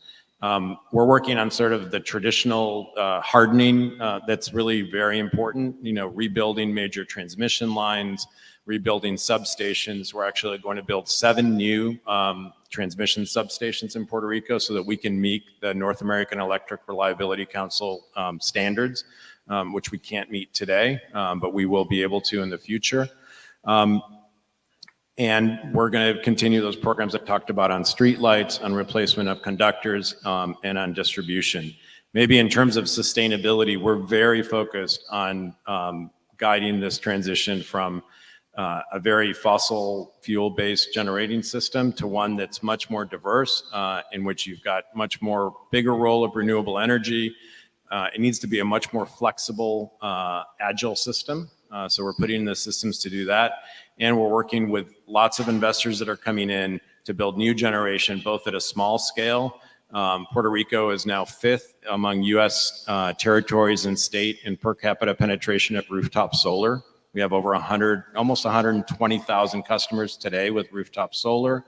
About 80, almost 90,000 of those have batteries installed as well. So we're taking advantage of that with a virtual power plant program and demand response program that we've started with that is already in place to reduce downtime if there's not enough generation on the system. Lots of other things that we're doing also at the utility scale. So there's just a huge panoply of things that we're doing. We're very active and very excited about some of the improvements that are coming. So, Mario, you just gave the answer to our poll, actually. And you mentioned renewables, which is great transition to you, Julian. And before, Julian Herencia, we have with us Julian Herencia, who's the executive director of APER, which is the Association of Renewable Energy Producers on the island. And before I did that, we did a poll, and I would love if the results of that poll could be put on the screen. What is Puerto Rico's ranking in residential solar adoption per capita among US states and territories? So interestingly enough, most of you were spot on. So as Mario just mentioned, we are adoption. So you see sort of that transition into renewables, particularly solar. And so Julian, can you speak to us about that renewable transition and the progress that has been made on the island? Of course, and first of all, I want to thank New Energy for having us in this session. So thank you very much, and it's a pleasure to be here with my esteemed colleagues. Yes, I can talk quite a lot about the transition that we're going through and transformation. We certainly took the road less traveled, and the journey has been mined with all kinds of events, some of them under our control, some of them that we did not control. But about 12 years ago, 2012, 2013, we began this journey with the award of 50-some PPOAs that found great institutional opposition from the monopoly utility company PREPA that Mario mentioned, from government agencies back then, from politicians and the general public, but mostly because of a misinformation or lack of education on the topic. And that's where our organization went to work, together with many other organizations. Started educating the general public about the benefits of renewable energy, using statistics, using analytical models, demonstrating the benefits that will permeate across all the uses of energy in Puerto Rico with renewable energy. We started, we had endless meetings with politicians and government agencies to address their concern and to educate them and correcting misinformation they had, providing them new information.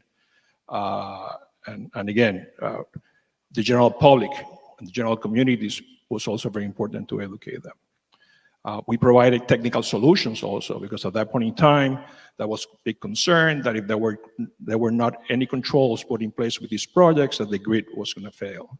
So we design and specify controls, what is called now minimum technical requirements, on how we could connect utility scale projects into the grid in a safe manner, so that the grid could be able to absorb that energy and be able to manage it. And at the same time that all this was happening, as a matter of fact, they were adopted by the same utility company that was opposing these projects. And at the same time, we started reforming through new laws in Puerto Rico, the first energy transformation law under the guidance and leadership of then Senators Eduardo Batia, Larry Selhammer, and Ramon Luis Nieves, which were the first that worked on promoting and enacting the first energy transformation laws in Puerto Rico. So with that scenario, we broke through the general institutional opposition that existed, right? And the wheel started to move, and the wheel started to move in favor of renewables, and people started listening and committing to renewable. But then we hit a big boulder. Watch the economic situation in Puerto Rico. Utility company defaulted on their debt. The central government defaulted on their debt. We tried to manage a situation with local bankruptcy laws that also did not work, until finally the Federal Oversight Management Board was created to help us manage the situation in Puerto Rico and move Puerto Rico forward. So with that mechanisms in place now to manage and renegotiate debt in Puerto Rico and move Puerto Rico forward in the financial stability.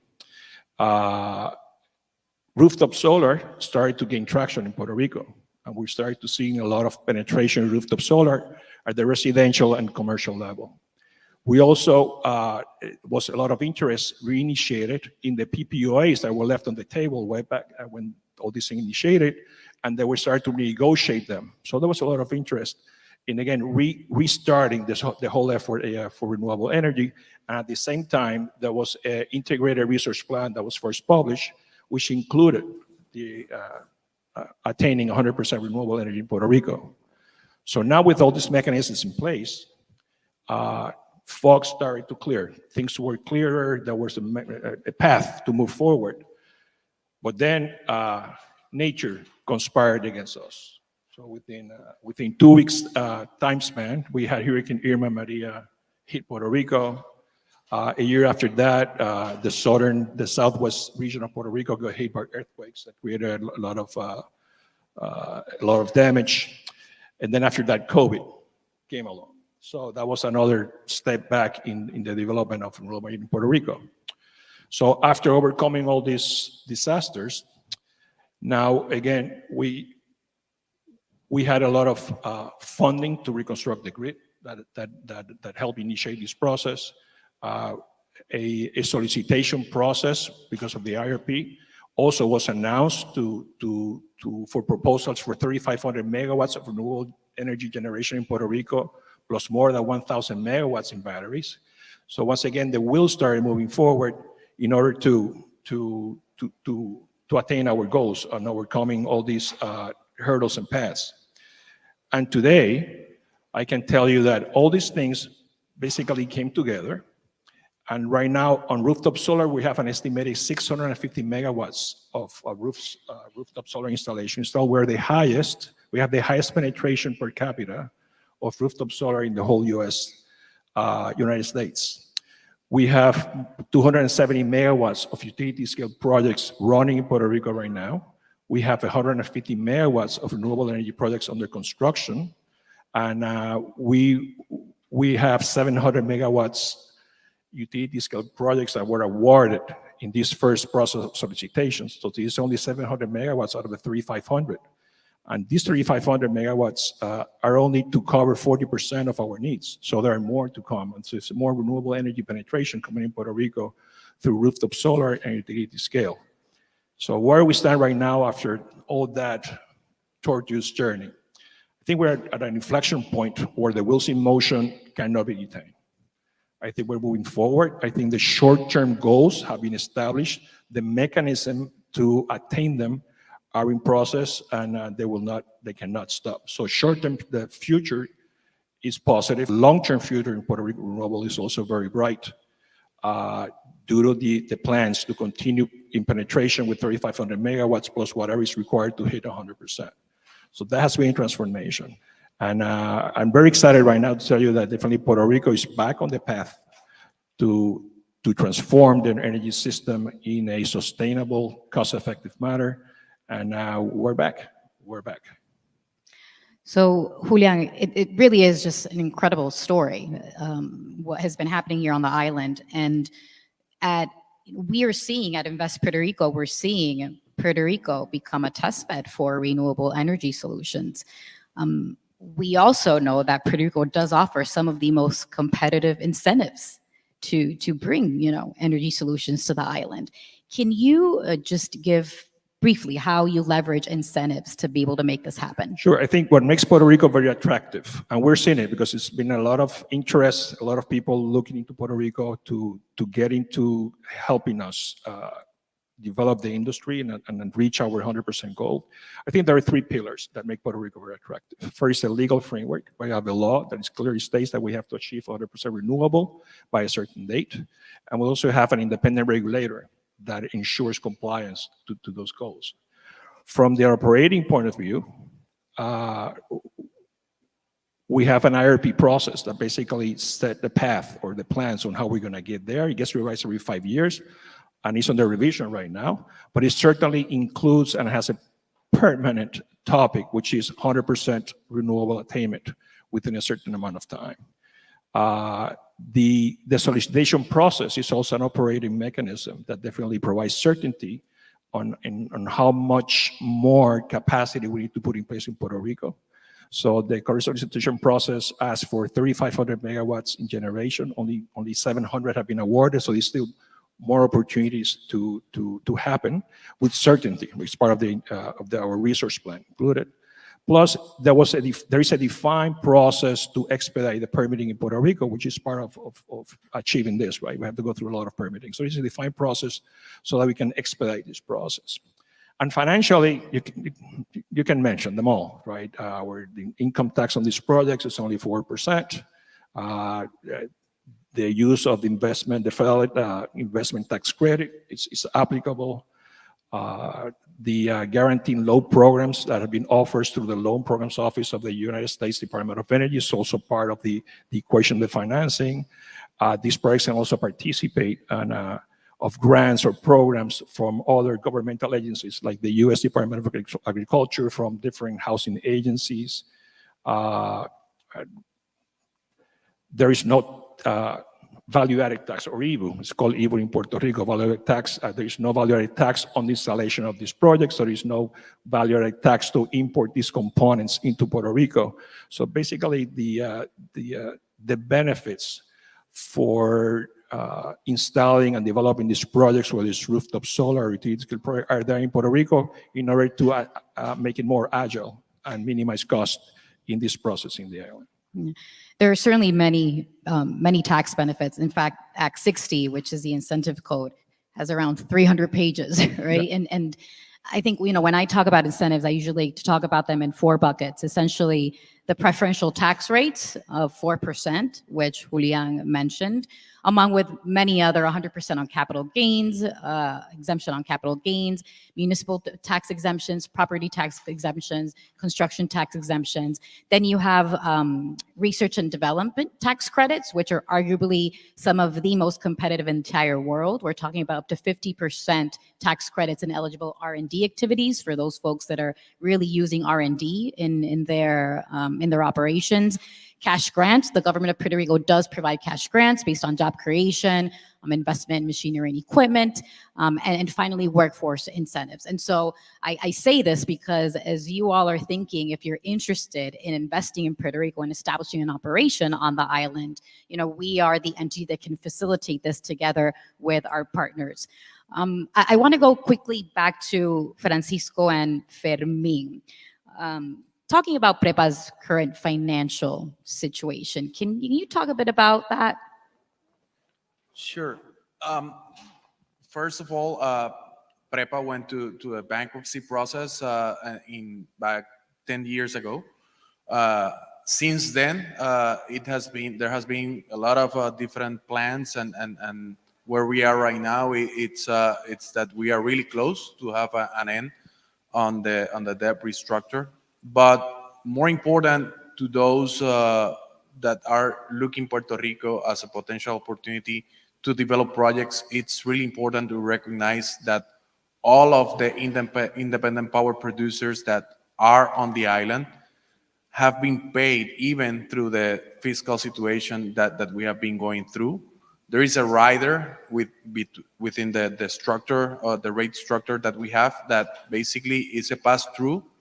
So whenever Luma collects from consumers on the rates, actually there is a direct rider that it's gonna warranty that energy producers get paid. So, and there is a reconciliation that runs quarterly to make sure that those costs are are adjusted on a quarterly basis. So, and that's the main reason I believe that competitors and energy producers that have been on the island, such as AES and others, are still participating on new processes and are still pursuing to develop new opportunities and new projects. So that demonstrates definitely that there is a confidence and there is trust on the energy system that they're gonna get paid. Of course, we are still, having that difficult process of completing the debt restructure. I believe that for me can extend on where we are and what's gonna result as part of that. Sure. I would say, I add to what Francisco was saying, this whole transformation that we have been discussing, it's part of the reaction to PREPA's bankruptcy. I wanted to give some context in terms of PREPA when we were speaking about the vertically integrated monopoly. We didn't really provide the context of the size of PREPA and the size really of this transformation. This is a utility with over close to $4 billion in revenues, over 1.5 million customers on the island, with really a bankruptcy that is the largest bankruptcy of a municipal entity in the history of the United States. So when PREPA initially went into bankruptcy prior to the hurricanes. So when we add the hurricanes to the story, you now have a better context of really the challenge that we were facing when we embarked on this transformation. And the fact that we have been able to come out on the other side with Luma, Genera, all the renewables is a great testament to our resiliency that you were mentioning before. Where we are now in terms of the bankruptcy process is that already a plan of adjustment has been presented to the Title III court, which is a bankruptcy court that's listening to the argument, and it's pending a resolution by the judge. That means that we'll have clarity as to what this restructuring is going to look like after close to 10 years of really a doubt of how this process was going to end up. But more importantly, once we have that clarity, we already have a path forward with the deals that we have made. So we have Luma as the agent, as the T&D operator that will be handling this. Everything has been really structured in a way so that this does not happen again. And really the final piece of that puzzle is getting that plan of adjustment and really know this is what's going to happen and this is the way it's going to be structured. But the tools are already there. The path forward is already there. The federal funding is there. The private operators, the commitment on renewables is already there. And the work is being done. While all this is pending, the work continues to be done. And the moment for Puerto Rico is now. It's not after bankruptcy. It's not in the future. We don't have to wait until the grid gets completed or all the renewables are there. The opportunity to come to Puerto Rico and invest and participate in this transformation is right now. And thank you, Fermin and Francisco, for that, because certainly shedding some light on the fiscal situation really imparts just confidence, right, for investors that want to consider investing in Puerto Rico. And I think, Fermin, you mentioned this, it was spot on. This is a very unique moment in Puerto Rico's just economic development history. And I think that the time is now, right? It's really important, and there's a reason why we wanted to be able to tell this story of progress and transformation, because there is an opportunity. There are many, many opportunities to come and join what is happening here on the island. And, for us personally at Invest Puerto Rico, this is what we do. This is, we really need to elevate the profile and just tell that story of progress within the energy transformation on the island. And so I want to thank all of you for being able to just shed, your different perspective, because this energy transformation certainly does not happen overnight, and it requires a lot of collaboration. And I think if there's something very unique about Puerto Rico is that stakeholders really collaborate. We have one goal in mind, right? And it's really just to foster that economic development and really transform the energy infrastructure on the island. So thank you for sharing your perspective. Thank you to CREF for the invitation and the opportunity to be able to share our story. I do want to end with just one of our latest marketing campaign with energy, which is really an invitation for you all to consider Puerto Rico as you invest in different markets. We are a market that is really open for business, and you'll see here in, I don't know where it's going to be shown, but I do want to end with this campaign spot for Puerto Rico. It's not what's next, it's where. A place where energy transformation is creating unprecedented opportunities with world-class incentives for R&D and clean energy projects, a commitment to 100% renewables by 2050, and the perfect climate to transform the island's energy future. And yours. Puerto Rico. It's not what's next, it's where. So it's not what's next, it's where. And that where is Puerto Rico. Thank you.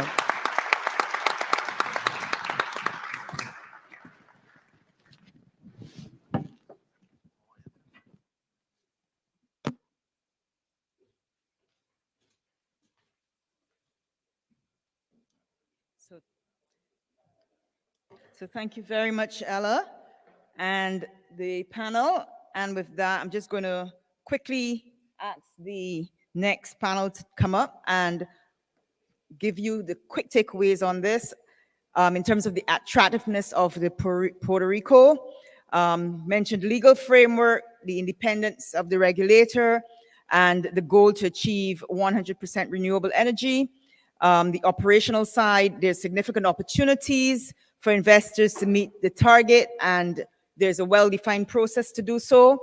And lastly, the financial incentives, such as preferential tax rates, grants, and programs and exemptions. And I particularly heard of the incentives for capital resources or human resources.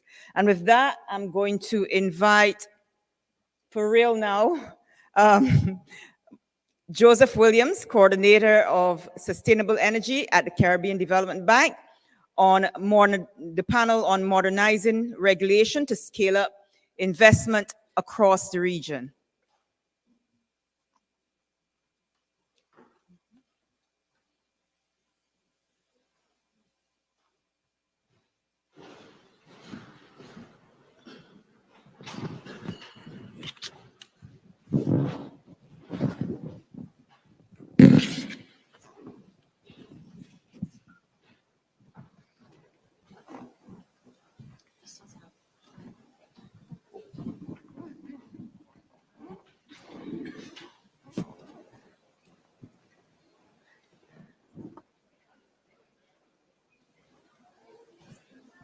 Good afternoon. So let me thank you again for being a part of this conference program or this important panel. We have a very, I would say, esteemed panel with us this afternoon. And we have been talking, well, the issue of the regulatory framework, importance of regulations for enabling investments, I would say has been a constant theme, not just here at CREF, but throughout the Caribbean as we seek to advance investments around renewable energy. So this afternoon, we'll appropriately spend some time looking at that thematic. for us in the Caribbean, I think the issue, it's fair to say that the issue still remains one that is complex, especially in terms of how we find the right or the appropriate approach for the different countries. So we talk about right sizing, appropriate approach. And in that quest to find what is appropriate, sometimes what we end up with is inaction or very slow action. And it's in that context that the Caribbean Development Bank has included this matter of seeking to advance developments around the regulatory framework as one of the assertives. The President acting this morning spoke a little bit about the assert framework. So this is one of the big areas that we have targeted to support the region in terms of transformative actions. And I've said elsewhere, the bank is really more focused in the energy sector in terms of how we can find the appropriate funding instruments to do the investments and to make things happen. That's really our focus. It's really about the investment funding, but it's recognized that for that to happen, we really need to provide some support in terms of ensuring that the enabling framework is right. And so that is why we're in that space. So hopefully we can kick this challenge in a big way and in a manner that there's a momentum to ensuring that things move forward in a timely way, and then we can focus more on where we really need to focus in providing investment funding. So thank you so much. We have, in this context, developed and published what we have considered to be the minimum regulatory function. What is that? What is that all about? I will ask David from Castalia, who has been our key partner in this, or consultant in this journey of trying to develop this tool and instrument, just to kind of set the stage by telling us a little bit about this minimum regulatory function, or this MRF, and then we'll hopefully have a conversation. Thank you, David. Thank you. Thanks, Joseph. I think we have one visual aid here. Excellent. So we're delighted to have been able to work with Joseph Williams and the Caribbean Development Bank on this minimum regulatory function, and all credit to Joseph, who said, why is it after all this time, after all this assistance, and it makes so much sense, and we're still not seeing renewable energy development happen at anything like the pace that makes sense? What have we been doing wrong? And I just think that self-reflection was tremendous, and Joseph came up with, look, we've got low capacity countries. We're often asking them to do many, many different things with regulation and institutions to get to renewable energy. We have different donors saying different things, cross-cutting messages, confusing people. Can we simplify it? What is the minimum, the absolute minimum? And I just thought that was such a great challenge. And the minimum would be, you need every one of these things, because if you don't have each one of those things, you won't get renewable energy at scale, and nothing else, nothing more than that. And so what we've come up with is 6 functions, not a framework. Joseph is always keen to emphasize this. A framework suggests a one-size-fits-all. This is how you do it. You must have an independent regulator. You must do your tariffs like this. It's what works. How can you perform these functions? And the first function is planning, specifically developing integrated resource and resilience plans. Because if you don't have a least cost plan to meet objectives for reliable power supply and resilience, you won't know what renewable energy you need. The next thing is a procurement and financing framework. Now, this is a good example of how it's not one size fits all. Many Caribbean countries have followed the successful Jamaican model of using IPPs from the IRRP the capacity and energy that is needed using competitive auctions and having IPPs supply under PPAs to the utility. That works. Since St. Vincent and the Grenadines has successfully developed renewable energy, a lot of it a long time ago, with a state-owned vertically integrated utility. That also works. In the first case, the financing and procurement model is tenders and private finance. In the second case, it is a vertically integrated utility that can build things on its balance sheet. It's not one size fits all, it's what works.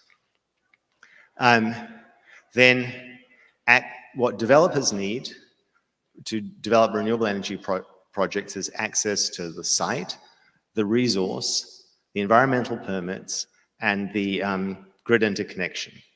So this is not all conventional economic regulation. It's environmental regulation, it's land law. But these things, if it's in place and it's clear how a developer can get those things, renewable energy can happen. If not, it won't. Let's take an example. Barbados for a long time was struggling to get wind farms developed simply because no one could agree on what level of noise pollution at the boundary at a certain distance from the wind farm would be allowed. Things were held up for years. Now, a better way forward would be say what the environmental standards are, set them at whatever is the right level for this community, for this nation, and then developers will work with those standards. So it's not about low standards, it's about clarity. Then cost-reflective tariffs, this has got two elements to it. One is utilities need to be able to recover their full cost of service because it's the utilities' credit that ultimately is backstopping the whole thing. People in Jamaica really understand this. All the IPPs understand this.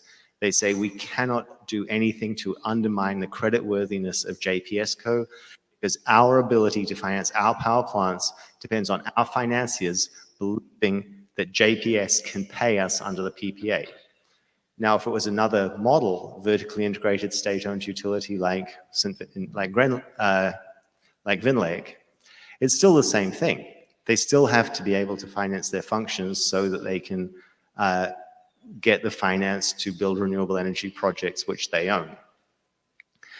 There's another aspect, so that's revenue recovery, creditworthy utilities. There's another aspect to this which is cost reflective in a marginal sense. And sometimes utilities fight distributed generation or sometimes even utility scale generation that's renewable, not because they hate renewables, but because of distortions in the tariff structure that mean that the utility is put at risk. Its ability to remain viable is put at risk by tariff structures that overcompensate for development of renewable energy. So that's something else to watch for. And that brings us to the need for a distributed generation framework that encourages an optimal amount of distributed generation. And so those are the 6 functions that we submit any Caribbean nation must be able to perform to successfully develop renewable energy. Thank you so much, David. So we're going to just move right along here, but let me just say, one of the things we struggled with was having the voices of the developers on the panel, and we considered it may have been too large a panel, and so what we're going to ask to do is that the developers in the room, we're going to ask you to contribute by posting your questions, but just to differentiate, we want to give you some priority for this conversation. We're going to ask you just to write developer or investor before the question. You know, I know it's all anonymous, but at least we can know, we can differentiate, so we can select those questions and give them some priority so that you participate in the conversation. So thanks very much. Let me just emphasize right up front that we are not, again, suggesting that the MRF is a panacea. Okay, we're not suggesting that this is all. What we're saying is we are seeking to identify some practical steps, tools that can help us to move forward out of what could be deemed as some kind of a malaise, right? We have to find a way to make progress and in a way that all the countries can move in a timely way. So, but regulators, we have on the panel, we're not going to do all the introduction, but I'll ask, mention as we go along. We have Alison John from St. Lucia, head of the regulator body, Answer Hewitt from Jamaica, head of the regulator body OUR, and Marsha, I'll just say Marsha if you forgive me, from FTC, regulator in the head of the regulator in Barbados. So, Alison, we have been talking about this. You have seen the documentation, or probably you have been exchanging it. Is there any aspect of this that you think in St. Lucia you may be short on? And that's not quite how I want to ask that question, but that you think there may be a gap as far as your framework goes, as far as St. Lucia's market situation is. Can you comment on that in terms of relevance, where you see a challenge possibly in implementing, developing these aspects that we are putting out there as very important to move things forward? How would you respond? Yeah, thank you, Joseph, and good afternoon, everyone. In the case of St. Lucia, ever since I joined the NERC in 2019, we've been involved in preparing that regulatory body for the transformation to renewable energy. And the minimum regulatory function provides a very good blueprint for us because it shows the necessary areas that we need to focus on in order for us to have a wholesome regulatory framework. Within these functions, I would say that the whole legislative framework would encapsulate all of these elements. And St. Lucia has been at a drafting stage of new electricity legislation.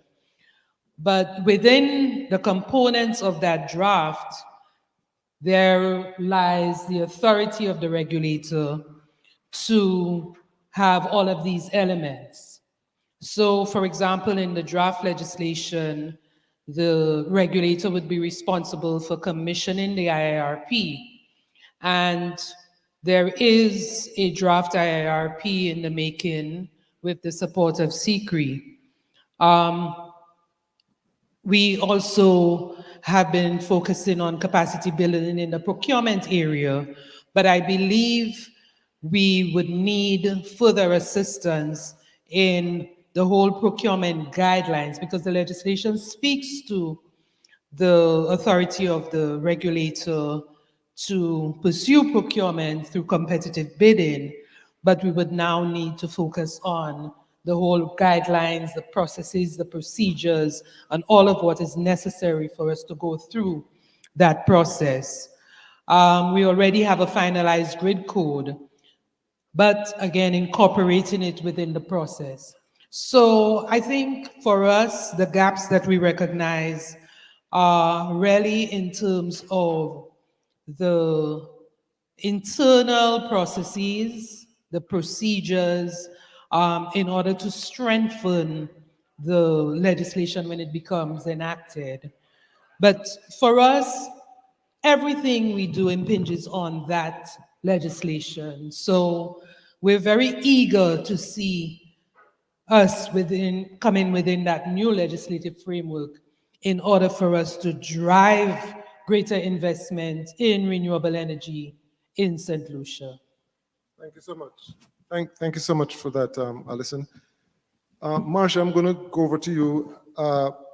Barbados is one of the countries in the Caribbean which seems to have been successful in developing and implementing a DG procurement framework. From the perspective of the regulator, FTC, can you tell us what has been your role and about successes, challenges, and do you think this approach could work for the Caribbean markets? Just an opinion, from your experience. Thanks for the opportunity. It's Marsha Athley Ikechi. In terms of the commission's role, I would first want to start by indicating that it really, in terms of the energy transition, it really started even before there was an energy policy for Barbados. It started back in 2009, 2010, when the utility in and of itself presented a proposal for a renewable energy rider. So we collaborated with the utility to develop that rider. And at that time, it was largely based upon the avoided cost of fuel. We went through, I believe, 2 iterations of that. And then in 2016, we transitioned to a fit based on the actual resource cost, perhaps one of the first in the region. So we are especially proud that we sort of initiated with the utility, initiated the process. We are also proud of the utility in the proactive stance that it actually took in allowing us to get to that place. So I would want to reiterate what the minister said earlier in terms of the relationship between the parties. It is a very collaborative one where we work together to achieve together. Sometimes based on the perspective of the regulator, we have to pull back a bit as opposed to working collaboratively. We cooperate in that we work separately to achieve together. That is simply because of our quasi-judicial function that we have to pay attention to. So it has been a process in and of itself. And I think I've heard for the last 3 or 4 times I've been at CREF, the issue of the regulatory framework not being adequate. And we, at the end of the day, we're trying to facilitate the government, whether it is Barbados, Trinidad, any regulator. The objective is to facilitate government's policy.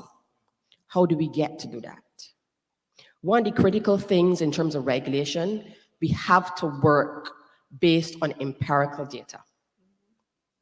That is where there's a significant deficit.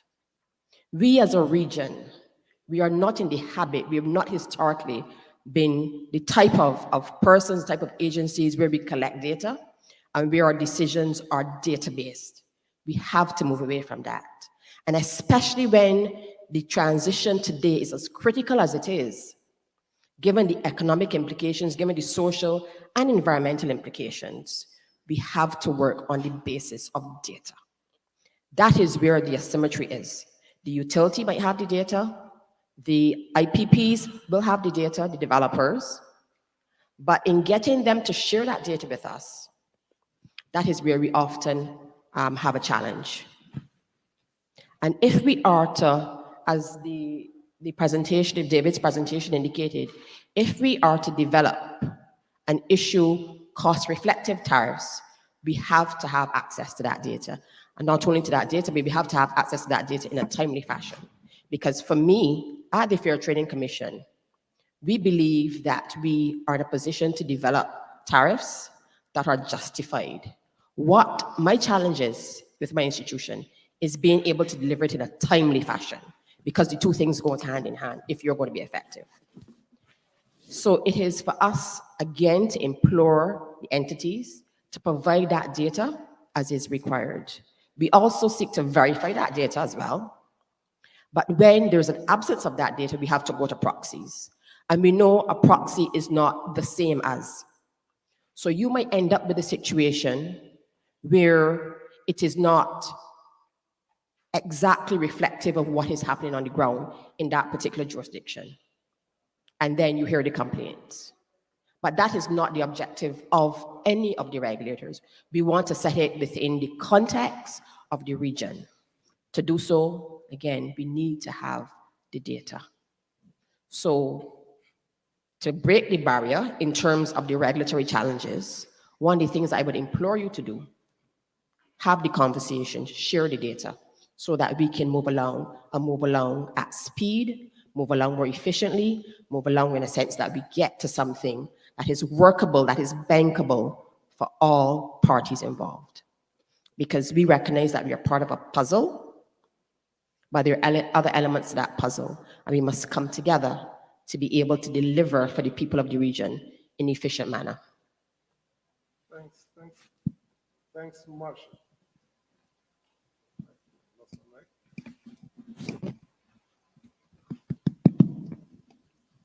So thanks. Allow me just to do a little follow-on on that, because one could argue that the regulator is in a position to really, short of saying mandate, require the entities to provide the data relevant for you to do the work. How would you respond to that? It's a little bit of a follow-on, because you emphasize a very important point there. So the question is it a matter that the legal requirements could be inadequate in terms of what the regulator would need to do to get the information to make the relevant decision? Would you point to that maybe where the weakness lies, or is it a different context? And perhaps to some extent, because the legislation speaks to the utility, certainly in the commission's case, it speaks to the commission being requested and them providing the information. It does not provide a timeline. So perhaps that might be where we need to tighten a bit. Yeah. Those types of nuances. But again, if we're all working together, then the other entity should understand the need to be able to provide that information in a timely fashion. And the other part about it is, I'm not sure of all the other regulators, but it is incumbent upon the regulator, specifically the Fair Trading Commission, to keep that information confidential once it is required to do so. Sure. And if we need to do it otherwise, we would have to seek that permission. Thank you so much. Thanks. Answer, Jamaica has, in many of the conversation of the region, in many areas, Jamaica is held up as being in as a leader in some areas in terms of the regulatory framework. And you also have significant capacity, in terms of what you do. That's generally well communicated. By extension, one could consider that minimum regulatory function. You're kind of beyond that now. You're further along the field. But let me put it this way to you, though. Do you think that any aspect of this is relevant to your situation? What are current challenges, if any, in that regard? And can you just comment generally on the RE, the renewable energy investment environment in Jamaica?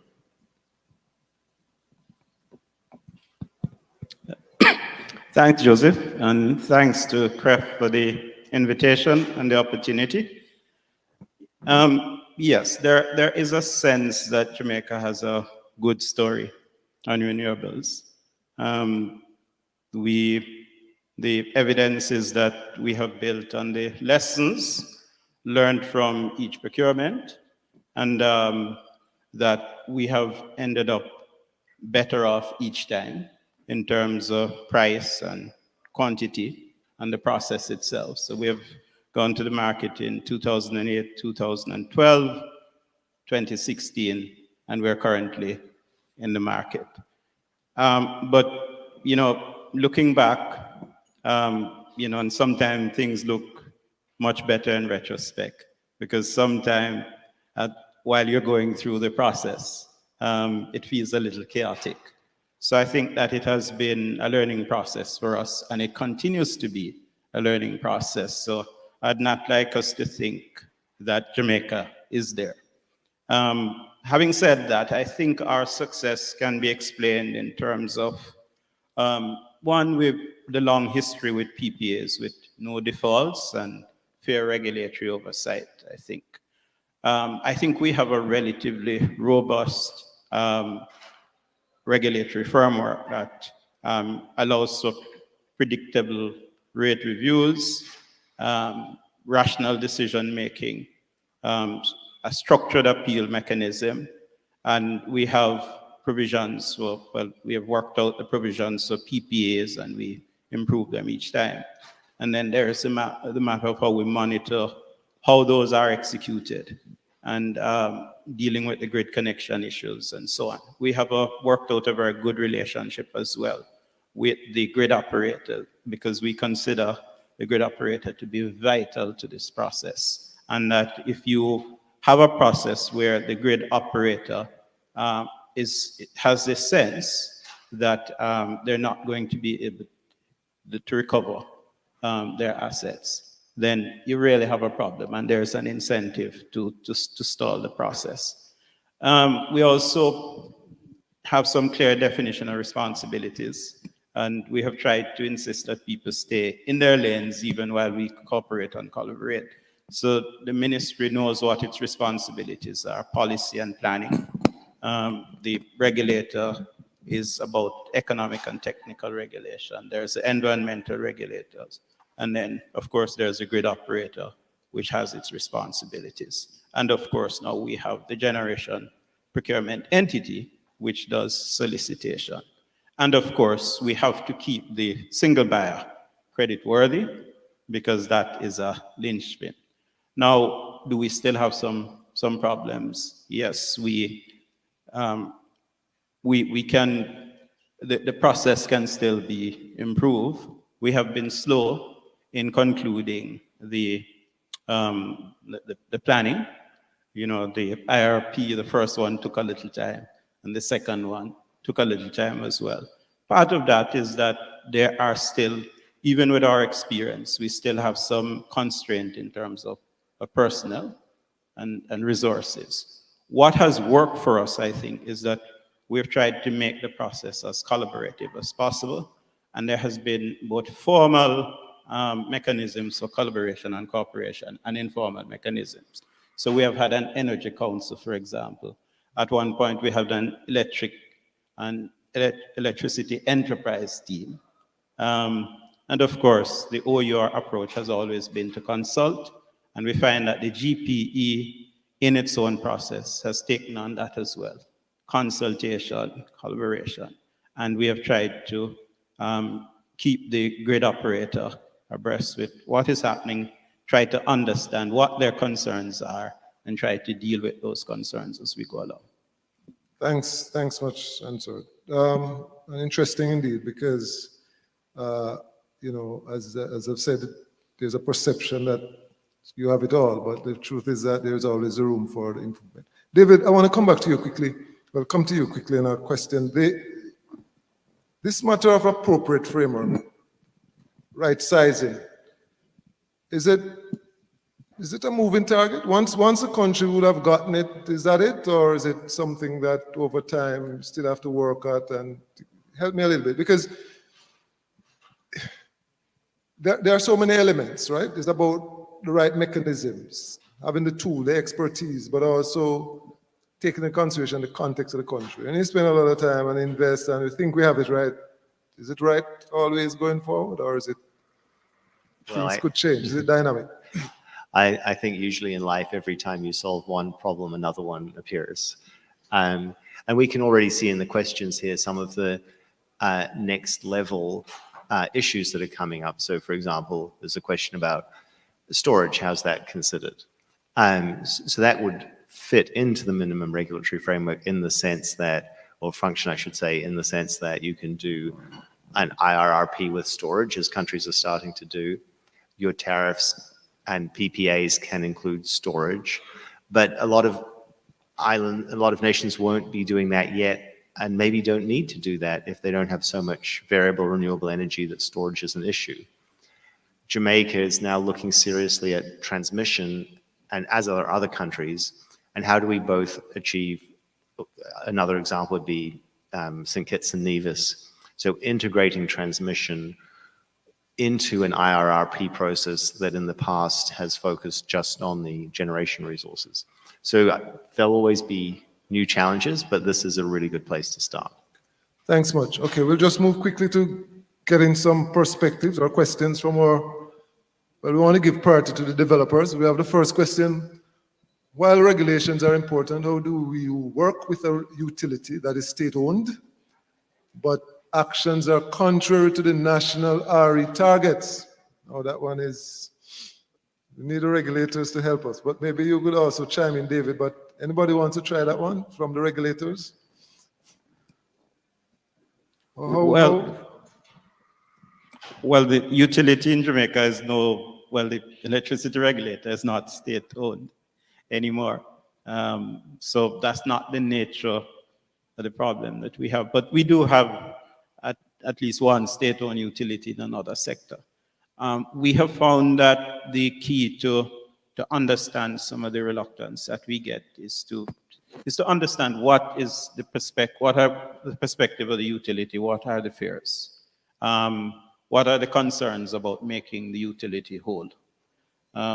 Is it that the utility is concerned that they are being asked to absorb costs that it is not going to be able to recover? And we need to be able to offer those assurances. But a state-owned utility also means that there is a need, and in Jamaica, I think the way we've managed this process is that we have sought to ensure that, because the legislators are the policymakers, right? And if they have set national goals, then there is a responsibility to mobilize everybody to carry those national goals. And from time to time, the OUR has had to remind respectfully, of course, the legislators, the ministers, that here are the policies that you have set that we are trying to get done. And sometimes we take the opportunity to try to pull everybody into a room and to have these discussions so that there is clarity as to what we're seeking to achieve. And then we talk about the path to get there, but also how do we make sure that a critical stakeholder like the utility does not feel that this is something that is being done to its detriment. Thanks.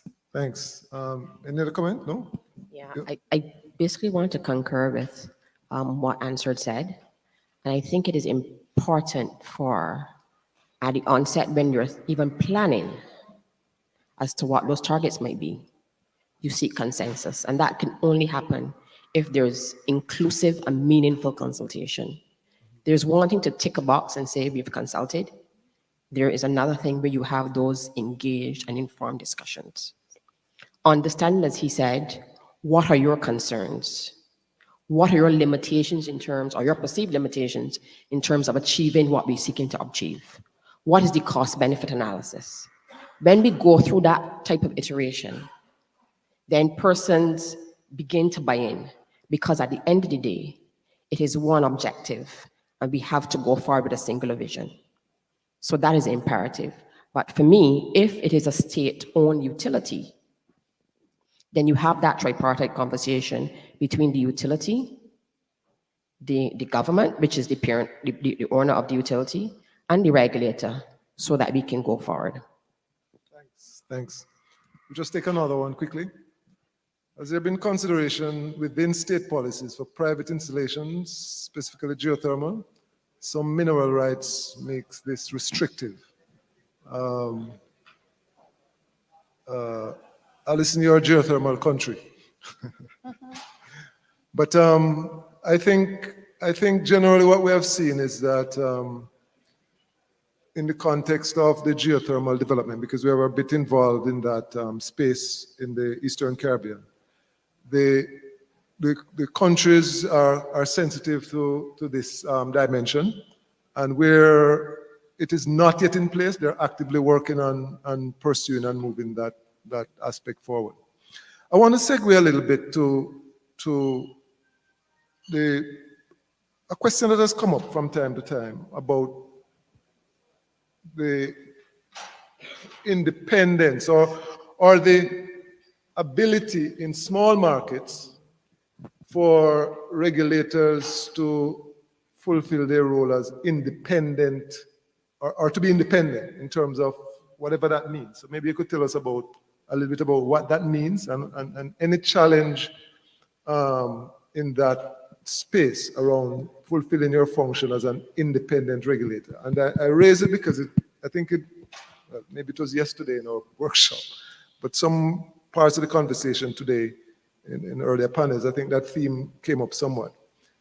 Is there a challenge there? Is that how is that reality manifested? Is it just theory or practice? What are the challenges there? I start with you this time, Marsha. What's your perspective on operating as an independent regulator, fulfilling those functions in a small market? Because the textbook tells us what can happen in theory, but what happens in our context? So I am very practical. Independence is relative. It is very relative.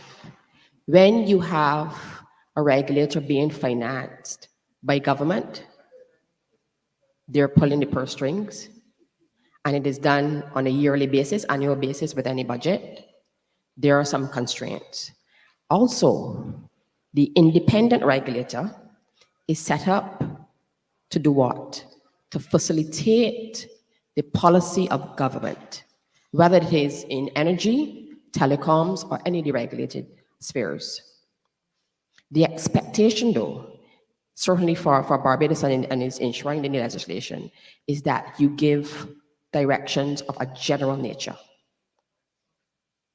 General nature, oftentimes, is clouded. What does that really mean? I think it is for the regulator to fully understand his or her remit, or the regulator's remit, fully understand the legislation that they are entrusted to administer, and stand fast in that. Understanding that invariably, persons will not always understand your role. It is a role where you have to challenge. It is a role where you have to question. Sometimes when you question, you're perceived as being obstructionist. That is the reality. But we must not be bothered by that, because we know our role. That is important. I mean, there are other ways in which you can be a bit more independent in terms of having the utilities support the organization. My organization is a bit different in that it's tripartite. So I am supported from the regulator, from the utilities aspect in terms of the work that we do in relation to them. But on the other hand, in terms of fair competition, which has an impact on the energy space at this point, that is directly funded by government. And the same thing for consumer protection, which all feeding to utility regulation in some form or other. But there are ways in which we can seek to revise the structure, and that is something that is under review for the Commission. How do we look at an alternative financing mechanism? Because largely it comes down to that. The other point for me, and this is something that I threw out very, very early, when there is a change in government, for example, the persons coming in don't necessarily understand what the regulator does. Seek to have those conversations very early. And not only limit it to the minister, but also bring in the opposition so that there's clarity. Have that open door so that if there's a conversation to be had, you provide that avenue for that open door. So you want to be transparent, you want to be accountable.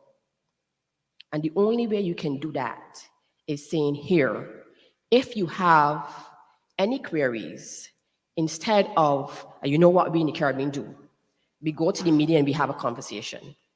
That might be baseless. In some cases, it might have substance to it. But hear both sides of the coin before you engage, because when you engage the public that they aren't reading often,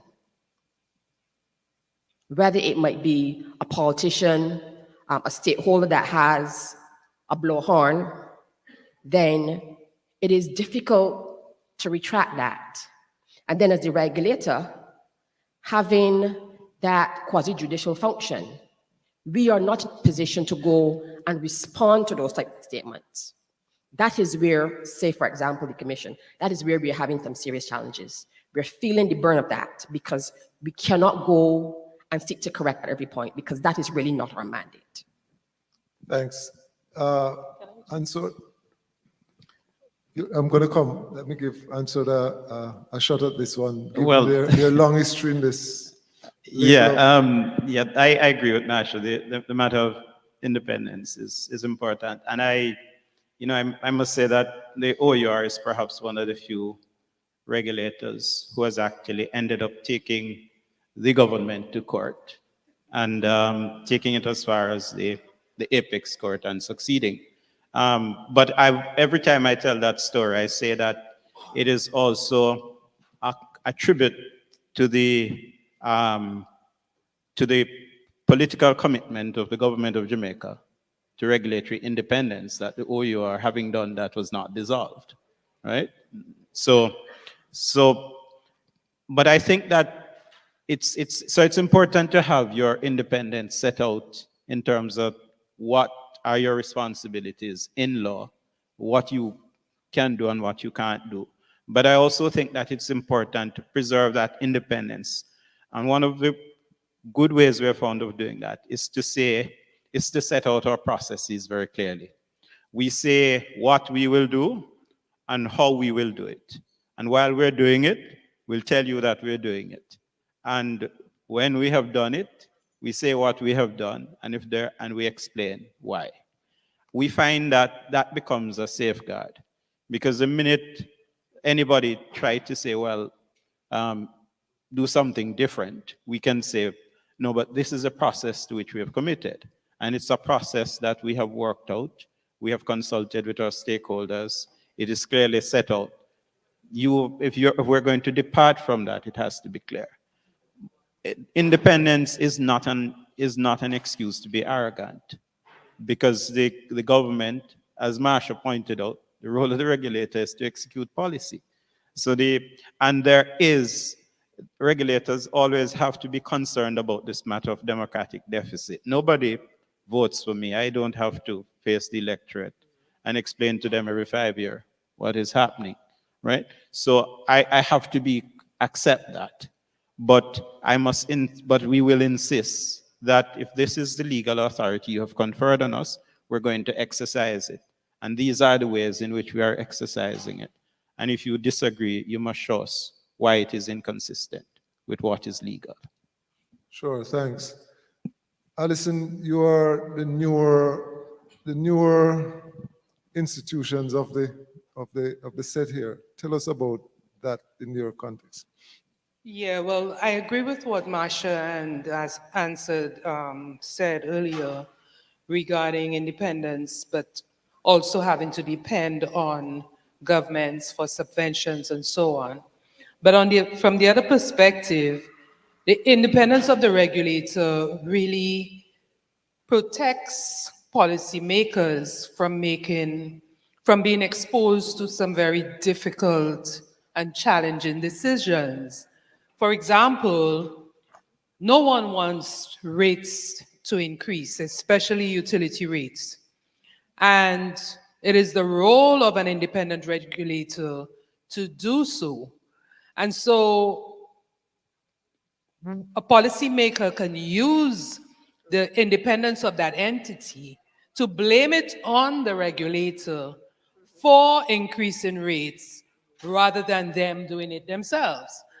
But I think there isn't that full appreciation for that independence of regulators, because sometimes policymakers are so quick to come and make pronouncements on the process of rate increases, or saying whether utilities should get an increase or not, or discussing this in public.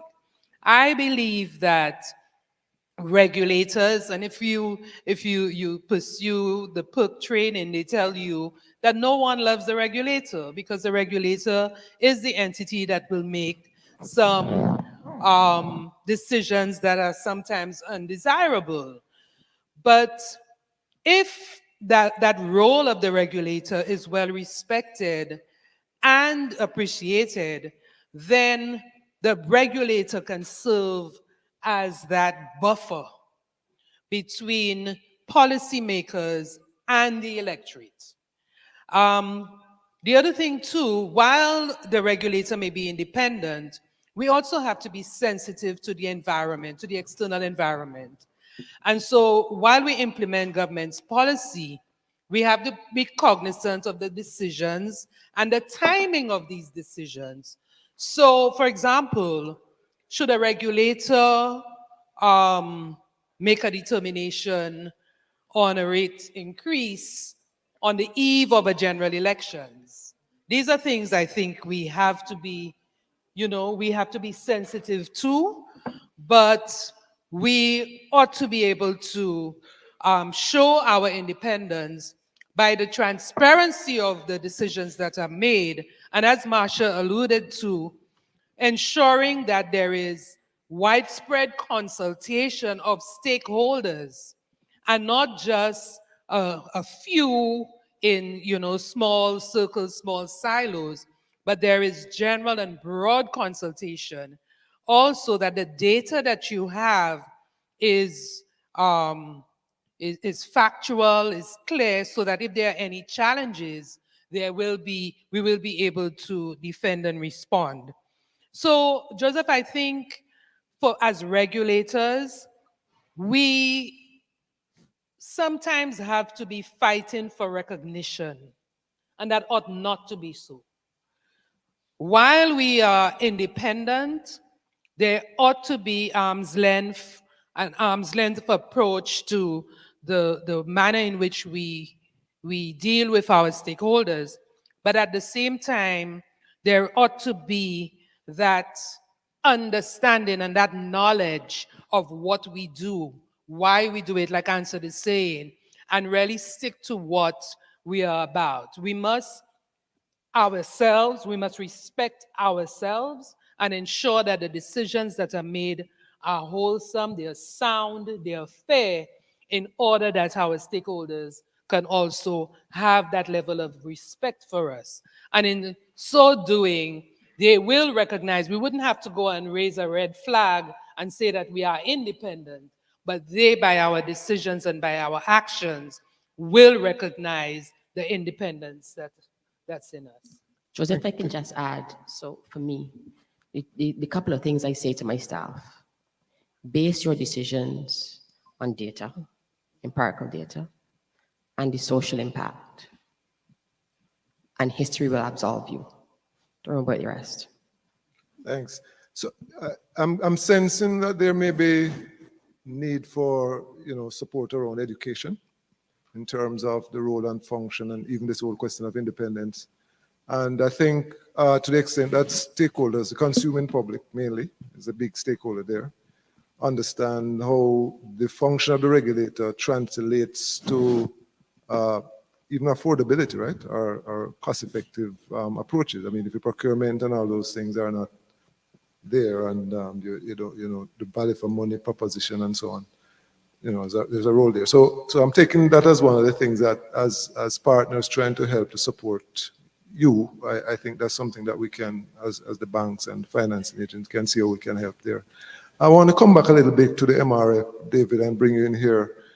We have done some assessments using the MRF as a kind of a benchmark reference in the Eastern Caribbean. What are some of the observations you would just comment, you could comment on generally in terms of trends for the gaps that have been found? Can you comment on that for the general experience? I know you have helped us to look at some of those outputs. Sure. The first thing is there's quite a wide range of the extent of gaps. So some countries like St. Lucia are very close to closing many of the gaps once that statute is passed. Others have much further to go. Where I think there's a very important common gap is in that fundamental step of planning, because some countries have not done an IRRP or not done one in 5 years. Others are doing one now. Others have recently completed one. But the gap is the sort of thing Marsha was talking about, the consensus and a decision to release it. And I think this does go to the point about the Look, it goes to so many different situations, but it goes to the situation of a state-owned utility that seems to be not following the RE targets. I don't know which country this is referring to, but if there are RE targets that are divorced from the IRRP, if there's an IRRP which does not command the assent of the major stakeholders, so they continue to fight over it, if there's an IRRP which has been produced but not released, then there's no foundation. And that seems to be something that the gaps are different, but many countries have that gap. I think the other one is on cost-reflective tariffs, just because, a lot of countries have utilities that are creditworthy, and so the first sense of cost reflectivity, total revenue covers total cost of service, is met. The problem is with the second sense, which is costs that tariffs that reflect marginal costs or avoided cost. Almost all countries are recovering a lot of fixed costs through a variable charge. What that means is when customers invest in energy efficiency or in distributed generation, they're getting a benefit for themselves that's greater than the cost the utility avoids. So that problem with the tariff structure is something that essentially every country in the Caribbean has. Thanks much. We're going to be wrapping up shortly, but I'm going to ask you for a 30-second perspective. And a part of that, you could tell us whether or not you think we have made progress over these, say, last decade. Just a wrap up in a short while. But before we go there, I just want to see if I can revisit the board to see, I think we're not seeing any other developers, so we move to the other questions. Why do we often confuse stakeholder engagement with stakeholder alignment? It's a question. Developers and lenders seem, I guess, to assume that consultation is the same as consensus. That's an interesting one. I probably want to get a quick response to that one. Consultation versus consensus. Okay, there's a comment there. We often forget that regulators are the most politically exposed, least resourced, and consistently sidelined party in power project development. So it's a comment for reflection. It's another question here. How can developers learn to respect the independence of utilities and not assume that they will fall in line with the government policy? Pardon me? How can developers learn to respect the independence of regulators? Okay, and not assume that they will fall. Okay. So I guess the one that we could, well, first of all, a quick comment on consultation versus consensus. I think is a provoking question. Marcia, you want to try that one? Or what's your perspective on consultation? When you have consulted, do you have to get to consensus? Or absolutely not. Okay. Absolutely not. So you're hearing the views of the various parties. Yes. The regulator must never think that they are the center of all knowledge. Yeah. You open it up to different views, and invariably you will get something that you've not considered before. You bring that to the table. But at the end of the day, you have to consider it within the context of what you're operating with. Sure. You do your own research, but does not mean that everything that is brought to the table you will agree with. And when you don't agree, as is indicated in the commission's decision, certainly, you indicate why you've not taken X position. Sure. Thank you so much. I'll just look at the last one about the assert and whether or not we have resource for it. This is something that is critical for CDB and is high in the priority in terms of the approach. And yes, we have significant commitment around that, but more broadly, it's a partnership approach where there's initial work that have to work, different interventions that have to be done initially. And those we have commitment resources for, but in terms of implementing the transformative actions in the context of the assert framework, obviously, that's going to be all partners, but more importantly, large part of that will involve private investment. So it is never intended that CDB is going to resource all of this, but what we're saying is we need to have a different approach if we're going to get the results in a time frame that we all agree on, right? So we're wrapping up here. Maybe we're down to 10 seconds now, right? But just any quick thought in closing as to, have we made progress, and or you see the thing? Really quick from each person in wrapping up as a thought. Thanks. Within the context of Barbados, I think certainly the regulated I represent, we've made significant progress. When I look around Barbados and I see the number of solar PV panels on rooftops, I am happy. When I ask my children ordinarily, what do I do? They can't necessarily explain that, and they're 14 and 15 years old.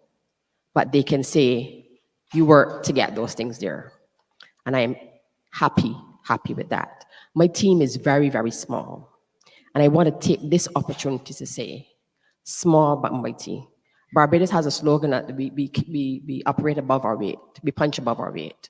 And that is especially so with the team that I have. So there's an Elvis Gallo, I want to call them by name. There's an Elvis Gallo, there's a Kathy Ann Bell, there's Brian Reese in the room, and there's Kevin Webster. We do the bulk of the work that allows the economic implications to take hold within the sector in terms of renewable energy. And I'm eternally grateful for the dedication that they have provided over the years. Thanks. And so you're down to 3 Well, seconds. we don't have to take time to pat ourselves on the back. But no, I think we've made some progress. We've seen the evidence of that. And in the case of the OER, we take some credit for that, but we're not satisfied. I'd like to say, though, Joe, that there is a skills gap as well, a resource skills gap that we need to pay attention to. So while we talk about those minimum things, there is also this matter of how do we make sure that within the region, there is a cadre of skilled persons who understand the issues and can help to resolve our problems. And we can't always be looking out externally. Thank you for that. And I think that is one thing that we're seized with in terms of how we're going to help to make sure that we bridge that gap. Meaning we, CDB, but a lot of the partners around the table supporting regulators are pretty much aligned on that one. Alison, your Yeah, for us in St. Lucia, our progress is slow. Having been involved in the in the energy sector for more than 10 years from different perspectives, as permanent secretary in the Ministry of Energy, as executive director of CARELEC, and now coming to the regulator, it's a little frustrating that we have been still struggling with, peaks and troughs on our new electricity legislation. However, for us within the NERC, what we're doing is preparing ourselves. So we're focused a lot on capacity building, on research, on networking, and putting in place all of the requirements so that when the legislation comes on board, we can hit the ground running. I have a very small team of 7, but we just as mighty as you, Marsha. I have 2 of my staff, and this is the first year that we've been able to bring staff to CREF, thanks to U.S. Department of State and CLDP. We have Desiree, who's our legal officer, and Skeeter, who's our regulatory economist. And the office is still being run by the other 5. So as small as we are and as amateur as we are, but we're still, I have strong confidence that we are able to drive that legislation once it gets enacted. So you have seen progress, in short, right? Some progress. Yes. David, you have been this thing for a long time, tracking some of the framework issues. Have we made progress?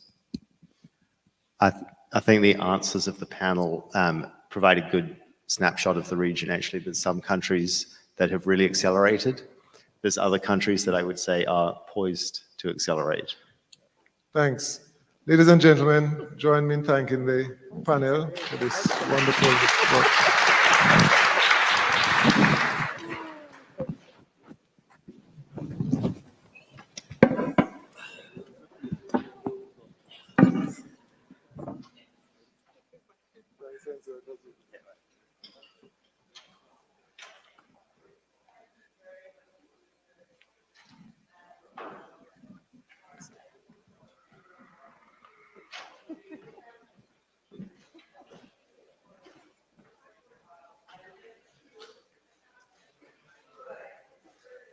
and Frederick from the World Bank that we need the technical capacity, because I don't know how you and how many 4 persons do what you do.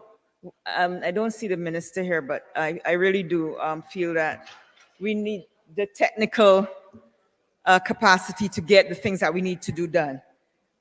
So I'm not going to go into too much here because I think the regulatory, let me make sure I have it right, minimum regulatory function that was put up on the screen by David really does say what it is that we need to get right. And now that we are at break, I just want to have one person. Well, first off, we're coming back at 5:15 for the last session, but I want to have a young man, I think the youngest person in the audience, stand up. He's kindly permitted me to call him out. Damari Kemp from Wilcom. He's here with his father, and I want to just give him a round of applause because he's the future that we are working towards. All right? Good.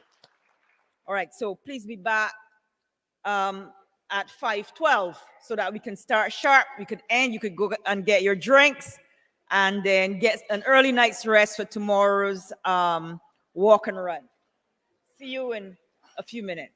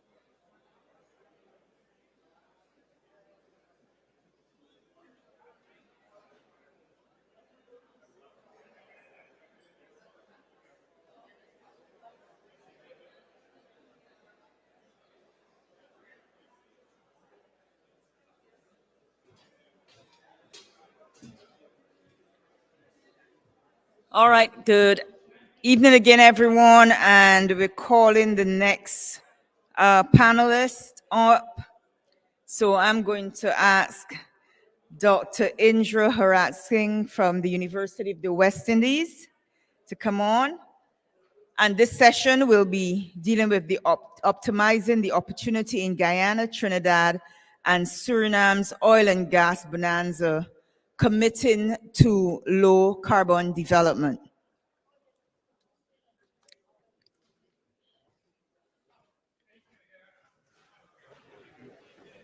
Yeah, they have places. I am next to you.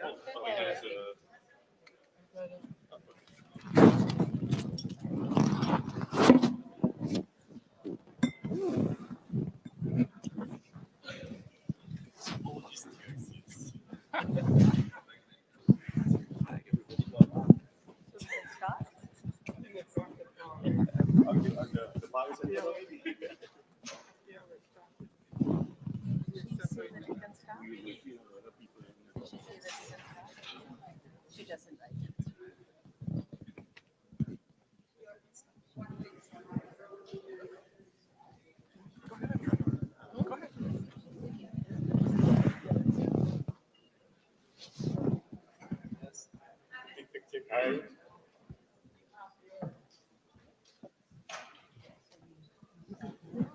Need to figure out how Mark I might stay here, you know.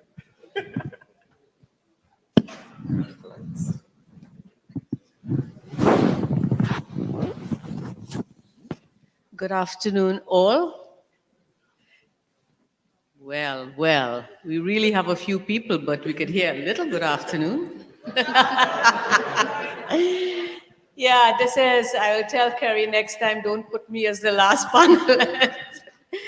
We are here and we have a strong team of people, and we are going to talk about everything. Yeah, thank you. Sorry. Right, optimizing the opportunity in Guyana, Trinidad, and Suriname.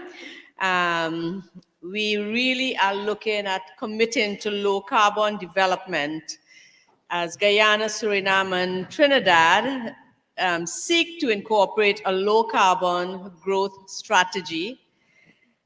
What are we going to do? How are we going to do this? So as I said, we have a strong team of people. I, as a teacher, would start by defining what we are going to do.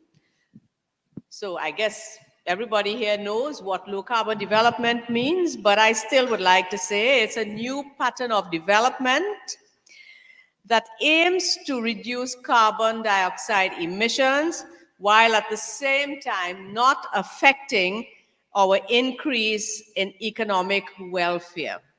So we all know that, but nice to rub it in.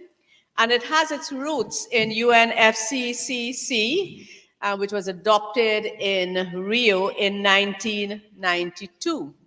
So it's been there for a while, and we just want to make sure we can carry through the work that was started.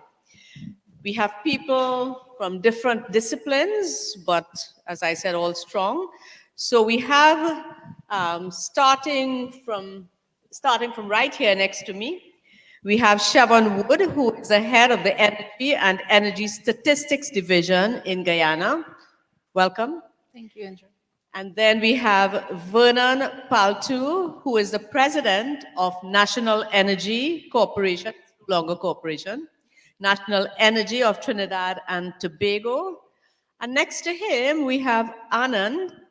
And Anand is the head of the chair of the supervisory board of the Energy Agency in Suriname. Next to him, we have Winston. Winston is the head of the Government of Guyana Gas to Energy Task Force as a private sector consultant. And then we have Timmy Baksh, who is the Director of Energy Research and Planning Division, Ministry of Energy and Energy Industries, Trinidad and Tobago. So we will start our discussion, and I will start with Vernon, if I may.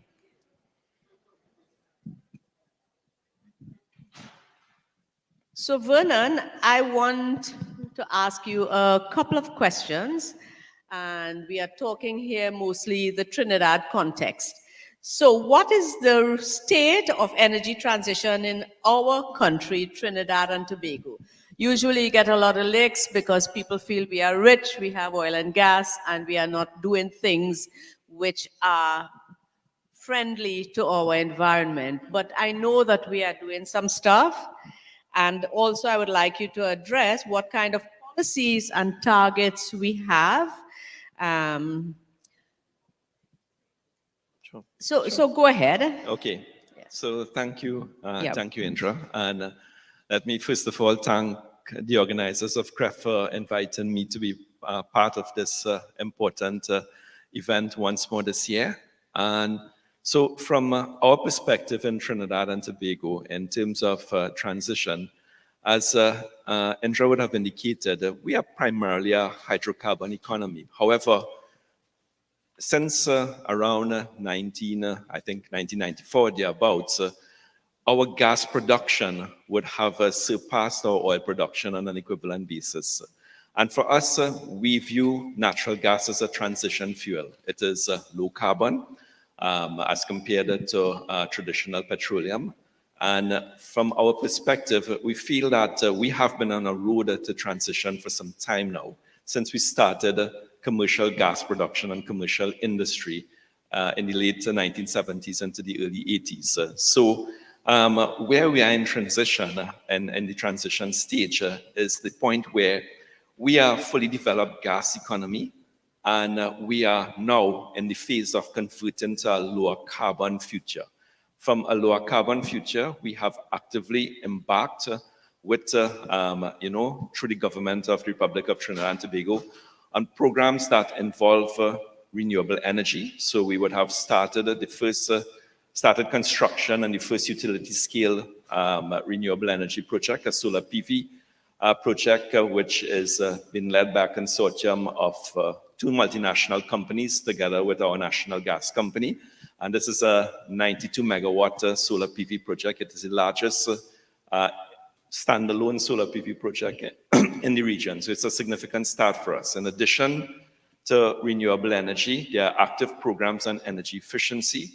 We are driving an aggressive energy efficiency initiative to reduce the use of natural gas, simply because we are facing issues in terms of supply of natural gas. And so, aside the fact that there's a need from an environmental standpoint to transition to, lower carbon options, it is an economic equation as well to ensure sustainability. So there's an energy efficiency program, and beyond that, there is a longer-term program with respect to developing a low-carbon energy industry using hydrogen. And I would have spoken quite a bit about that yesterday, and it essentially involves a green hydrogen economy, which is driven by a study that National Energy did with the Inter-American Development Bank back in 2022, that lays out a clear path to decarbonization, the entire industrial sector and the power sector for Trinidad and Tobago. So we are very much actively in the transition stage at this point in time, Indra. And I mean, with respect to targets, etc., I would leave that for Timmy and the Ministry of Energy to speak on. Okay? Yes, thank you so much, Vernon. So I have a way of bringing corny jokes, right? So in between, to keep people awake. So I'm a teacher. So I was talking to students about what they are doing, because we have a renewable energy program and we want these young people to be part of the transition. So we are training them. So I talked to a student, asking him, so tell me a little bit about your project. He said to me, I did a research project on new wind capacity produced. It was a breeze. All right. As I said, some corny jokes, right? All right, so next let's go to our second panelist, And I would really like to have Siobhan come in here. As I said, she's the head of the Energy and Energy Statistics Division of the Guyana Energy Agency. So Siobhan, how is Guyana pursuing low energy transition? For a start. Thank you, Indra, and also thanks to the organizers for inviting me to participate in CREF in this panel. Guyana's energy transition is articulated in its Low Carbon Development Strategy 2030, and that's geared towards decoupling our economic growth to imported fossil fuels, particularly heavy fuel oil in the electricity sector. And as part of that, similar to Trinidad, we have also position natural gas as a transition fuel on the way to lead up to an expansive renewable energy program, which would include hydropower, solar, and wind. So in addition to the natural gas intake for electricity generation, we're also looking at a 165 megawatt hydropower plant, and we are also looking at large-scale utility solar PV farms, one of which is of the order of 33 megawatts. That is going to be connected to the main utility GPL. In addition to that, we also have isolated grids that are on the implementation stage of uptaking considerable amounts of solar PV for their operation. We also cognizant of the fact that our transport sector is in need of diversification. There's also a component on low carbon transportation, and that would encourage the uptake of the e-mobility industry to install electric vehicle charging stations, but also encourage the use and adoption of electric vehicles by consumers, local consumers. Thank you very much. I'll come back to you. And now I'll just go on to Timmy. Timmy Batch from Trinidad, from the ministry.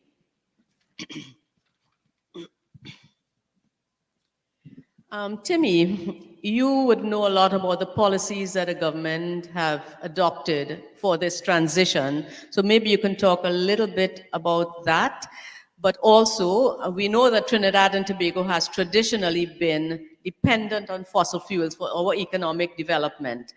How do you envision transitioning towards a low carbon development model while maximizing opportunities within the oil and gas sector, which is our strength in Trinidad and Tobago? Hi, good afternoon, and again, thank you to the CREF team for inviting me here at this panel. So, Trinidad and Tobago is, as William mentioned earlier, a predominantly hydrocarbon economy. Now, our electricity mix boasts of a 99% fueled by natural gas. Now, that being said, and understanding that the narrative now is to use natural gas as the preferred fuel to transition to a low carbon 2030 and a low carbon 2050, Trinidad and Tobago could be considered the gold standard for that transition narrative. Now, apart from that, I would like to say that we have been signatories to many accords and international conventions. The latest we would have signed on to would have been the Global Methane Pledge Initiative, which was tabled at COP26 by the EU and the United States. We have also been part of the, we have also been a signatory to the International Solar Alliance, which was an initiative of the Indian Prime Minister Modi, as well as a signatory to the Paris Accord and the Kyoto Protocol, which is an extension of the UNFCCC. Yep. And also, we would have been also part of the Montreal Protocol back in the early 80s for the reduction of substances which affect the ozone layer. So we although we are a hydrocarbon producing economy, we have been part of conventions and we have taken measures to ensure that we work towards that low carbon 2030. Now, in particular, I want to draw on the NDCs, which Trinidad and Tobago would have been committed to from the Paris Accord. And basically, we are looking to reduce our carbon emissions by 15% up to 2030. And we are targeting the industries of transportation, the energy sector, as well as power generation.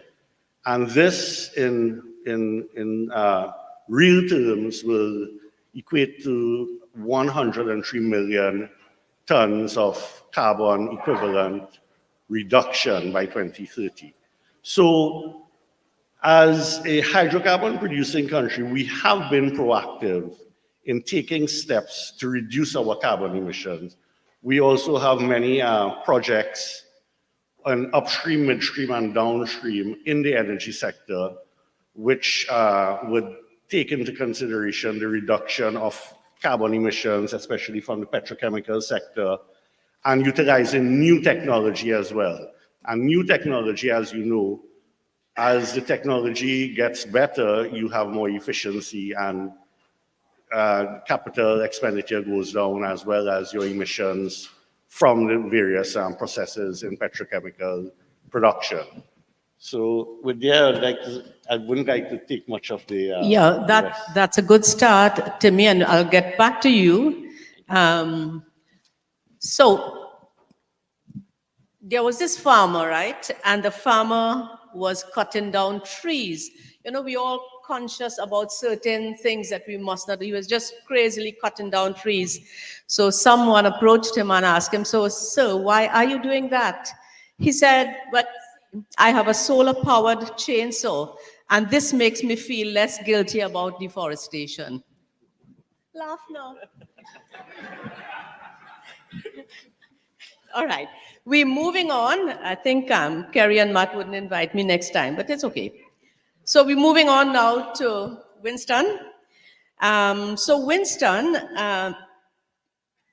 what is actually the status of the energy transition in Guyana? I know you all are doing a whole lot of stuff, but tell us a little bit more about what you are doing. And you may include also what kind of formal policies you have to help with this transition. Okay. Thank you, Andrea. Let me thank CREF for inviting me here. This year, Guyana will produce a little over 200 million barrels of oil, but less than 5% of that is used domestically in all types of products. So we used 9 million barrels last year. Our flagship project is the gas to energy project, which has three main components. We're building a pipeline from the FPSOs to come onshore 250 kilometers that will have an initial commitment of 50 million cubic feet of gas per day. And that will be used to power or build a 300 megawatt combined cycle power plant. So in one step, we'll be taking the country from being almost entirely dependent on heavy fuel oil and diesel to being almost entirely supplied from gas, so transition fuel. That will cater for the significant growth of the economy. As you know, we've been growing very quickly. We're one of the fastest growing economies in the world. So that will allow us to increase our generating capacity, going from a peak of 188 megawatts today to about 300 megawatts by the end of next year. It will also allow us to reduce our electricity prices, which is quite high. It's about 24 cents a kilowatt hour. We're committing with this project to lower the electricity prices by 50% to about half of that. And the cost that we're getting our gas in at is very significant. Right now, with heavy fuel oil, our generation cost per kilowatt hour is about 20 cents. You've got about 15, 16 cents for the gas. You've got your operating costs, and you've got your capital recovery. With the 300 megawatt combined cycle project we're doing, it's going to be less than 5 cents a kilowatt hour. The gas alone will be about 2 cents, operating costs and capital costs. So this will increase our capacity, significantly reduce our carbon footprint, and significantly reduce our prices. So I could speak more. Once we get time. Yes. Yeah, thank you so I'll come much. back. Yeah. Let's move to Suriname now. So I wouldn't ask you the same question, but what I'm really interested in is what kind of synergies and cooperation do you have, Suriname that is, with Guyana and even Trinidad and Tobago? You know, we are one area, it would be nice to have some cooperation. So let's hear if there's anything formal or informal. Thank you, Doctor, and thank you for the CREF organization to invite me here also. And thank you all for staying here and listening to us in this last session. Yes, being the last speaker and also coming to as the last country coming to the oil and gas scene, it's always good to see what others have done already, what they've learned from that, and try not to make the same mistakes and learn from what they did good. So what we have right now is we have a cooperation with Guyana. I'm sure that you know that our president has visited Guyana a couple of times.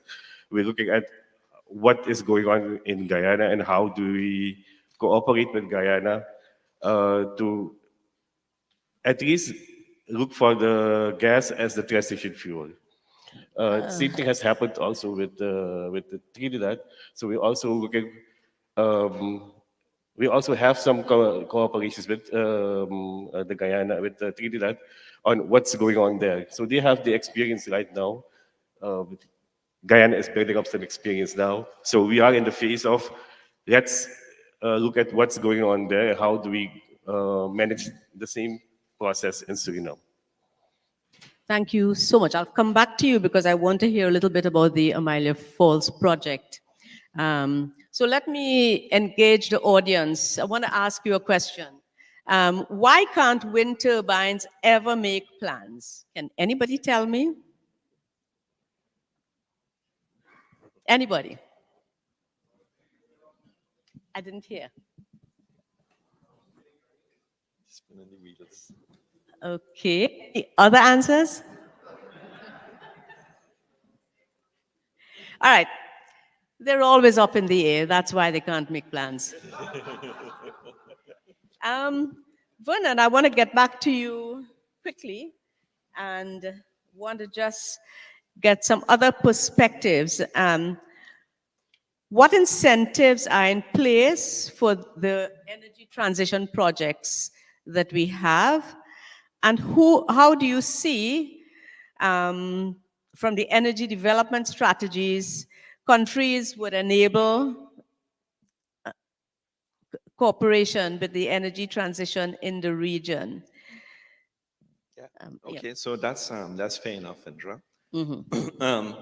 So from our perspective, in terms of incentives, the government is actively driving a program to incentivize low carbon, transition. So we have incentives for things like CNG fuel for vehicles, for purchasing electric vehicles, also for items with respect to solar panels, etc. There are incentives for introduction of those sorts of mechanisms in Trinidad. As I said, it is a gradual process, and we are working hand in hand to be able to activate that with a wider projected term for decarbonizing the energy sector through other programs, including things like carbon capture and utilization. However, I wanted to really touch on the other question that you asked on integration and how we can, work together in the Caribbean. And I think that's important simply because the different countries in the region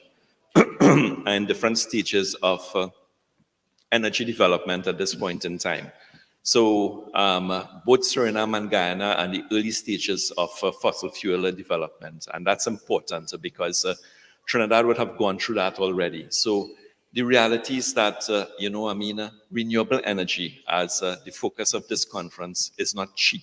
It is not as economically attractive as traditional energy production in oil and gas. And so as a region, we have to look at balancing the development of low carbon energy sources together with balancing the systematic and controlled use and production of fossil fuel. In that respect, it is, and I think I'll be a little bit controversial here. You cannot expect that you can ask a country who has just found 11 billion barrels of oil to just leave it there, right? That is not fair. When countries all over the world would have spent, got all the advantage and benefit of developing oil over the years. So what we have to do as a region is balance what is happening from the south all the way to the north. So we have renewable energy expertise, renewable energy development throughout the Caribbean. We have fossil fuel, we have gas development, which is a transition fuel, and we have an active decarbonization hydrogen program that will take into account the entire Caribbean. So together as a region, we can work in a harmonious way to allow us to be able to have and satisfy the energy needs of the entire region, ensure that there's energy security, as well as drive energy sustainability. And I can tell you that that is actively being pursued at a government-to-government level, because we have MOU agreements with both Guyana and Suriname at this point in time to drive cooperation, and not only in the development of traditional fuels, but also in the future development of low-carbon energy industries. Thank you. Thank you very much. Siobhan, I'll go right away next to you. What sort of cooperation you have with even the Caribbean region, but also international agencies and so that are supposed to be helping you move forward with this transition? So within the region, Guyana has several corporations in MOU. Currently, we are looking at a energy corridor with Brazil, Suriname, and of course Guyana, and looking to see how we can utilize our natural resources to support that energy transition. Guyana also is members to several organizations within the Caribbean and South America, Mercosur, Unisur, and as an OLADE member state, we are also there as a member state to contribute to the energy transition and low carbon development within the region. And so we are working with entities within the region and also internationally. We are working with international donors such as the IDB, UNDP, the Islamic Development Bank, and other entities that are bringing financing and technical support to help with that transition as well. So it is a mix of different sources that we are utilizing. Well, those are the two things you need, financing and technical assistance. Thank you.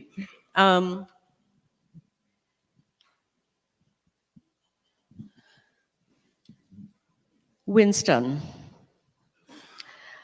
Let me not mix up something here. Winston, tell us a little bit about some of the cooperation that you all have with other countries to help you advance your transition. Okay, we've got a couple of MOUs. We've got one with Trinidad. As Siobhan mentioned, Guyana being where it is, the position of Brazil and Suriname, there is the Arco Norte project, which looks at possible integration on the transmission side. But we also have, we've had discussions too about hydro. And but because of where we are, we're looking to harness the oil, but most of it is for export. We're looking to benefit from inputs from our neighbors like Trinidad, cooperation with Suriname too. And at the same time, we are transitioning from heavy fuel oil to gas and pursuing hydro. But we have limitations, but we have opportunities as a region Yes. to cooperate. The Amelia Falls project. Let me So- expand on that. So the Amelia Falls project is a 165 megawatt hydro project. It's about halfway between Georgetown and Brazil, about 270 kilometers. And we continue to pursue that project on a booth basis. We currently have 4 companies that have submitted proposals to be pre-qualified, and those are being looked at. And that project, 165 megawatts, will build transmission lines from the falls all the way to the center. And but that alone is not sufficient because of Guyana's growth, and so that's why the combined cycle 300 megawatt power plant is needed. Yeah, thank you so much. We're rushing because time is getting short. Timmy, I just wanted to get back to you. As everybody knows, Trinidad and Tobago has considerable expertise in the gas sector. How is our country leveraging this knowledge and experience to accelerate the development and deployment of clean energy technologies? 1 minute. So our natural gas sector, our hydrocarbon sector goes back to 115 years now. And what we have done is that we have added value to our natural gas, which we use for generation of fuel and generation of petrochemicals. And with the cross-border mechanism for transfer, for example, in the EU right now, we are looking to get low carbon hydrogen to produce petrochemicals. So our natural gas sector is leveraging on how we operate and how we do business as a hydrocarbon economy to ensure that we contribute to that low carbon transition to 2030. Yeah. And I mean, also we need to address the energy trilemma, which Vernon alluded to earlier, which is reliability, accessibility, and security and sustainability. And we use natural gas to address these issues. And we use the knowledge that we would have gained from developing our our natural gas economy to transfer that knowledge through our MOUs with Guyana and Suriname. We also have active MOUs with Grenada and Barbados. And that southern energy corridor will play an integral role in our low carbon future for the region. Thank you. Thank you very much. Anand, I just want to ask you if you have any remarks that you would like to make again. No, thank you for that. Suriname is in a quite different position right now because we have a hydropower generating station. It's about 189 megawatts of installed power, and our mix is about our generation mix is about 60% thermal and 40% hydro. So having that and having the effects of climate change, we know that it's going to have an effect on our generation from hydro. And we know that we have to find ways to keep the generation mix in a way that it's a low carbon generation mix. So we are pursuing for more PV, for more renewable energy in the system. And as soon as we know about how the gas is going to develop, oil and gas is going to develop in Suriname, we are sure to use that as a transition fuel. Thanks much. So I think at this point we'll address the questions which have been coming on. So we have there,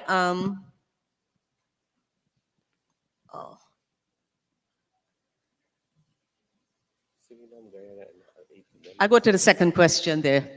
Are there any emerging initiatives in Trinidad and Tobago to encourage rapid renewable energy deployment or adoption? I'll take that, Okay. Indra. As quickly as you Yeah, can. sure. So, So, 2 weeks ago, the government of the Republic of Trinidad and Tobago would have approved a wind development plan. In that wind development plan, that called for a comprehensive wind resource assessment project to map the wind resources, both onshore and offshore. Right. And in essence, we would need 57, I mean, you have the potential for 57 gigawatts of installed wind power onshore and offshore for the next 40 years. And so we will be actively developing wind resource in Trinidad and Tobago, and there's an opportunity for partners and investors globally to join us in that initiative. Thanks for that. So I think that second one there is Guyana, Suriname, and Trinidad and Tobago. EITI members who support oil and gas contract disclosure. Why not publish power contracts too? More information equates to lower prices and faster deals. You would like to answer that? Yeah, thank you, Doc. So remember the EITI grouping and the EITI initiative, they are set initiatives set out by the EITI regulatory board.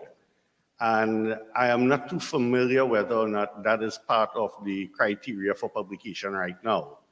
But most of the countries, you see this here, Guyana, Suriname, Trinidad and Tobago, we do conform to the EI regulatory standards and reporting mechanisms. So I'm not too sure if this is a suggestion that we request that this be part of the regulatory framework or not, but right now, what our commitments are for the EITI, the Extractive Industries Transparency Initiative, we are fully committed to that reporting standards, and we do report what is required. Thank you. Thank you, Timmy. Our next question on the board, do you think the transition from natural gas to full renewable energy will be smooth? Well, that's a question everybody asks all the time, and I don't know who can answer that.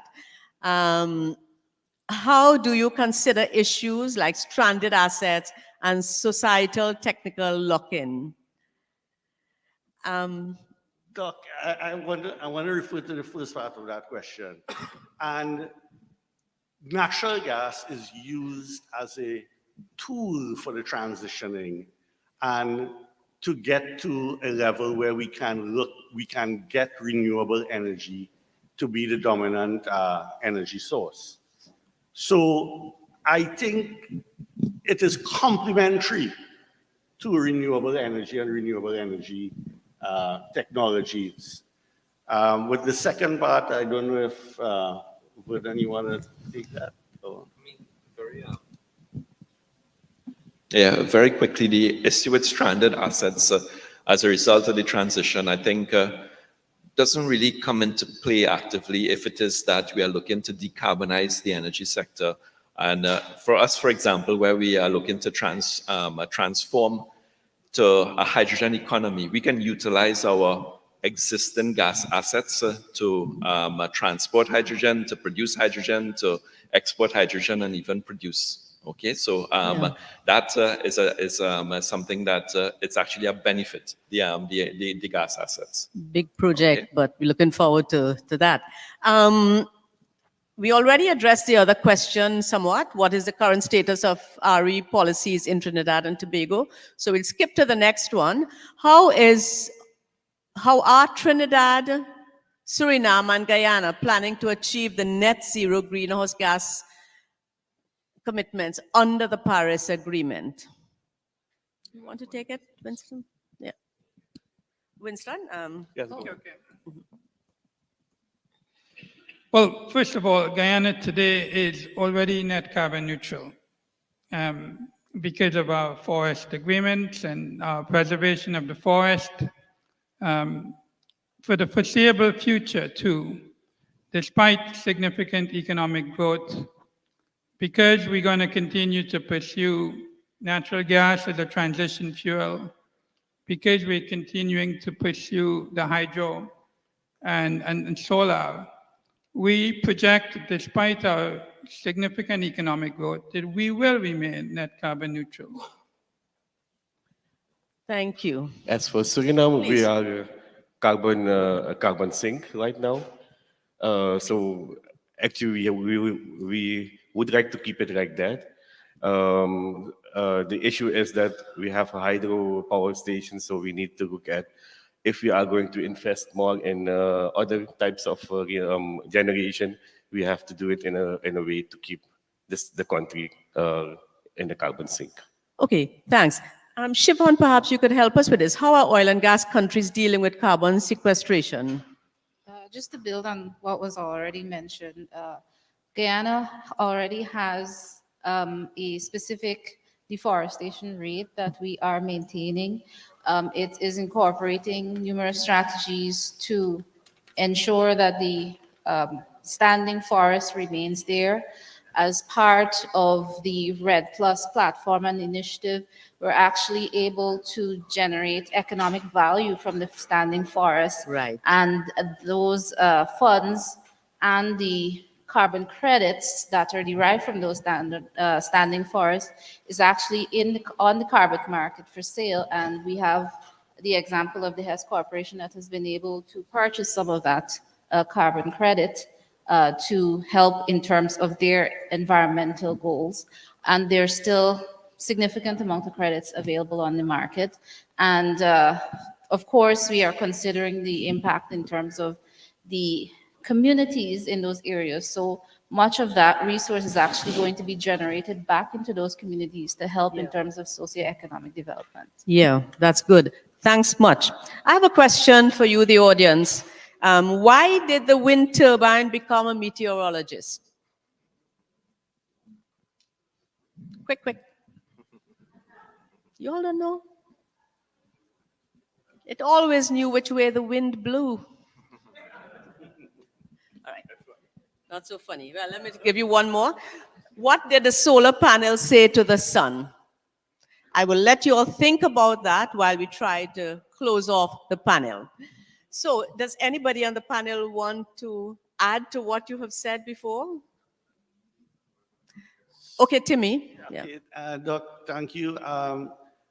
I would just like to go back on one issue, which I saw a question on the renewable energy policy for Trinidad and Tobago. And presently, we have a first draft of a renewable energy policy for the country through consultation with academia and other stakeholders. And it is presently under review at the ministry to be submitted to cabinet and the whole process to be enacted as a national policy. So we are being proactive in terms of our regulatory framework and how we would like to move forward and find that balance between being a hydrocarbon economy and transitioning to that low carbon future. Thank you. Yeah, I just want to ask anybody or myself one question. How can academia help with this transition? Anyone want to venture an answer? Yes, please. Yeah.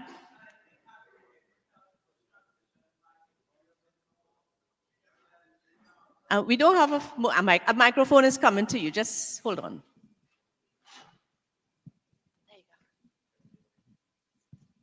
Hi, Alicia, Unipet Energy, Trinidad and Tobago. You can tell by the accent. So I think that academia could support this transition by integrating more renewable energy into the curriculum in the universities, in the secondary schools, in the primary schools. So from that age group, they understand what it is, the criticality of renewable energy, and the role that they could play in supporting it. Yes, we can't wait until they reach the university. We need to incorporate it in the curriculum and starting from small.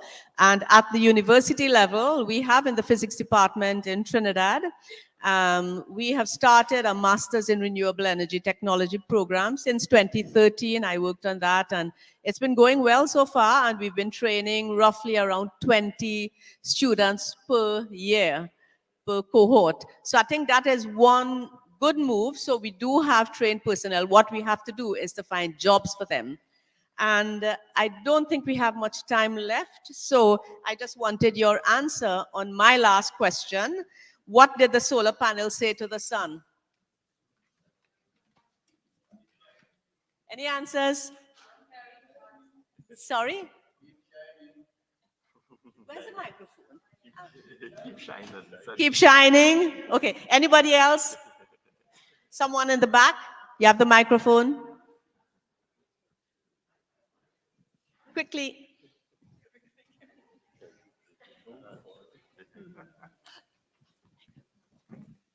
Stop acting like the world only evolves around you. Yes. Yes. So you're so conceited. I swear, you act like the whole world revolves around you. Yes. Just some light humor in this late panel. I wish we had more time, but I want to thank our panelists here.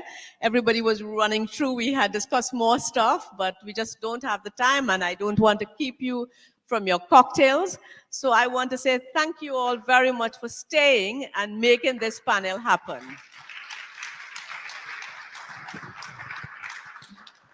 I hope you were able to shed a little bit of light in this transition that we are all looking forward to. Thank you very much.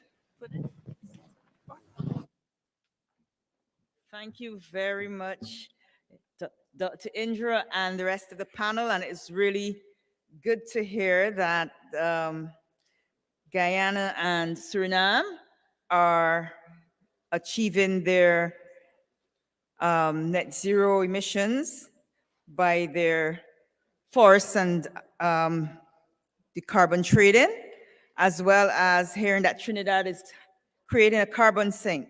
So that's very good. So with that, we are at the end.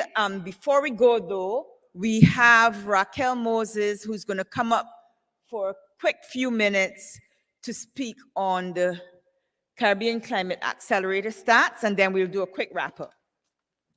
All right. Hello, are you still with me? I'm going to make you 3 promises. 1, that I'm going to be super quick. 2, that you're likely to learn something. And 3, 2, that you're likely to learn something. And 3, not only am I giving out prizes, but I'll buy you a drink when you get upstairs. All right, fair enough? Okay, so I'm going to give you the 10-cent tour of the Caribbean Climate Smart Accelerator's Climate Smart Map. This is something that we've been working on for quite some time, gathering data, working with a number of different partners, and I'm just going to give you a quick tour of it. So there are a couple of things that we have listed on the Climate Smart Map. You have things like lives and livelihoods, loss and damage. Don't click it yet. We have climate impacts, climate readiness, climate risk and vulnerability. We have, scroll up, demographic data and country data, and we have governance and affiliation, and we're adding new data sets every day. And so the first person who comes to me, the map, you can find the map at map.caribbeanaccelerator.org. The first 3 people who approach me and tell me that they have learned something and give me a specific data point from the map will get a prize, right? But I want to show you some of the data that's available. So for example, we were just talking on the last panel about how do you meet net zero targets as an example. If you click on CO2 emissions level, yeah, so you can see where the countries in the region fall between high and medium and low. And if you wanted to know, so you see the color tells you whether it's high or low. You can click on Haiti, for example, and the data for Haiti will show up, and it'll show you that it's low. So if you wanted to look at the CO2 emissions tons per capita, And that would give you the actual figure of tons per capita. And let's say you wanted to compare that to some other countries. So you can click on which countries to compare. You can compare maybe Barbados, Belize, and let's get exciting, Jamaica and Trinidad. Right? And then you'll scroll across and it'll give you that data. And this is data that you can download for free if you're looking to compare and contrast. The objective of providing this data is so that project owners and project managers can take a look and see what's happening in our region, what are the areas of focus, how do we attract philanthropy, how do we attract investors. So this is the demographic data. The next part of the map, all the way to the right, you'll see what are some of the projects happening across the region. Right? And so, for example, since we're talking about energy here, and that's not our only focus, you can go to the filter, or you can go to the filter and look at our pillar for energy, which is 90% renewable energy for all. And that will show you all of the energy projects within our portfolio. So you can look at and click on any one, let's say, marine energy potential in the OECS. Yep. And you can look at, okay, how much money is that project trying to raise? What countries does it apply to? And what kind of money are they looking for? So down at the bottom, you can see they're looking for a catalytic grant. They are not yet operational, which are the SDGs that they cover. And they're looking for about $4 million. And then, so let's say you've gone through the projects, you've layered that on top of the demographic data. And when you look at the demographic data, it gives you the opportunity to pull up different parameters, to select different countries, to change the opacity of the data so that you can tell whether or not, you know, how much of it you want to see, which is the layer that you want to see on top. We also have other tools that might be relevant to whatever it is that you're searching for. So we have things like sargassum and resilience and mangroves and coral and a lot of other maps that you can go to that provide data that would be helpful. Oh, look, the H2 LAC index. I thought that one was nice. We talked a lot about H2 LAC yesterday.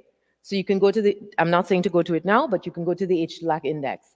And then I just want to go back to one thing on the data set. We also talked yesterday about the project preparation facilities across the region. And you can look and see what are the project preparations. So you can see some countries have many and some countries have few. And if you click on the country, Jamaica, for example, great, you'll see all of the project preparation facilities that we're aware of that apply to Jamaica. And if you click on the project preparation facility, so click on, come on, okay, yeah, GCF, it'll give you some information about GCF. And you can even click to learn more if you wanted to do that. And that'll take you to some data on our website. So you can also do the same thing where you add all of the countries that you care about. So you can look at Barbados. Let's do Barbados and Bahamas super quick. And then you're looking at and comparing which of the facilities are available in Barbados, Bahamas, and Jamaica, and how do they compare and get additional data about project preparation. So if you are doing a project across several islands, you can look at what project preparation facility will apply to this project across various islands. And then last but not least, on the map, it's our collaborators. And what we would love is to have any of you that have demographic data or data on the region to become a collaborator of ours and share your data with us. Our primary donors are Templeton Foundation that provided most of the money for the map, IDB, Elmer Foundation, Virgin Unite, and the Weiss Foundation. We also have collaborators. A lot of the data was pulled together by PwC, and the data was mapped by Visuality. But anyone else who provides us with data will be recognized as a data partner so that we can provide this information. So in order for me to buy you a drink upstairs, you have to tell 2 people or ask 2 people when you get upstairs, have you seen Caribbean Accelerator's Climate Smart Map? Have you? And so once you do that, and make sure you get like front of the line for the next drink. Fair enough? Okay, so the first 3 people who come to me and tell me about something that they found on the map get a prize. All right, excellent, excellent. So thank you so much for your time. And please, I'm serious, tell at least 2 people about the map. We need to close the data gap in the region so that we have the ability to attract the philanthropy that we need. We mapped some information last year. We attract less than 25% of philanthropy compared to the rest of the world. We are under-resourced and we need grant funding more than anything else. If we don't have data to provide these foundations, they don't know what our needs are. So that's why this is so important. Thank you.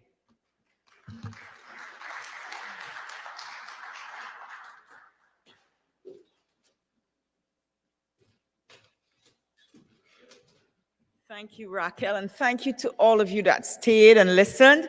I'm very excited about the Climate Accelerator map, and I'm going to be going and see how I can play around with it. So again, everyone, thanks again. We had a wonderful, I hope everyone had some really insightful and knowledgeable information to go away and take forward so that we can action. I'm not going to keep you here any longer. I'm just going to give you 3 points. 1, cocktails are on the 19th floor. 2, tomorrow is the run and walk. If you can't run, you can walk. So it is, I can't remember what time, 6:30 in the morning, meet downstairs by the foyer. And then lastly, there are the round tables.